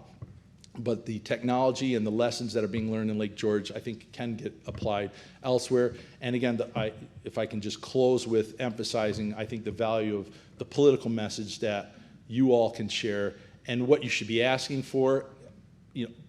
Complete the legislative process. Let's move forward with the task force. Let's get this study done. Let's maybe bring DOT a little more on board and into the fold. And again, Josh, where's Josh? I apologize for picking on DOT, but you guys sometimes deserve a little bit. That you embrace the technology. You want it, and you're going to need funding. And I would rather spend an ounce of prevention is worth 10 pounds of cure, as my father says. It's not a pound of cure, it's 10 pounds of cure. And so the investment that we're making in these new technologies to protect our waterways, I think, is money well spent.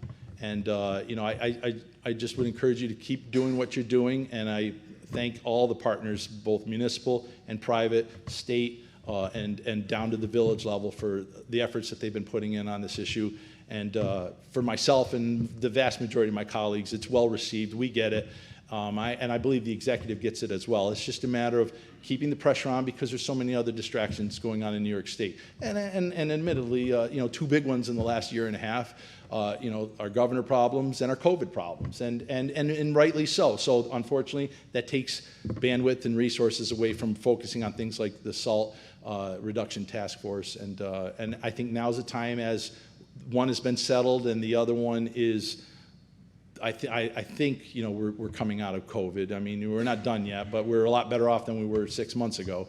And hopefully 6 months from now, it'll be really under control, and we'll be back to something that looks a little more normal as far as what your government is focusing on. So I don't know if you wanted any questions today, but those are the thoughts I wanted to share with everybody, and thank you for the work that you're doing all over the Adirondacks on the salt issue. Chris or anybody? Thank you.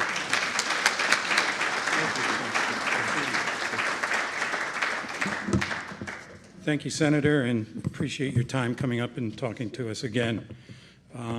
Want to move on to our keynote. Ted Deers, we'd like to really welcome him back because he was the keynote at our first SALT Summit back in 2015. The work that he's done up in the state of New Hampshire, really leading as administrator of their Division of Water, has really set the pace and where we've turned a lot to get ideas. I always like digging up interesting facts, and it's good to know that Ted actually has a history in film starring in environmental films. Really on a recent documentary on dam removal, which will be shown, I think, at the New Hampshire Film Festival, as well as a film celebrating Earth Day. And he brings that passion, and will show that to us right here, talking about the protection of water. So without further ado, Ted Deers. Thanks, Chris. Green button, excellent. All right. Thanks, everybody. It's great to be back in Lake George. And thanks for ordering up a truly spectacular fall day for me. I really do appreciate that. And we'll get into this and get through it so you can get out and enjoy a little bit of this glorious day. So I'm going to talk a little bit about the culture of salt. So I think about this problem a little bit differently maybe than others because I've been involved in it for quite a while now. And what I see about me and what I see here going on today is that you all are solving some incredibly interesting and difficult problems. And it's not just a technology problem. It is truly an inherently people problem. It is inherently a cultural problem. And what is our culture made up of? Our culture is made up of not one thing. Our culture is made up of lots of things. And if we're not addressing all of those different aspects, you can't truly solve a problem.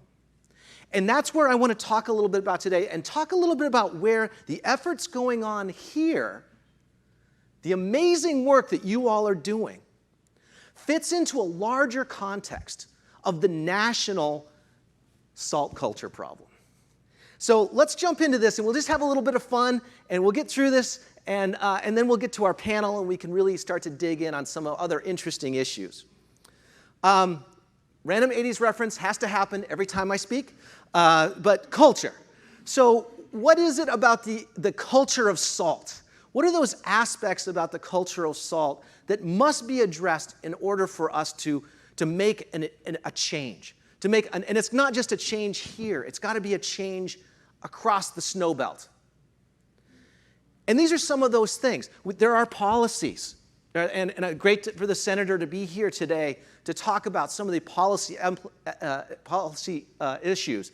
I'm going to talk at the end of this about the national policy issues that we need to bring up. This is a national issue. Science, we're going to dig into some more science. The doctors were here this morning, and they gave us some great presentations. We're going to dive into that a little bit. We're going to talk about technology, because that's super fun to look at trucks.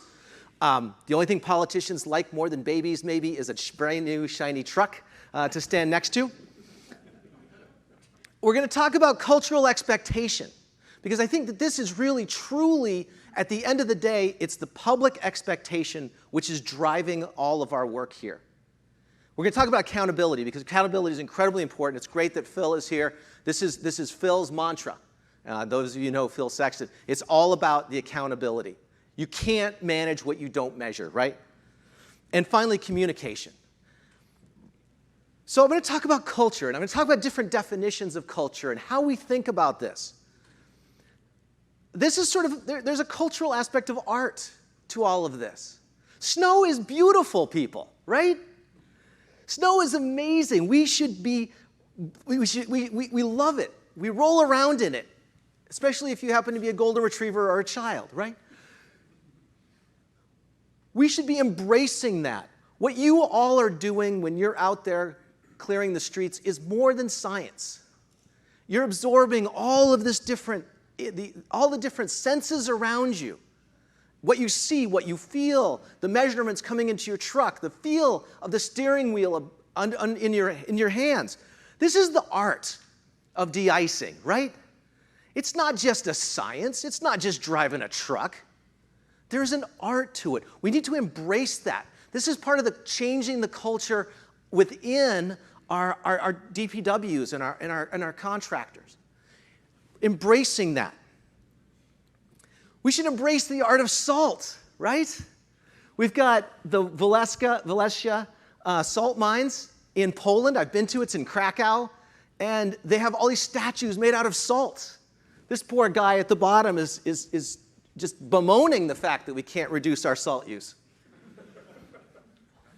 The guy up there that's making artwork out of salt, looks like a black velvet painting you'd see. But yeah, and then humor. Where's the humor in all of this? Is that not part of our human culture? Is that not part of who we are? Is there not emotion that should be brought into this? And truly, what we're talking about is how do we change the cultural expectations around us? I love this quote from Shakespeare. Probably, if you are married or have ever been in a relationship, I would suggest that this probably describes every difficult moment in that relationship. The same is true between people and their environment. And the people in the built environment, there's an expectation. 100 years it's taken us to get from one of these to the other, right? And yet the expectation now is that this simply isn't enough, right? We need more. It needs to be clear. It's our God-given right as Americans to get to Walmart, regardless of what the conditions are, regardless of what time of day. This is not Russia. This is America, right? So the expectation is extremely high that you can wear penny loafers and go out in this weather and everything is going to be just fine. This is the expectation. I'm sorry to have to tell you this. This is the parking lot of the Department of Environmental Services, where I work. This is the view from my office. Do you see the green grass? This is like May. I don't know.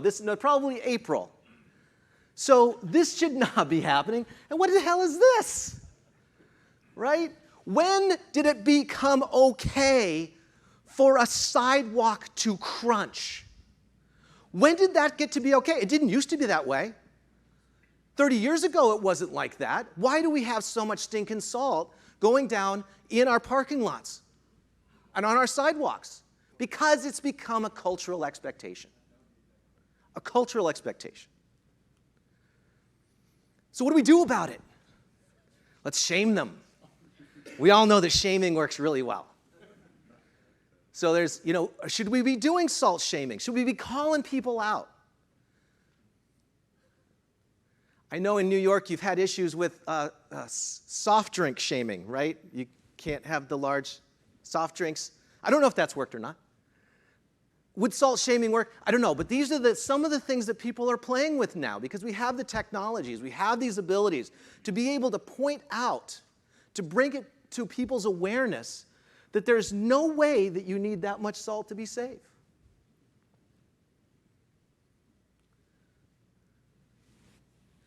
Culture is also about how the training that we have, the education, the understanding of technologies and the ability to use them. These are all things you heard about today.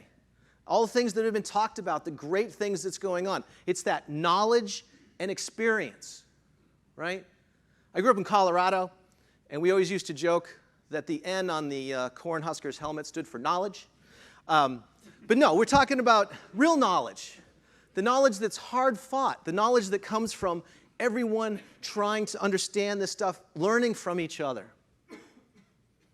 And if you don't measure it, it ain't happening, right? So this is a graph. This is the New Hampshire DOT. Some people were talking about how do you get the data from the DOT to understand what it means. This is that data. These are the various different salt sheds in the southern part of New Hampshire on I-93. I-93 is the road that connects Boston up to our lovely lakes and ski mountains. Not unlike probably this part of the state. And you can see that in about 2007 is when they began implementing brine and implementing, in a serious way, salt reduction activities. The question is you look at this, you tell me, are we getting any better? Are we using less salt? I don't know. The graph up there is the winter severity index. Somebody asked about winter severity index this morning. This all has to be taken in context. How do we understand the impacts of the winters potentially getting worse? There's a curve through there that's actually statistically significant. So we see that the weather's getting worse, probably more ice, less deep snow. And so are we actually using less salt, or are we simply keeping up with climate effects? These are some of the really important questions that need to be answered. The answer is that they've actually reduced salt about 20%. So I think that that's good to know, but it's really hard to track. And I would just put this out there, is that it's so much easier to track best management practices than it is to track grains of salt. The good work that the doctors were doing this morning is excellent and needs to happen, but ultimately, in the short run, being accountable to the actual things you're doing is much more important than tracking every grain of salt. So I'm going to talk a little bit about our program in our state and sort of how are we trying to get to salt reduction. So if you're trying to grow bacteria, you grow it in an agar, that's that media. And so the media that we've chosen in order to try to grow salt reduction in New Hampshire is limited liability relief. We started doing training, we started getting people involved and understanding the problems, and our program has always been, and it still is, focused on private contractors. It is a salt applicator focused program on the commercial salt applicator. We chose that because when we did our research in the southern part of the state, we found that well over 50% of the salt that was going into the waterways, which were impaired, these are waterways that have chlorides higher than 230. We have one that it's higher than 230, 120 days out of the year. That's a lot of salt. That's like growing tilapia salt. So we heard from the contractors that the reason they couldn't reduce salt usage was because they were worried about getting sued. They were worried about slip and fall cases. I know I've done this exercise for New Hampshire. If you Google slip and fall attorneys, the Google pages go on for a long time. My guess is that if you Google slip and fall attorneys in New York State, you'd be reading for the rest of your life before you got to the end of that list. So it's a real concern. So what we did was we implemented a law that was based on the liability protections afforded to ski areas. So the legislature realized that skiing is an inherently dangerous sport, right? Putting slick boards on the bottom of your feet and going really fast through trees has some inherent danger to it. So ski areas, as long as they're not negligent, as long as they don't, put metal poles in the middle without pads on them or something like that, if you go up and break your leg, you can't really sue them because you had slick boards on the bottom of your feet. Well, kind of the same is true with winter, right? In New England and New York. Sorry. We get a little snobby about New England, but we see New England and New York.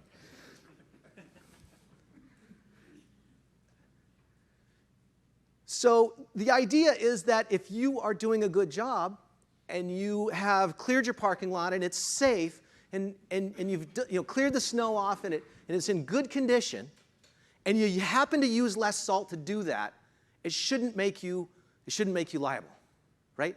It shouldn't make you more open, more susceptible, more in risk of your business being impacted by a lawsuit. So that's what our program is really about. So what the Green Snow Pro program is about, it's a voluntary certification that you can get.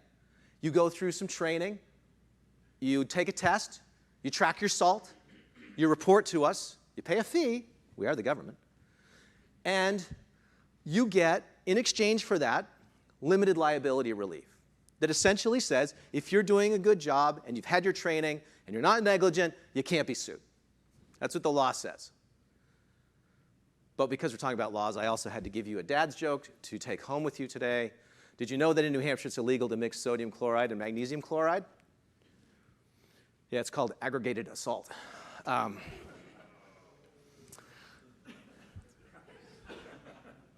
So the question, my friends, is does it work, right? This is the $64,000 question. Does it work? And I don't know. It's a mixed bag. Here's what we're hearing. We've had 30 or 40 slip and fall cases involving certified green snow pros over the last 5 or 6 years. People are getting sued, that's for sure. We know that in some cases, as soon as the other side has learned that they are Green Snow Pro certified, that they have withdrawn some cases. We know that that's true. That's great.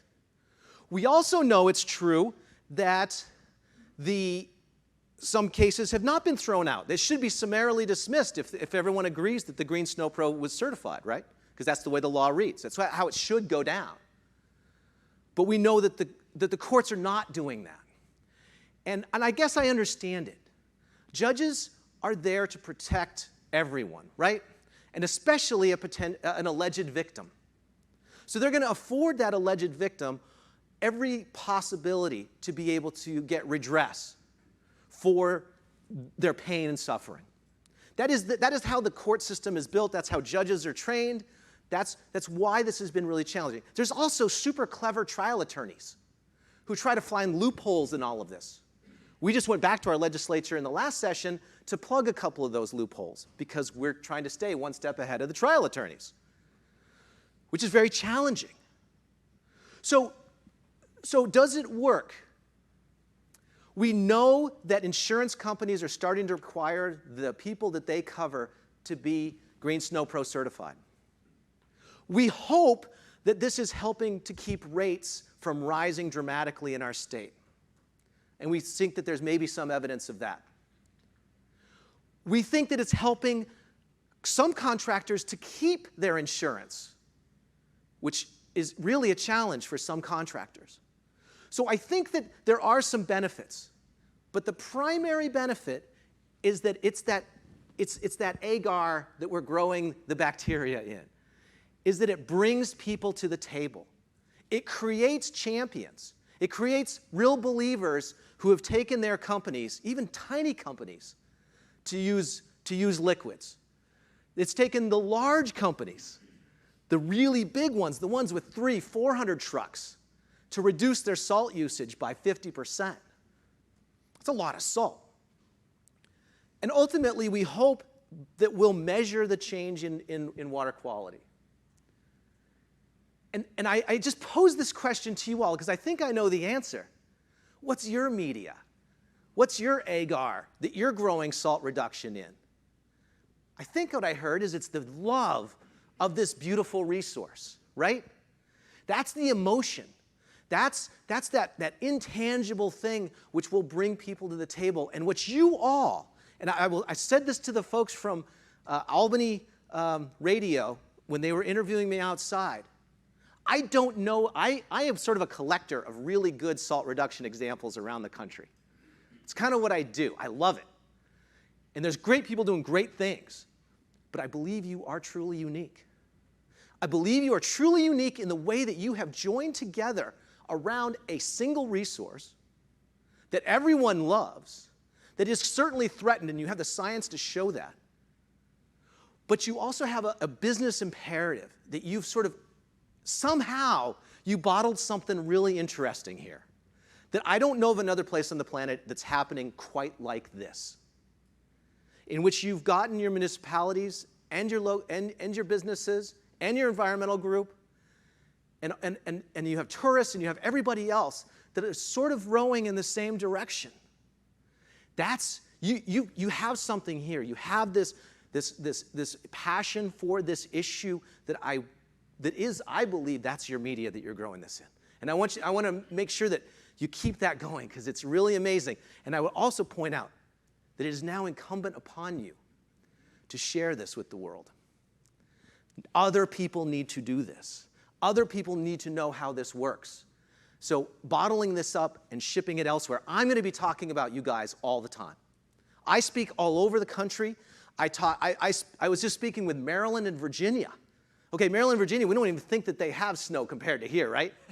No, what they got is ice. They got worse than snow. Their application rates are enormous compared to ours. And finally, I want to talk, let's just finish with some science. Because I'm in a science agency. This is the stuff that I love. This is why I come to bear. And you can see, this is the same kind of chart that was shown in a little bit different format, that we have our problems in the middle of summer. That's when we have our highest rates.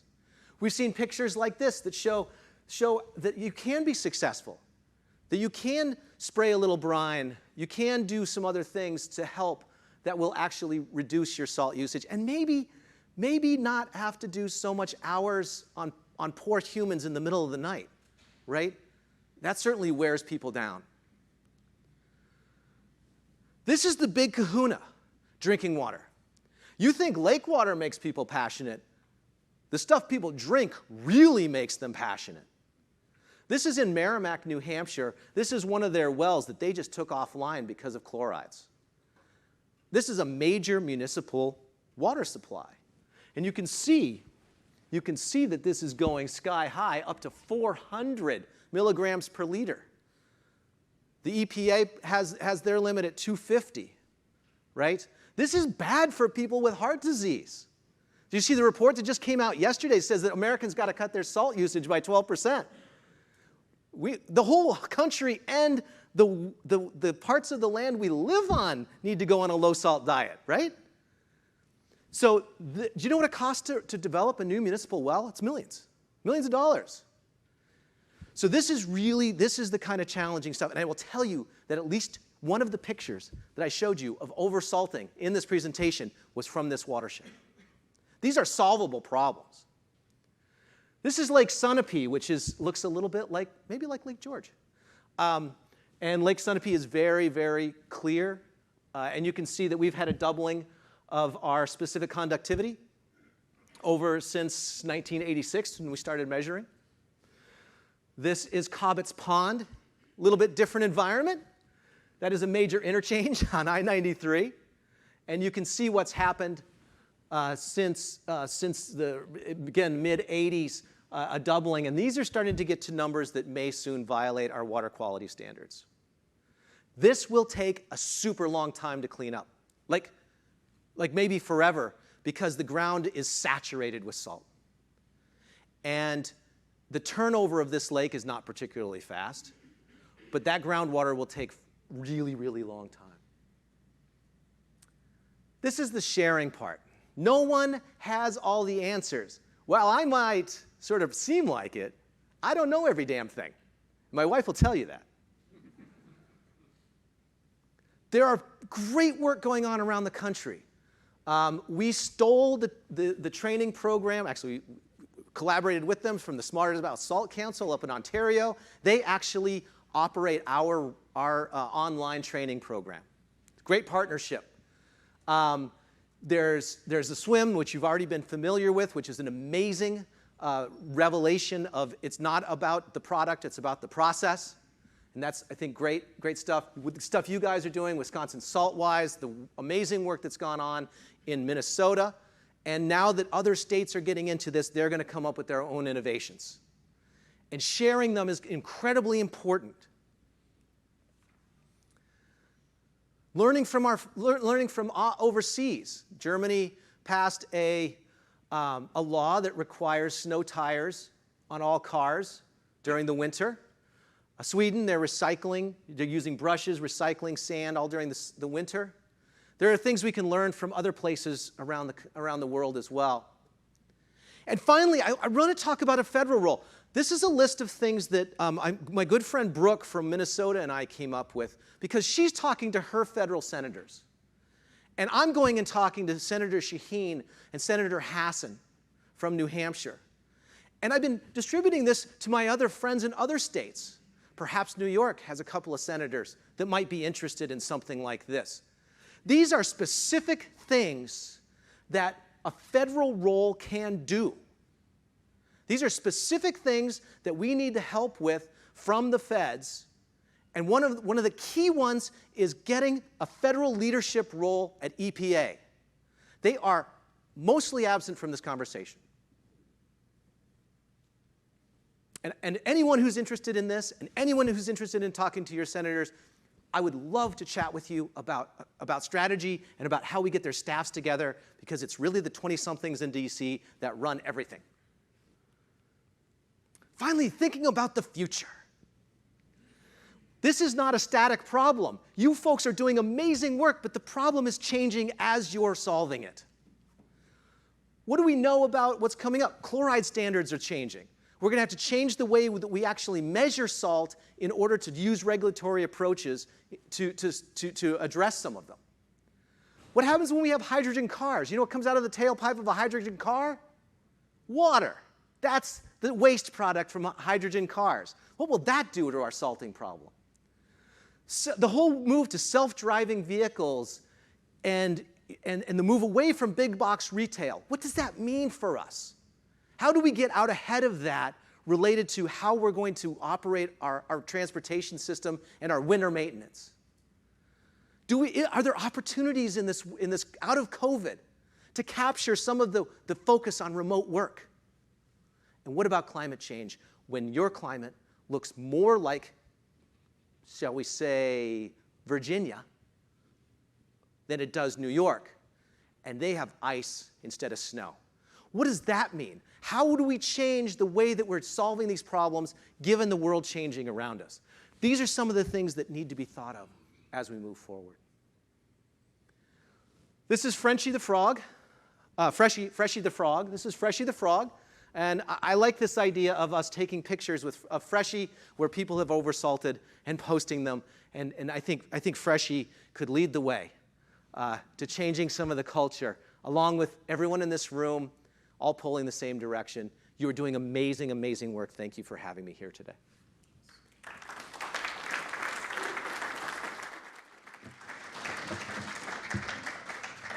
Thank you. Any questions for Ted?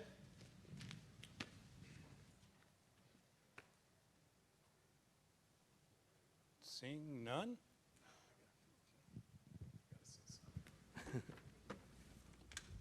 Somebody's got to say something after that. I think people are speechless. That's what I think. No, it was awesome, but I think I'd love to hear Ted, and nobody does it better. I mean, thank you. But some more, because we need this kind of liability, I think, protection in New York.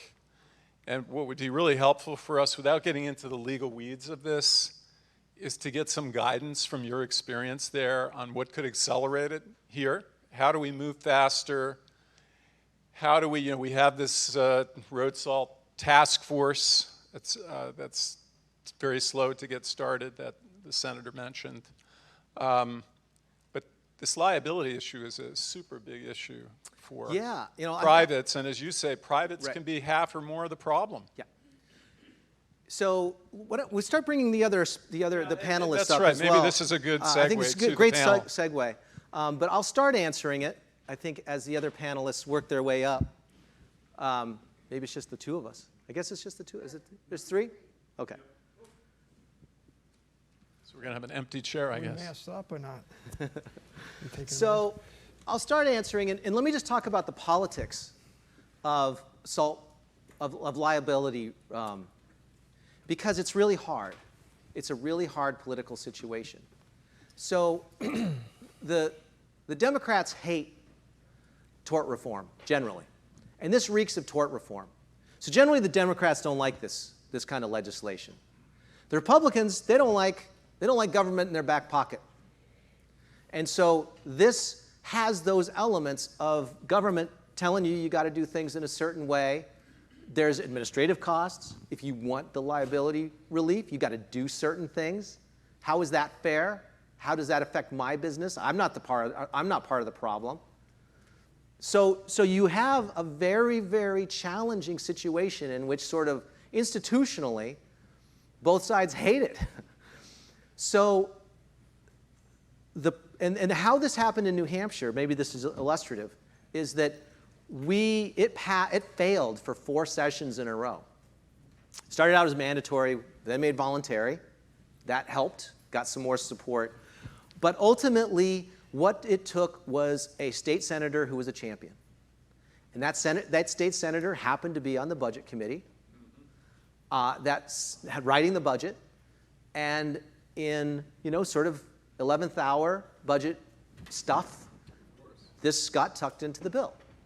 And that's how this happened. That's how we have this. Now, when I go back to the legislature and I ask for more things, we just passed a municipal aspect to this. So we did not have the ability to certify municipalities. So we're creating now a municipal program.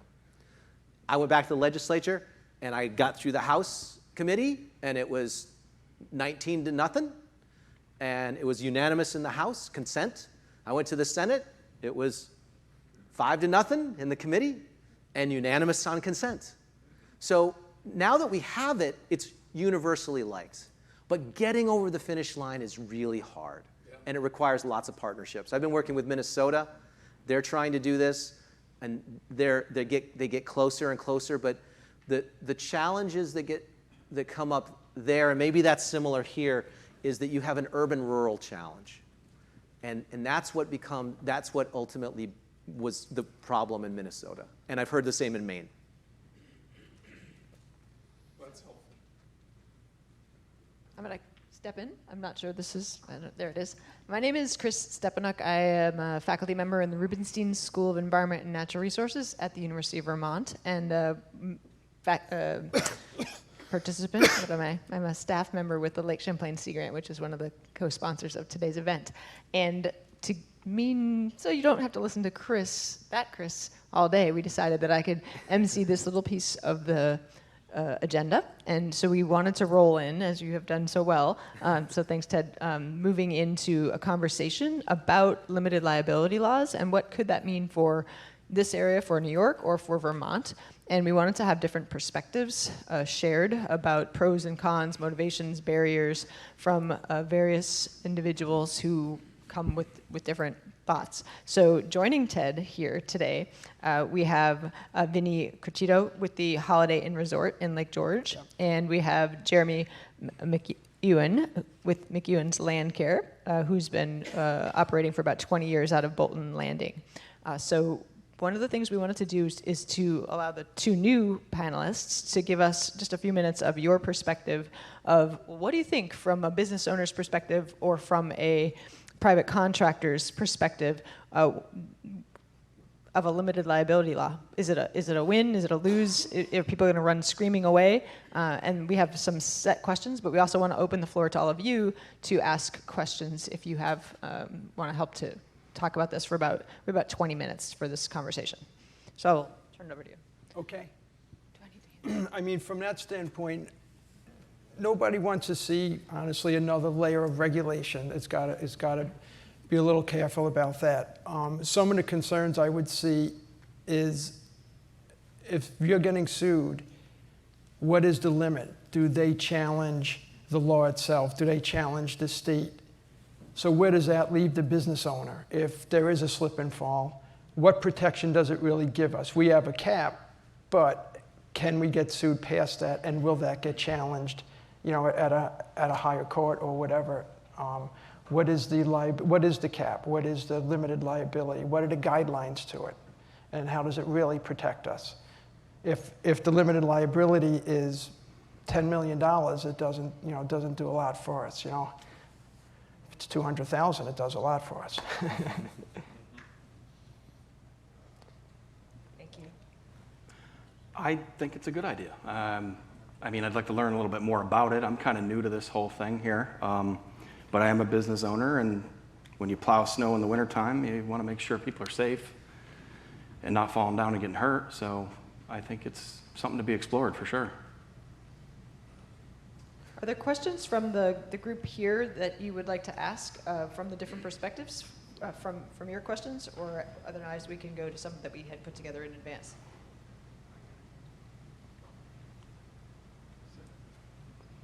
Sorry, I guess you'll continue to hear, but I think, Vinny, you know, I'll start with you, that, you know, obviously there's interest to bring, you know, they always say things roll up, the sidewalks roll up here, you know, after Columbus Day, and there's always a struggle to kind of keep things open in the wintertime. And I think, you know, as we try to expand those shoulder seasons and carry businesses through the winter, you've been successful, I think, keeping the Holiday Inn open for the most part. But, you know, when winter comes, you know, what kind of flags come up for you, and, you know, the level that you take, you know, to protect your customers? I mean, because you want them to come back, you want them to feel safe, and, you know, does that, you know, and you sit on the Lake George Town Board, who's been, you know, a leader around the basin and road salt reduction, you know, so maybe, you know, sorry to put you on the spot, but, you know, that balancing act, you know, so where does that seesaw go, and what's going, you know, Well, kind of yeah, through I your mean, head? yeah, we do. It's difficult to stay open all winter, and it's a full-service property, but it's important for our local economy, I think. And but it's difficult from economics and operational to take on as it pertains to the expense of keeping our guests safe. And you're right, I sit on the town board, obviously, and I've learned a lot about the importance of salt reduction and what it means to the quality of our lake by working with them. Lake George is swim certified, and we've had great success with it. We really have. I've brought some of those principles over to the Holiday Inn with the help of the LGA and some of the experts you've brought on board. Phil, I don't know if he's here, but he's been great. But it absolutely is a challenge. When we look at something and we take something new on, we got to look at the budget, we have to look at the guests, the public, we have to look at the environment, and we'd like to do that equally at the same time. You look at the budget, can we do this? Can we get the materials and the supplies that we need? We look at our guests, are they safe? Will they feel safe? So many of our guests want to see salt, they want to see sand, they want to hear it under their feet. You know, when they look out and they don't see anything, you know, some of them will say something. So how do you educate the guest or the customer that we can make it safe and help us implement some of this? And of course, the environment and what it does for our lake. You know, how much it helps our lake. So I'm going to play off of one thing that you just said. One of the things that you'll see in the next presentation coming from the University of Vermont is one of the drivers of the University of Vermont to reduce salt use on campus was in infrastructure costs and damages to infrastructure and the cost to replace that. So I'm just wondering, from the business perspective, do you see infrastructure costs that you're having to replace doorways or entrances or stairways or things because of salt? Oh, absolutely. We're an inside corridor, you know, hotel, and our carpets get beat up, you know, much quicker with salt. And people want to see a lot of salt by those entryways, so we see that. Yeah, no question. Okay. I'm going to turn to Jeremy with. I have one comment to make about liability while we're on the topic. I just wanted to share a comment about liability, and I think important things to consider is education, which Vinny, you spoke about, as well as documentation, which we've touched on, being able to provide documentation in a case of a slip and fall accident. How are you proving when you serviced, how much you serviced, which is part of the technology and equipment that's available, which is why it's important to be able to invest in the right knowledge with some of the evidence and training that best practices that have been provided by the local towns in this environment. The full package is available here, And what this community is doing is providing all of that information. Each individual brings a different piece to the table, which is why you guys are so successful here. So I commend you for that. Those are some of my perspectives as an end user and also an equipment provider. Those are some of my takeaways. I would just note that the New Hampshire law requires people to document their application. It doesn't quite say how they have to do it, but it does require them to document it and every storm, and to keep that for a period of 3 years. So we don't get it. I don't get to see those. I don't want to see those. That documentation, but it is there in case they ever have to produce it as part of a lawsuit. So that's one of the things that I think has come out of this, has been an increased understanding of the need for documentation. And anybody who's been through any of the CIMA training, they have some really great training on documentation. And it's getting easier and easier with the tools that we have now. The computer that sits in your pocket can do a lot of this kind of stuff. Yeah, I'd like to just comment that what we do up there in that, we put a log in our salt barn. We put a log by our bags of salt. There's a log at the front desk, and there's a log in our truck. Anyone who takes from any of those areas, signs it out, how much they use, where they used it, and what time they use it in. It gets reviewed every month by the management team just to go over it. So it's so important. And we have cameras, of course, too, so you could go back, but very important in any liability situation. Yeah, I'd like to hear what Jeremy says. That's what I was going to say. Is, Jeremy, do you track salt use now? Yeah. Can you explain so that? I do it for a few reasons. One, to keep track of and make sure everybody gets covered. Because Bolton's a unique little town, a lot like Lake George, where a lot of my customers are second homeowners, and they're not there. So they're not necessarily using that house, but I got to make sure I get that done. You know what I mean? So nothing gets forgotten. So that's one reason. And then to keep track of that. So, because my insurance company a long time ago when I started said it's a good idea to log everything you're doing just in case an event happens and you need to, show proof of, you were there. So yeah, I do document everything. Not so much the volume of what I'm putting down, but just that we did it, whether it's once or multiple times throughout a storm. Ted, can you speak to what needs to be recorded with the Green Snow Code? We don't have any requirements, so it really is up to the person, but it has to clearly show that they were not negligent, right? So I think the kinds of practices that I'm sure that Jeremy you're using, help you to do that. A picture on the way in and a picture on the way out could be very helpful. Now that it's so easy to do that, there are databases, there are products available for people now that can do that automatically. I'm sure that you could talk to Rakib about his own system that I'm sure has abilities to do some of that and track those things. So, and if he doesn't, I'm sure he can invent it in about 20 minutes. So that's really important. And I think there are some really good tools for people. But I think that's one of the places where if there were some, I think, additional outreach on that, it's probably helpful for the industry to be able to get better tools. I think I see a hand in the back. Thanks. Ted, Vinny asked you a question before, and maybe I missed the answer. In New Hampshire, is there a cap on a liability award? So it's a great question, and I didn't answer it. Thank you for bringing that back up. We don't have a cap. There's no monetary cap associated with it, other than what already sits in, whatever might be in state law. The way that it works is that essentially you should only be able to get sued if you were negligent. So what it really does is it changes the standard of review of your case, so that instead of you kind of having to defend all of that throughout, you go up front in the case and you say, I'm Green Snow Pro certified, and the standard that you're going to have to prove is that I was negligent. Not that you got hurt. You're going to have to prove, because that's what the law says, you are going to have to prove. So it puts the onus on the person bringing the suit that at some point they're going to have to prove that you were negligent. And if you show up at the any pre-hearings or whatever, you're Green Snow Pro certified, you've got all your documentation, And you've got, you know, all the pictures. You showed you were there. This was the morning that we plowed that. I'm sorry that Mrs. Jones got hurt when she was getting into her car, but we had all this. Now it's up to Mrs. Jones' attorney to say, all right, I have a very high bar now. And that's the way that our law is written. That's the way that you would have, that's the way that these cases would play out.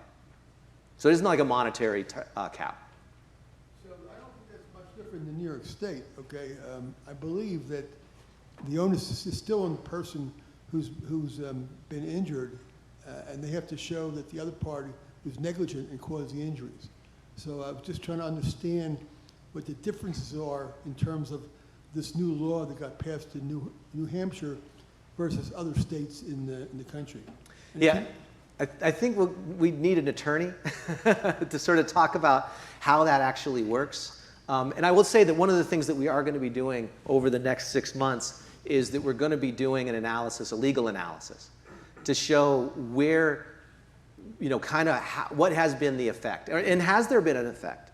Are we actually seeing cases dropped? Are we seeing any of this getting challenged? What does that look like? What do settlements look like? Starting to work through that. And again, I think you know, I think an attorney can help describe all of that a lot better than I can. And there are some attorneys in the state that have sort of specialized in these cases. And like I said, they've had mixed success. Have you seen any settlements? Have you seen any settlements in relationship to these cases? We still see settlements. We do still see settlements, and a lot of it, again, has to do with, and I think you raised this, is that when one of these cases goes forward, we have to provide all the documentation that this person was certified. So there's loopholes there. And then because if they missed a date, if they missed a piece of paper, then there's issues there with the certification, and then they also have to have documented. So as long as they've gotten through those hurdles, what we're understanding is that settlements are happening faster, and that they may not be as high a dollar amount. That's kind of what we're hearing. But again, this is really hard to measure. Believe it or not, it's really hard because the way that the legal system is distributed, and you don't really know what's in settlements all the time, is that it's very, very challenging to actually be able to judge the success of something like this. So that's something we're going to be working on with some legal folks over the next 6 months. Well, that's because some of the settlements are, there's non-disclosure agreements. So you don't There may be. Yeah, so Right. you don't really know what the final outcome was in terms of the award, so Right. to speak. Yeah, no, it's going to be really challenging to identify. But what we do know is that it certainly brings people to the table. It certainly brings people to get trained and to become, some portion of them become very, very into salt reduction activities. So we know that, and so from that perspective, it has been very successful. I see a hand here on the straight back. Ted, I'm curious, doesn't it involve additional costs to the state, this program, than we Yes. would have here in New York? Yeah, I You're say adding a third party, which is right. the state. I will tell people, any state that's going to get into this, be prepared to spend money on staff and systems. So what is that in New Hampshire? So we have basically a position that's focused on this, and that's not enough. But that's what we have. Can you say how many people are trained at the moment? Or how Oh, many? we've done training for about 2,000 people. And every year, there's people that are always coming in and out of the program. But every year, we have somewhere around 600 certified applicators, mostly in the southern part of the state.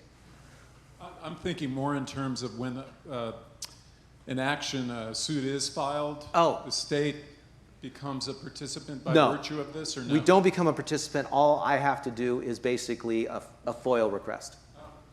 So I basically just provide all the paper that we have. This came in yesterday, or this week, in fact. And in fact, I showed the sign from Morgan & Morgan, which is like they advertise on TV. It's one of the largest litigation, firms in the country. And they're knocking on my door. So yes, certainly the litigation folks are paying very close attention to this. But my role ends at the point that I've certified someone and I keep all the records about that. So the state doesn't have to appear in court should this? No, we don't have to appear. Well, we potentially, if there was some question about, Mr. Deers, the date stamp says that this was this, and the accident was this. Can you affirm that this was the date it was stamped in, and who stamped it in? Whose signature is that? You know, so there could ultimately be something like that, but we don't come in as a party. I would be an innocent bystander. So we only have a couple minutes left. So I think we've kind of heard from you all in terms of your immediate thoughts around what a limited liability law might be. But to Vinny and Jeremy, if you had to say what's the biggest challenge and the biggest benefit, of such a law, what would those be? You want me to go first? Go ahead. To be honest with you, I'm not really sure. I haven't had an incident, that knock on wood, so to speak, in the 20 years that I've been doing this. So I haven't been faced with that challenge of, I know I did a good job, but I'm still being sued kind of thing. So it would be nice to have that protection, but I mean, I don't know. That's about all I got on that. That's good, thank you. The biggest challenge is, there's a few challenges. Being certified snow pro, does it help an insurance policy insurance premium to a contractor or not? We have certain insurance companies that are certainly giving a lot of, like keeping rates lower. Yeah. So instead of raising rates, nobody's given anybody anything from the insurance companies. I mean, let's be clear. So, but they certainly have helped keep rates low for some of those people, and some of the insurance companies are actually requiring. They are? Yeah. Okay. I mean, the challenges be if the state gets challenged, like we talked about briefly before, and you're saying that New Hampshire's not there yet, but I would assume that at some point there's going to be a challenge to, and the state's going to be brought in to the courtroom. So I see that as a challenge to the taxpayer and to the whole process of it. I mean, a benefit of it is it creates some consistency. The Snow Pro program could be used, and it creates a consistent approach to it and a good reference on what to do, because lots of times businesses don't know what to do. They don't exactly know. I mean, even getting brine, for example, where do you get it? There should be a co-op for businesses. It's off topic a little, but there should be a co-op for brine. No, I totally agree. One of the things that we're talking about in New Hampshire, the slide that I showed with the area with the drinking water, where they lost their well, thinking about maybe trying to get a community co-op where actually businesses could go in and be able to get brine, not have to make it on their own premises, right, which would open it up to smaller companies. Because Absolutely. That's one of the big issues with especially smaller companies. And Okay. anyway, sorry. Sorry. Well, so I have to interrupt you because we were trying to stay on time because we have a couple more presentations. Well, are we supposed to stay on time, or are we supposed to have more questions? I feel like I could have a conversation with y'all for about 4 hours. One more? Because it's you. No, I just think, was there one back there? I can't. No, we're good. No, just for Vinny and for Jeremy, the idea, and Ted had a slide on expectations, bare pavement expectations. I guess just what your thoughts are on that, and whether it's possible, what do your clients, customers think? Do they expect bare pavement? And is there a way to try to educate them more? I mean, Jeremy, if somebody's out of town, do they expect to have bare pavement? Well, there's levels. Not all of them are the same. So I have HOAs, which require much more attention, where there's sidewalks and things of that nature. And then there's just your regular driveway and I leave it up to the customer to specify what they want. Do they want me at 1 inch? Do they want me at 3 inches? Do they want salt? Do they want sand? Do they want the walkway cleared? So I kind of put the onus on them to tell me what they want me to do. Do they provide that? I mean, yes. Do they say, or do they want bare pavement? Is that? Well, a couple of the homeowners association places that I was talking about, yes, I need to be right down to the bare pavement, and want to minimize slip factor to the best of our ability. So there's a level of babysitting that goes on with that. Not only the day of the storm or prior to the storm, but even the next day or a week later, because we get a lot of sun melt. And that's a big issue, actually, for me, is going back and those sidewalks that were clear, 2 days later, they have a layer of ice about this far on the sidewalk. So there's, you know, babysitting. So one of my takeaways is that there's a need, and I think this came out earlier as well, for public education, and to your point, Ted, of changing expectations and a culture shift, and having customers understand the reasons why, as well as the people who are the professionals doing the maintenance to reduce the use of salt. So thank you, Ted and Vinny and Jeremy, for your time and your perspectives. Again, I think this could be a much longer conversation, so appreciate what we got, and we'll move on back to Chris. Thank you.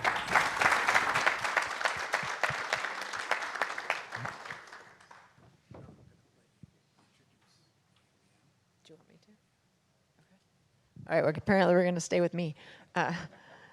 So the next presentation is based out of the University of Vermont. I mentioned it earlier. It is a group, a road salt reduction task force. It was actually established by the physical plant and the facilities, again, based on infrastructure challenges that they were observing, costs, exorbitant costs for having to make repairs due to salt damages. And they brought together a team from across campus, from multiple departments, faculty, students, staff, representing custodial facilities, grounds, the people who are looking at the buildings and managing the infrastructure, and again, people who are monitoring water. So the story that will be told here in the next 38 minutes, Lynn Wood, who is the physical plant Davis and Trinity zone manager, herded us cats from this team to have people share their individual perspectives and stories of why it matters to them and the projects and the actions that they are working to take to be able to manage salt and reduce salt on campus.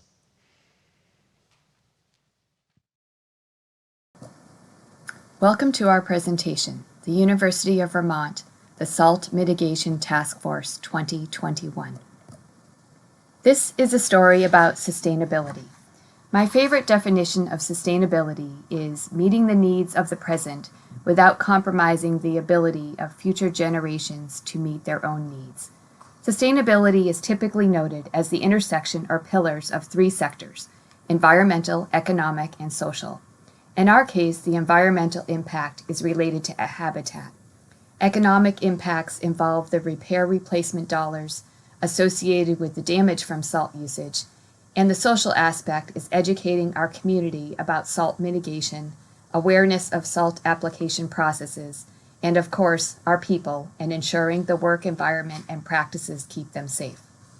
The salt mitigation team recognizes that the campus will need to use salt in the future to maintain a safe campus, but perhaps with better planning and engineered solutions, we can lessen the impact to the environment and our facilities and reduce our usage across campus while still maintaining the necessary safe passage of our community members.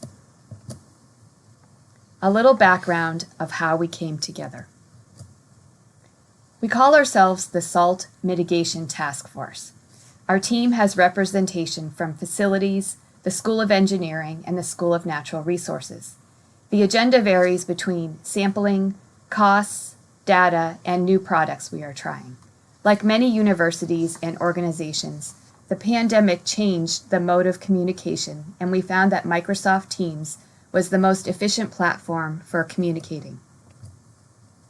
Money is the catalyst that brought us together. We were spending a lot of money on facility repairs, both above and below ground. One of our initial meetings, we had pulled together some rough numbers of past, current, and future projects. These projects were having premature failures, so we were having to redirect funds in lieu of other projects. This, coupled with pictures you will see throughout the presentation, really painted a picture for the need to look at a more comprehensive salt mitigation strategy. As you can see, we were spending close to $2 million on repairs related to salt over a 5-year period.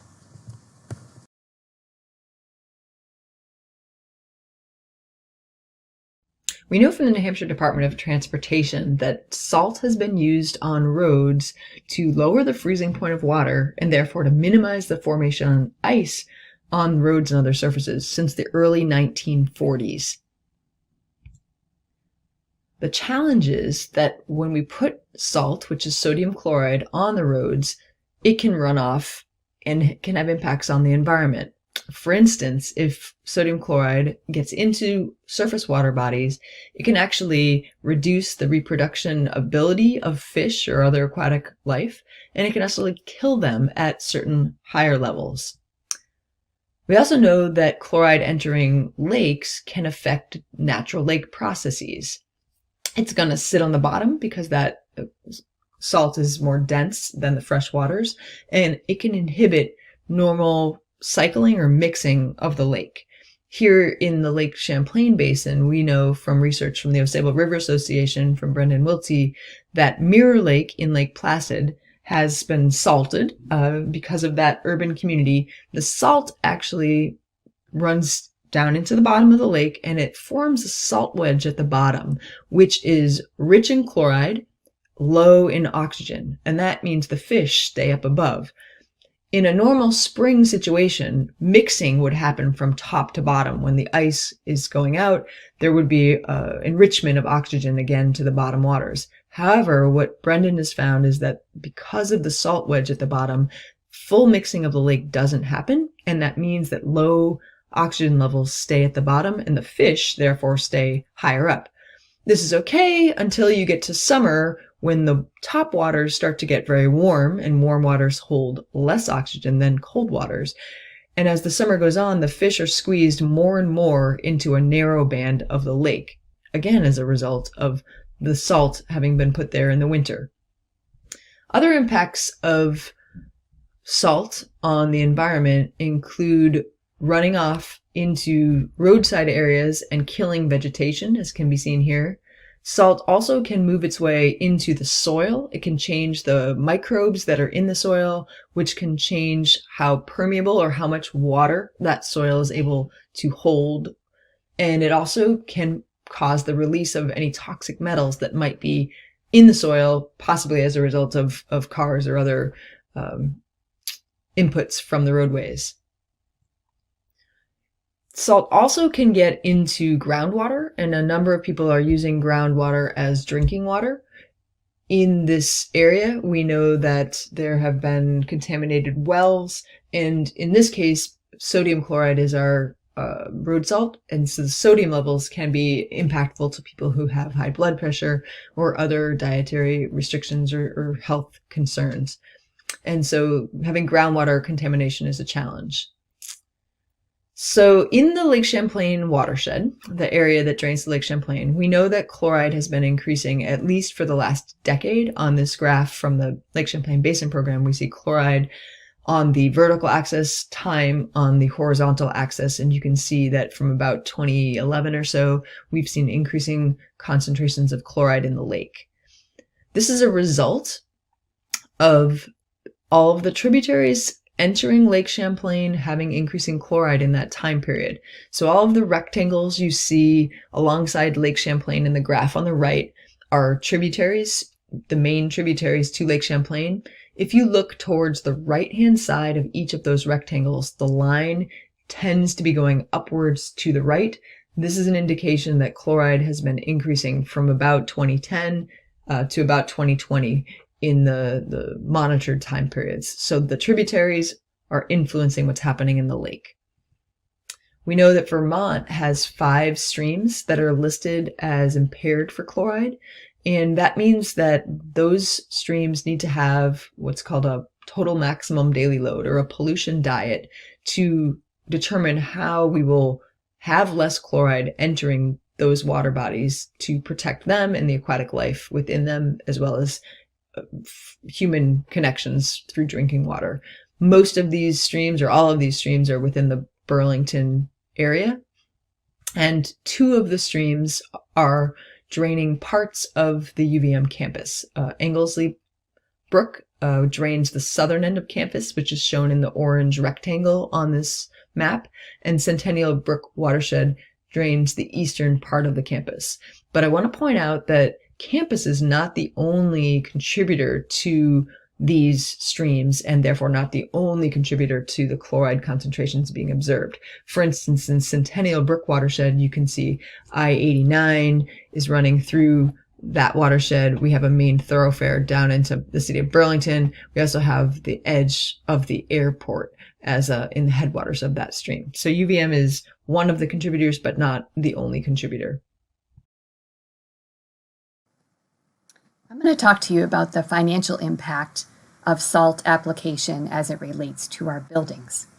As you saw from the previous slides, the dollar figures associated with some of the costs for implementing projects. Now I'll show you on the other side of things the physical pictures associated with what those costs look like. The University of Vermont is a large campus located in Burlington, Vermont. Prior to COVID, we had a budget of about $16 million for deferred maintenance. But with all of the budget reductions during the pandemic, we are currently budgeted at about $6 million in deferred maintenance, which is not a lot when there are so many buildings and funds shared for things like roof replacements, mechanical systems, electrical upgrades, and life safety upgrades. It really hurts to use these limited funds to make repairs that are a result of salt damage.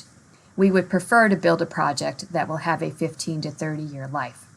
The above-ground building items that tend to be the most costly are the entrances, the storefronts, stairs, metal doors and frames, and masonry. The pictures really tell the story of the damage we see from salt. This area is the entrance to our new central dining facility turned over to us in 2017. We are seeing corrosion on steel beams, mullions, and just about everywhere the carpet abuts the metal. Note how quickly the damage begins to happen. But it is not just the metals that we see the damage. Many locations across campus also have failing mortar and stone on projects less than 10 years old. We have a lot of historic buildings across campus as well. This is our Williams Hall, which I show the larger photos for reference, but then narrow into the granite pillars that are at the entrance. Notice the disintegration that is happening to the pillars due to the salting of the entryways. Our hope is that we can find sealants or have maintenance strategies to eliminate further degradation. Our doors are another obvious area of failures due to salt, and you will notice it is only the bottom 12 inches of the frames and doors that we're seeing this rust and corrosion, again indicating this is a salt problem. This is a picture of our manhole doors recently replaced. These are newly installed, but you can see the rusted areas of the old doors. Our latest approach is to coat the bottom 12 inches of the doors and frames with a Rust-Oleum product that is a primer that is epoxy based. Our hope is that this protects the metals for a longer life.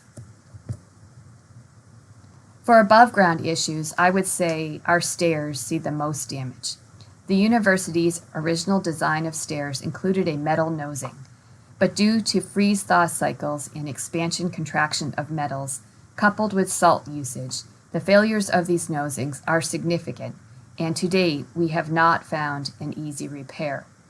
Our new stairs have gone back to previous designs without the nosings, but salt still finds its way into the concrete and reacts with the rebar. We are planning to include maintenance for sidewalk and stair sealant. The previous slide included the house stairs before construction. Now completed, these stairs incorporated our new design, eliminating nosings. We are hopeful that designs mitigating salt damage, better products, and more comprehensive maintenance techniques, coupled with technology changes with more innovative approaches, are on the horizon.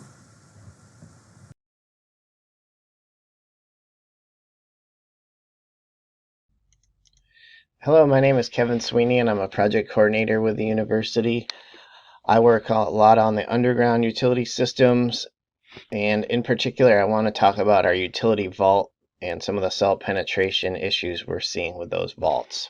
But just for a little bit of background, we have a central utility plant that serves over 80 buildings with steam and 20 buildings with chilled water for heating and air conditioning systems. We have over 5 miles of underground steam piping and over 2 miles of chilled water piping throughout campus, and 42 utility vaults which house valve work, trap assemblies, and other equipment that maintain that distribution. Over the years, we've seen more significant salt penetration issues into our utility vaults. This is a photo of utility vault MH4, which supplies steam and chilled water to Central Campus. This has salt penetration through the roof seam as well as the manway, and has accumulation of salt on this anywhere from the steam jacketing to the carbon steel piping, the floor, and some of the electrical components inside the vault. This has some challenges with construction as it's located in a major roadway, and would need to have the roof slabs and replaced and re-waterproofed.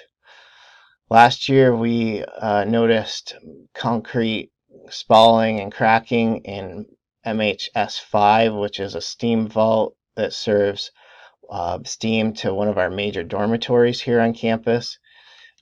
After we took that photo, we noticed concrete falling down into the structure and worked with some of our local engineering consultants to come up with temporary shoring until we could make repairs to the vault.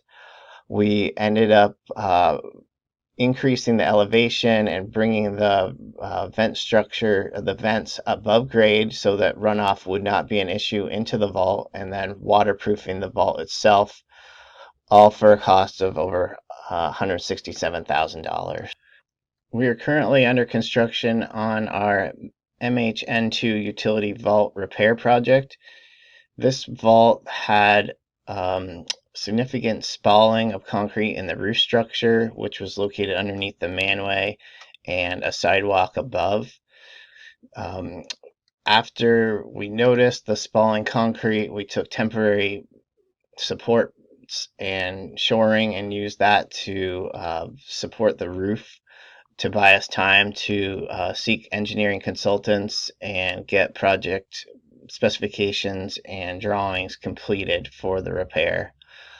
During the engineering evaluation, we found additional vault wall failures and floor delamination of the concrete itself, and went out for bid and started the repair, and had additional discoveries of corroded sleeves, which you could see in the top right, which needed to be replaced. So we made additional modifications and put in new sleeves and seals for the project.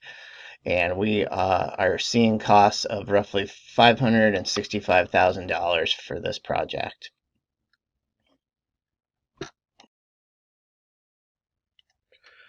The utility vault MHN2 repair project had a number of different challenges associated with it, from pedestrian access and minimizing blockading walkways to emergency vehicle response access ways and conducting modeling for turning radiuses, to just logistical challenges with removed access to loading docks, trash removal, and other delivery points on campus.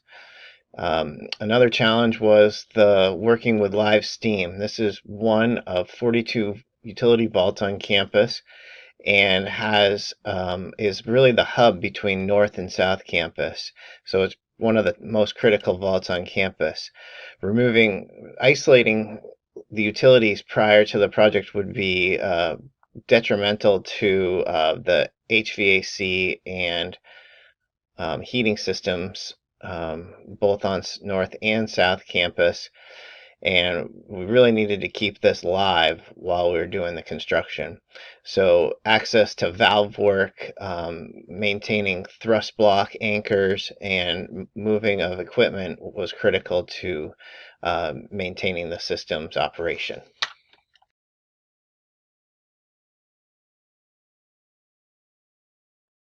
The UVM Custodial Services team consists of 203 full-time employees. We are a very diversified staff with over 10 years experience on average and an average age of over 50 years old. We have 2 Kubotas, a Bobcat with a Salter, and 14 snow blowers to service our larger areas. We're on call 24 hours a day during the winter months for a total of 20 weeks. We have no contractors. We service 116 buildings and 373 access egress sites to include porches and patios. Safety drives our response 24/7. Like grounds, we don't have a bare pavement policy. After a major winter event, our goal is to complete the clearing of all access egress points within 72 hours. Proactively, we apply a de-icer, a potassium formate base. As a pretreatment, we use pump-up sprayers before the storms. This creates a barrier so that ice will not bond to surfaces. It is also meant for light accumulations of snow otherwise. We salt during snow events and during icing events. This is meant for accumulating amounts.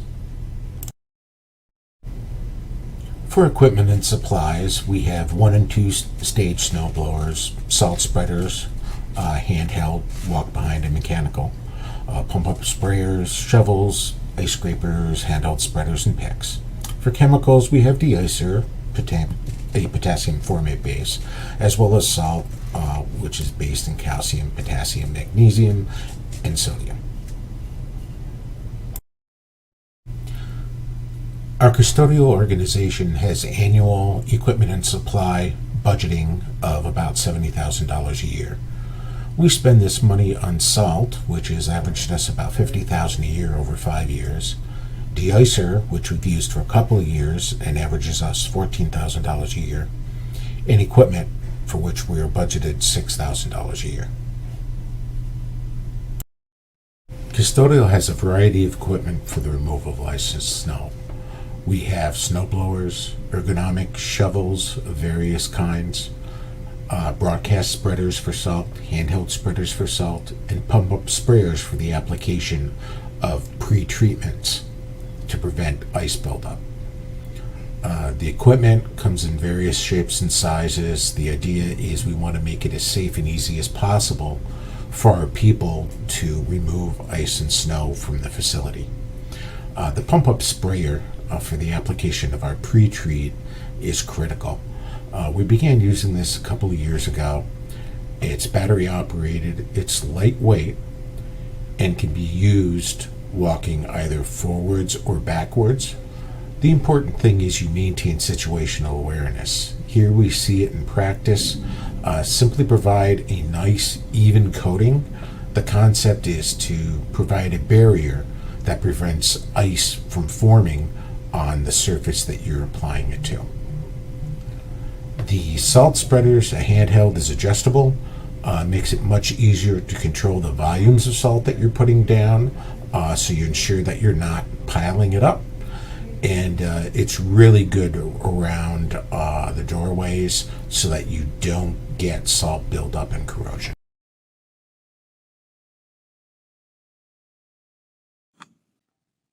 The University of Vermont is in the heart of Burlington, Vermont. As you can see by the slide, we get almost 7 feet of snow here on average. Here you see a picture of the damage from the Great Ice Storm of 1998.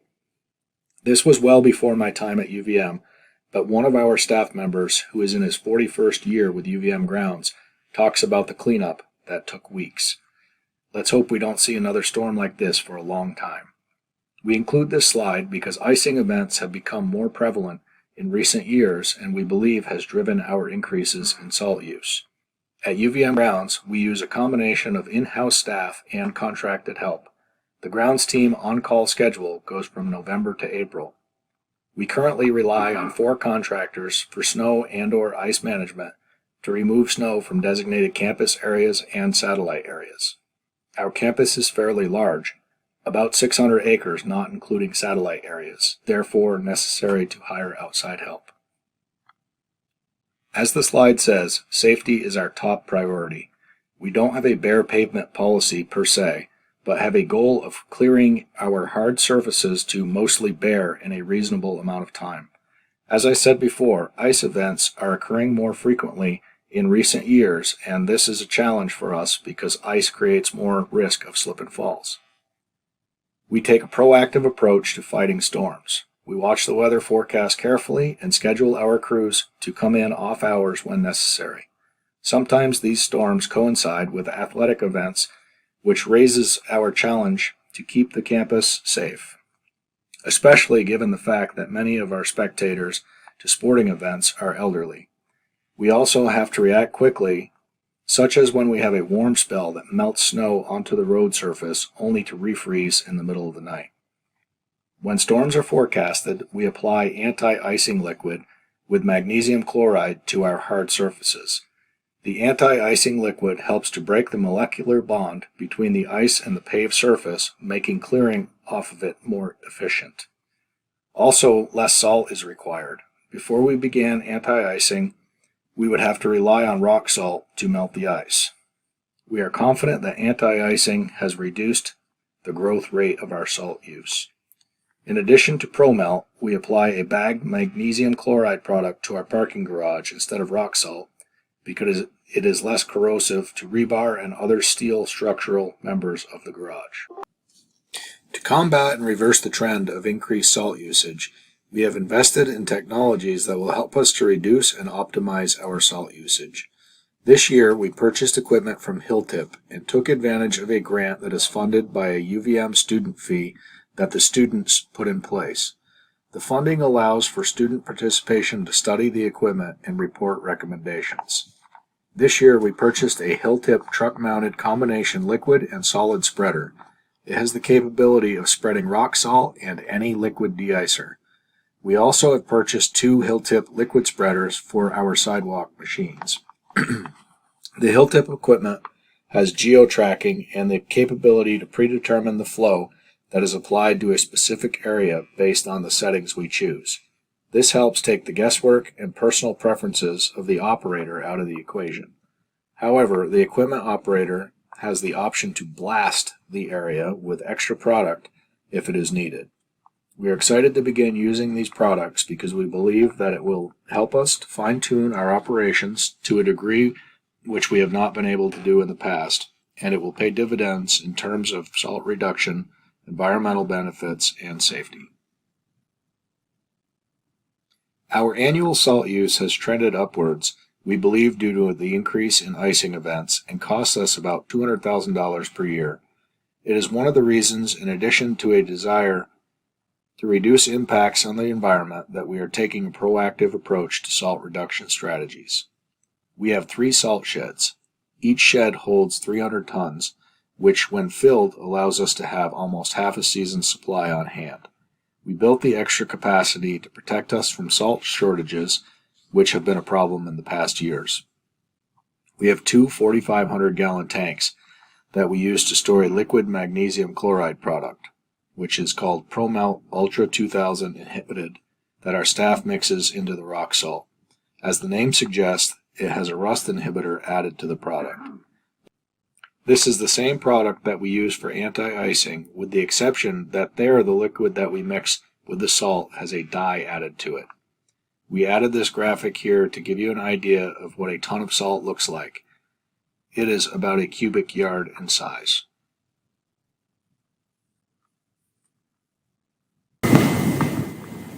Here is a quick video of our truck-mounted Hilltip combination liquid and solid spreader.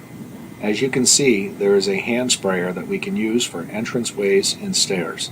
Also, the nozzles can be adjusted for conditions such as snow depth. In addition to the capability of the unit to spread either liquid or solid product, it can pre-wet the salt as it flows from the spreader.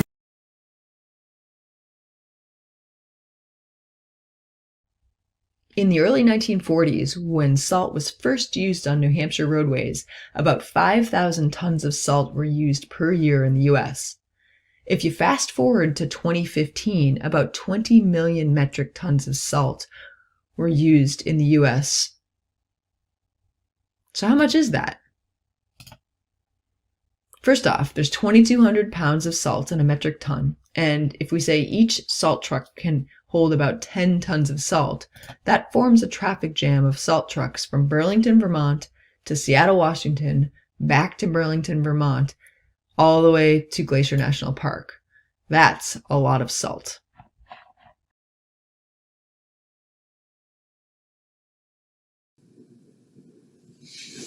Stormwater treatment pond monitoring was necessary for us to quantify the impact of our salt reduction efforts. Our goal was to develop a water quality monitoring program for stormwater treatment ponds in the UVM watershed. This student-led monitoring program allows us to develop a baseline data set for water quality parameters in the UVM campus stormwater treatment ponds before the application of de-icing agents on campus. The rationale for this part of the project is related to the fact that there is currently limited data on water quality in the UVM stormwater treatment ponds. Extremely high levels of conductivity and chloride have been measured in nearby Centennial Brook, which accepts the portion of water that drains from the retention ponds on campus and then drains to Lake Champlain. We believe that by collecting baseline data on chloride, conductivity, and other basic water quality parameters, we will be able to assess the long-term impacts of salt reduction efforts on campus. A watershed map of UVM campus can be seen here. Our stormwater treatment pond monitoring included 5 of the 7 stormwater treatment facilities fed by UVM campus.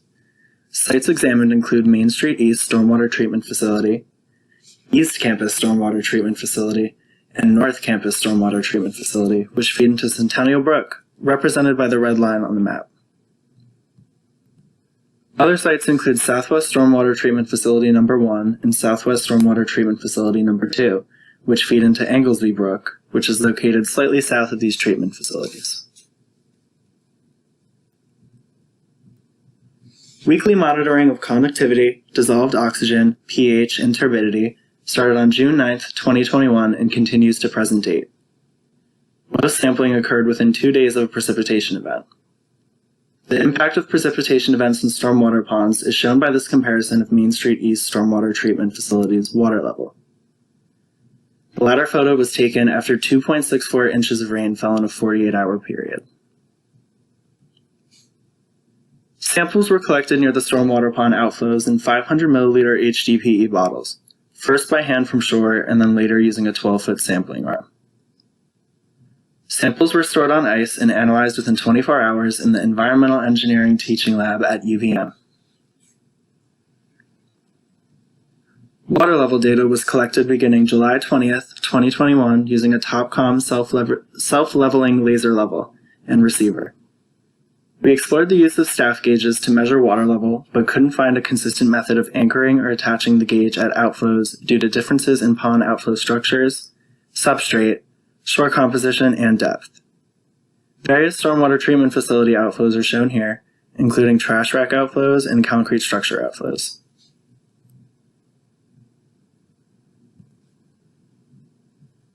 Results of the conductivity analysis for a single stormwater treatment facility can be seen here. This graph depicts conductivity as it relates to rainfall. Rainfall is measured in inches and is represented by the blue bars, with the rainfall scale to the left of the graph. Conductivity is measured in microsiemens per centimeter, represented by the orange line, with the scale to the right of the graph. Weekly sample collection dates can be found on the bottom axis of the graph. Trends for this graph show higher conductivity during lack of rainfall, followed by decline in conductivity values after rain events. This is likely caused by rainfall events diluting the present salinity concentration in the stormwater ponds. We expect these conductivity values to increase once the application of de-icing agents begins on UVM campus. This is our baseline data. The period for collection of baseline data is June 2021 until the first application of de-icing agents on UVM campus this fall or winter. We are continuously building on this data set. Shown here is all our data for this baseline period in the 5 stormwater ponds that have been monitored so far. Moving forward, we anticipate deploying high-frequency data loggers for collection of water depth, temperature, and conductivity. This will allow for continuous monitoring through the winter when accessing the ponds for sampling will not be possible due to ice. We plan on continuing weekly site visits to check on the deployed data loggers and collect samples for dissolved oxygen, pH, conductivity, and turbidity, so long as we can remain safe on the ice. Standard methods for our laboratory procedures are cited here. Following this slide, we will be watching some videos of the sampling process and lab analysis. Here you can see a water sample being taken from East Campus Stormwater Treatment Facility. The duckweed is brushed away from the surface to ensure it does not compromise our dissolved oxygen measurements.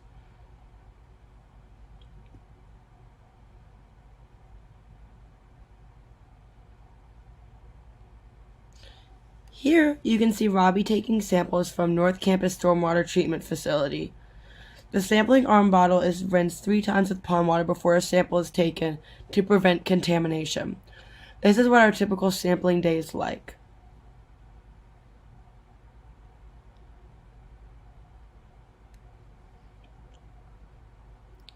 This is me analyzing the dissolved oxygen of our stormwater samples in the Environmental Engineering Teaching Lab at the University of Vermont.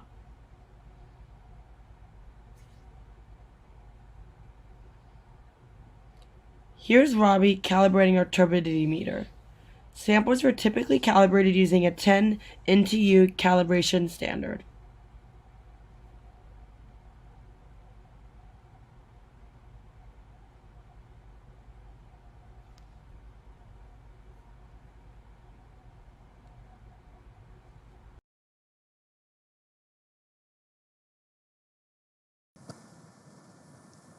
We have reached the conclusion of our presentation.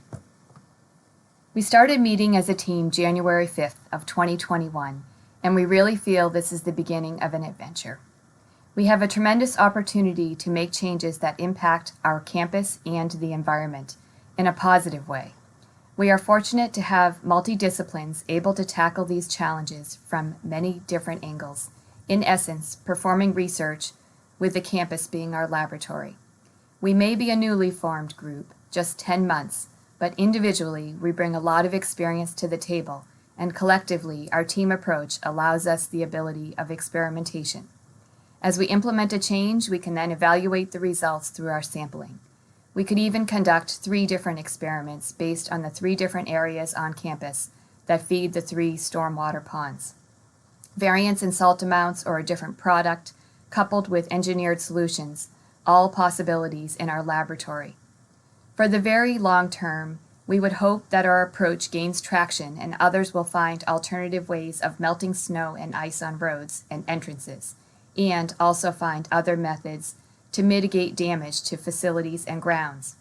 We have more goals, and we can share our executive summary, vision, and mission through a link we will provide at the end of the presentation. It's been a summer where a lot of data has been collected. That is our baseline.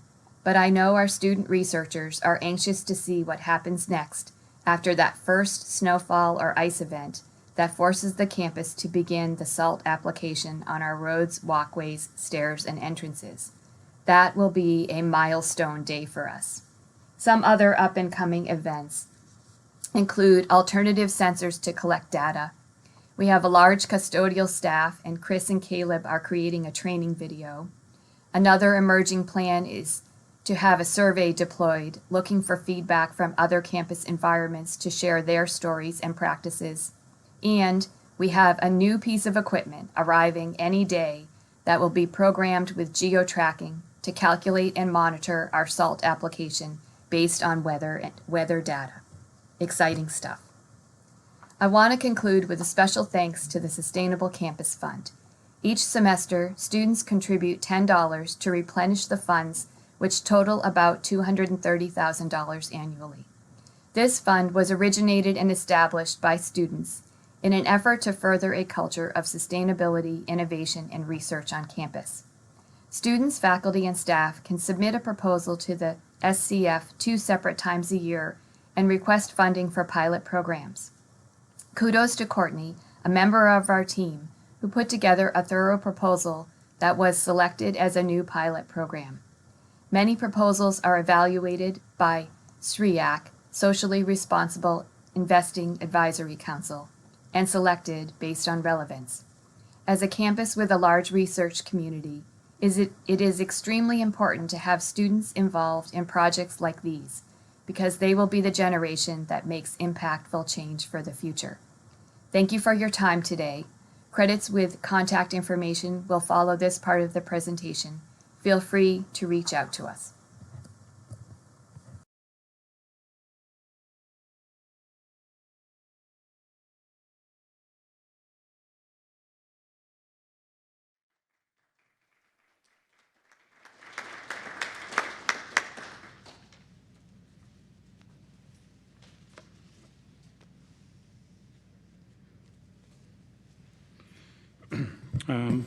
Thank you, Lynn, and your team at UVM. She did leave a note on the chat box that since there will not be time for questions, to save your questions or forward them to her email, which she put on there. And I think she's inviting everyone to the team meeting, which was October 27th, I believe. But thank you, Lynn, and everyone, and thank you, Chris, for bringing that. And with that, I think we will roll to our last presenter, who is Brittany Christensen, who has been a partner with us throughout the road salt reduction initiative that we've had here in Lake George. She is the executive director of ADK Action. ADK Action has been involved with this issue and actually had salt conferences going back about 12 years. And she's also a founding member of the Adirondack Road Salt Working Group. And without further ado, I'll invite Brittany up and to talk about her partnership, the Clean Water and Safe Roads partnership, and the work that she's doing within the Adirondack Park regionally. So, thank you so much. there you go, and the green button. Perfect. Thank you so much, Chris. I don't want to, if I stand too close to the mic, will I have feedback? Okay, perfect. Y'all are very pro down here. I'm impressed. So as Chris said, I'm Brittany Christensen. I'm the Executive Director of ADK Action. And I'm here to tell you today about the soft launch of our Clean Water Safe Roads partnership. You may remember from past SALT summits that I presented at that we had a public outreach campaign that we were testing out called the Hold the Salt partnership. And you know, I want to let you know we changed the name for a really good reason, which is that we knew that there was no reality in which salt wasn't a part of winter road maintenance.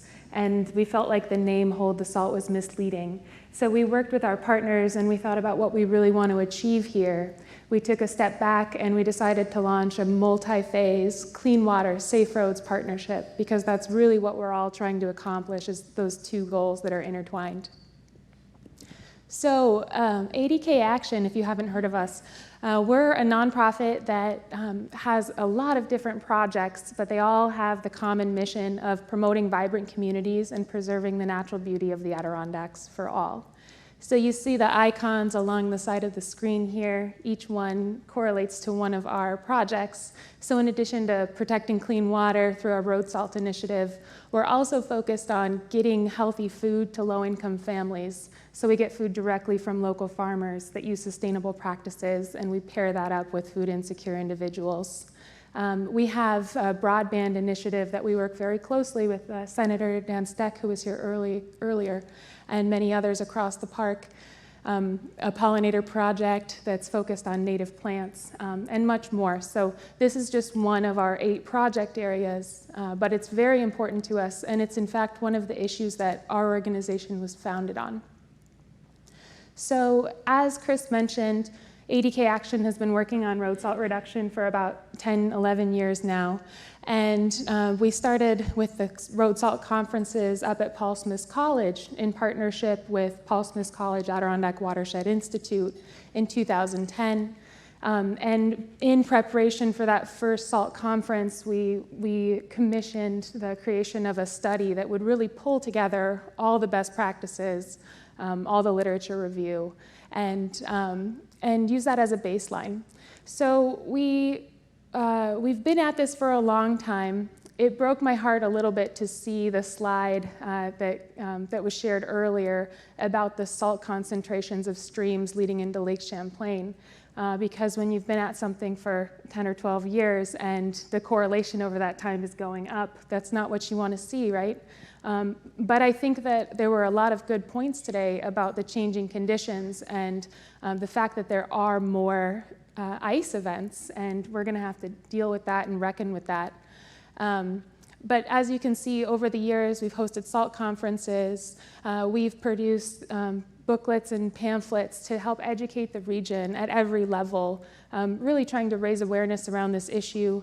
And we've also done a lot of sponsoring of research. So one of the most notable papers that we sponsored in partnership with the Fund for Lake George, now the Lake George Association, was the well and aquifer study that was done by Paul Smith's College Adirondack Watershed Institute. And the result of that was the information that about 55% of the wells, the private wells in the Adirondacks that were tested, which were downslope from state roads, were contaminated above the EPA guidance values for road salt. So just as the wonderful keynote said earlier, when you mess with people's drinking water, you get some passionate responses. And a lot of our members at ADK Action are those people whose roads or whose water has been contaminated by road salt.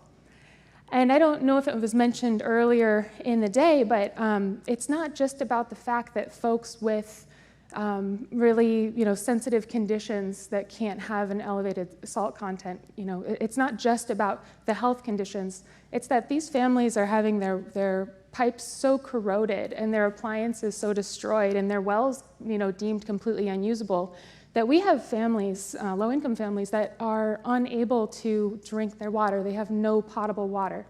What does that do to the resale value of their home? What does that do to their ability to participate as a member of society? Water is an absolutely fundamental thing that we all need. So that's why this issue is so important to us, and that's why we continue to push forward. As you can see here, we are, after 11 years, we're launching the Clean Water Safe Roads Partnership, and it's a 3-phase public outreach campaign. And we've broken it down into municipalities, phase 1, which is what I'm going to focus on today. And then we want to move with all of our partners to a focus on commercial salt applicators. So I'm really excited about what we heard today about Green Snow Pro and what might be applicable to our region for that phase 2 conversation. Finally, phase 3 will be focused on homeowners, renters, and the driving public. Because if you talk about road salt, with folks at the state or with anyone who's really involved in the issue, one of the biggest driving factors for the overuse of salt is the fact that the driving public has expectations that are sometimes very unrealistic. But I have to say they come from a good place because personally, a couple years ago, when I was about 8 months pregnant with my daughter, I was visiting my father-in-law, walking up the wooden steps to his house, and I slipped on the steps, and I took a decent fall. And everyone knows that it's terrifying when a pregnant lady falls down the stairs. So it was a scary situation. But I'll tell you what, when I went to visit the next weekend, there was an absurd amount of salt on those stairs. And when that happened, it clicked for me. I'd already been working on road salt reduction for a couple of years, but it clicked. I was like, this is where it comes from. The oversalting comes from a place of love and a place of care and concern for each other's safety. So that's something we have to keep in mind. It's really a balancing act, and I truly understand that. But that doesn't mean that we don't have to continue to work on our salt use, our salt overuse. So what are we going to be offering to municipalities in this partnership? Well, I'll take it back to our early partnership with Lake George, and as many folks have said today, the model down here is just phenomenal. The amount of investment, the partnerships, the buy-in, it's truly a great model. And so I remember talking to Chris, 4 or 5 years ago, 2016, 2017, we started having conversations about what was working well down here, what ADK Action might be able to bring and offer to the rest of the Adirondack region. And he said, hey, one of the things we started with was an MOU, a pledge to reduce road salt that our municipalities could sign on to. And so we adopted that and modified it for the wider region. And we've taken that around to town board meetings, many town board meetings. And we now have 26 municipalities in the park signed on. With this new launch of the Clean Water Safe Roads Partnership, we have funding from Lake Champlain Basin Program to try to work with 10 additional municipalities who signed the pledge. So any municipality that's on the New York side in the Lake Champlain Basin is eligible to participate. So if you're affiliated with a municipality, live in one that's not yet signed on, we want to work with you. I'll show the map here. These are the municipalities that have signed on already, and this is a screenshot of the pledge. But you can see we're getting pretty good coverage around the park of participating municipalities. And while we do know, just like Senator Steck mentioned earlier, that state application is the largest contributor at this moment based on the research that we've sponsored and reviewed, it's also important that we make the culture of the entire region unified, that everybody's on the same page, everyone's working towards the same goal. So we think it's more important than ever to engage municipalities. And I've heard something that I really don't like from some municipalities, which is that they wish they could afford more salt to put down. I've heard that at several board meetings, and I understand where that comes from, but we are trying not to rest on our laurels for the fact that municipalities often use a lot less than state. So we've got this pledge, and signing the pledge makes everyone in the program eligible to work with us to receive some pretty great benefits and some information that's helpful. So we're partnering with the Paul Smith College Adirondack Watershed Institute to create custom water quality reports for every municipality that participates. And something that's powerful about that is that it will show the leaders and the highway supervisors and everyone in that municipality what the sodium and chloride rates are in their drinking water, in their groundwater, specifically in each of the water bodies within their boundaries. And so we think that that's going to help people better understand the impacts right there at home. And they'll be able to refer to water quality reports later on and see how that changes over time and watch how their behavior impacts the amount of sodium and chloride in their waters. We are also going to, we're working with Chris Stefanik and everybody at the Sea Grant to do a big survey, not just on the New York side, but on the Vermont side as well. Because all of us around Lake Champlain know that whatever goes into the lake is going to affect everyone, no matter which side you're on. So the survey is going to ask a lot of questions about current practices and where folks are at. We know some towns are really small, they don't have a lot of equipment, they have really tiny budgets, they might still be using all abrasives with just a tiny bit of salt mixed in to prevent clumping, for example. And some other municipalities might have a bigger budget. Maybe they're messing around with some brining. Maybe they're trying some more advanced technology and equipment. And so what we're going to do is use that survey and outreach to put the municipalities that are participating in cohorts. So we expect to have 20 to 25, 27 to somewhere in the mid-30s total participants, because it's everyone who signed the pledge before plus the additional 10. So we'll group everyone into cohorts so that there's some peer support happening. I think that that's one thing we've really learned, is that being able to talk to peers who are out there trying these solutions on the ground, seeing what works, seeing what doesn't work, sharing best practices, that's part of how you change that culture and see the long-term improvements. So we'll put together these cohorts. And then we're going to be working with a professional consultant, and they will actually work with each group. So we'll get everyone together, buy some pizza, talk about what's working, talk about where this cohort is at, and then what are the next couple of steps that are affordable, that are realistic, that are feasible given each municipality's capacity. And so we'll come out of that with customized action plans for each municipality. After the action plans are formed, we're going to provide some training, some professional training, so that the knowledge base can be transferred of how do you actually implement these best practices. And we're going to also have some trainings on liability reduction, That's an ever-changing field. As you heard today, it's difficult to measure, it's difficult to quantify, but there are resources out there, and having a written snow and ice plan is one of the best things municipalities can do to protect themselves. So we want to provide examples of those plans, provide an easy place to turn to for those resources. Let's see here. We talked about culture a lot today, so I'm not even going to try to go into that in that same depth. Finally, we're going to be putting together a resource library, and we'll be pulling from all the successful salt reduction campaigns that we know of and trying to simplify things, because we all know how overwhelming Google is. You go there and you can find an answer for anything, any answer you're looking for, that is. So we want to vet some resources, be able to provide everyone with trusted, easy, actionable resources to be able to move up the steps of those action plans that we're creating together. So that's it. That's the Clean Water Safe Roads Partnership. We're looking to launch late this year or early next. And again, anyone who is in the Lake Champlain Basin on the New York side is eligible to participate. And if you represent or are affiliated with the municipality that's in the Adirondacks but doesn't fall within the basin, we'll work with you too. We'll just have to we'll figure that out. But we want to help everybody because this whole region needs to work together. And I'm really excited about the fact that the task force is coming down the line soon.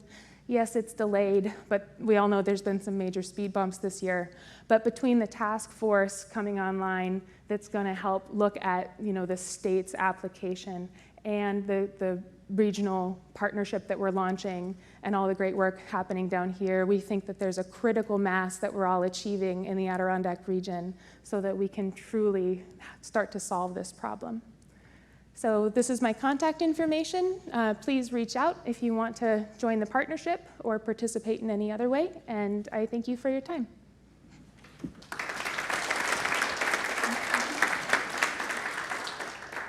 Are there any questions for Brittany? I didn't see any online, so thank you, Brittany, and I want to thank you again for being one of our sponsors as well through today and through all the years. So. Thank you. Thanks. Well, I want to thank everybody. You've made it to the end of the summit. I want to thank all our presenters for their presentations. Let's give them a round of applause. As well as our sponsors who without their generosity, we could not host this at the incredible fee of free. So I want to thank them as well and their time. In closing, I'd love to say that we had a nice door prize for the folks that are still in the room and did not skip out to play hooky on this beautiful day. But all I got to offer is some highlights and closing remarks.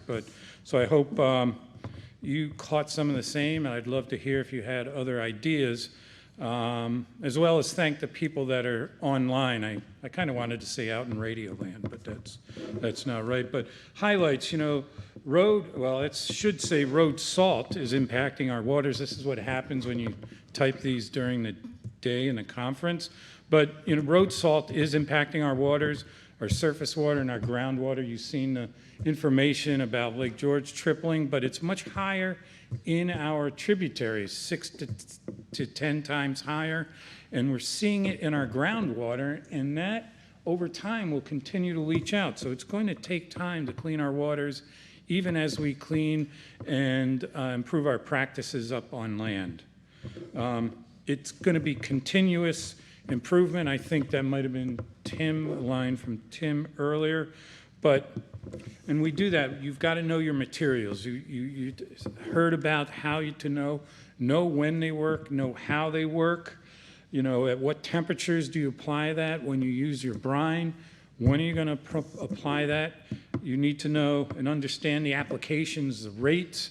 So really, there's a lot of information and knowledge and experience that has been put into this and provided to you today. And these resources are around for you to use and to reach out to. Know your numbers, I heard today. And it's so important to calibrate and measure. When we talk about the best practices, and Phil and Rakib have drilled these into me and to others. The first two are measure and calibrate. You can't miss or what you don't measure.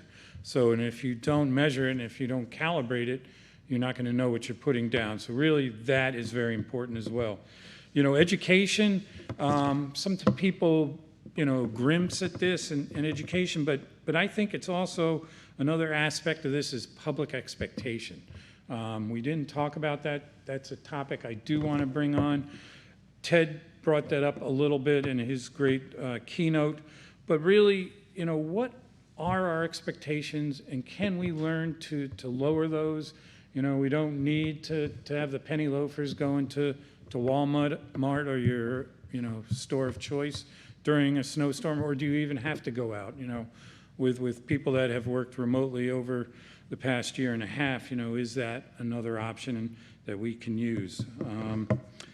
And this is the public expectation and private involvement as well. Can we work with our private entities? We've been successful in a bit with our public entities here. We really want to reach out and start that connection with the privates. Here in Lake George, you hear that it's as much as 50%, possibly more, of our salt loading. We need to work with them, make them part of the equation. And when I say equation, that's to move to solutions. Our motto at the Lake George Association, science to solutions. So we don't want to say they're part of the problem. We want to make them part of the solution. So let's bring them in. I'm glad Jeremy was here, and hopefully we can have more contractors over the years to come in and partner with us and help us get these solutions going. And this will take time. We were talking, Rakib said earlier, the leap of faith, baby steps.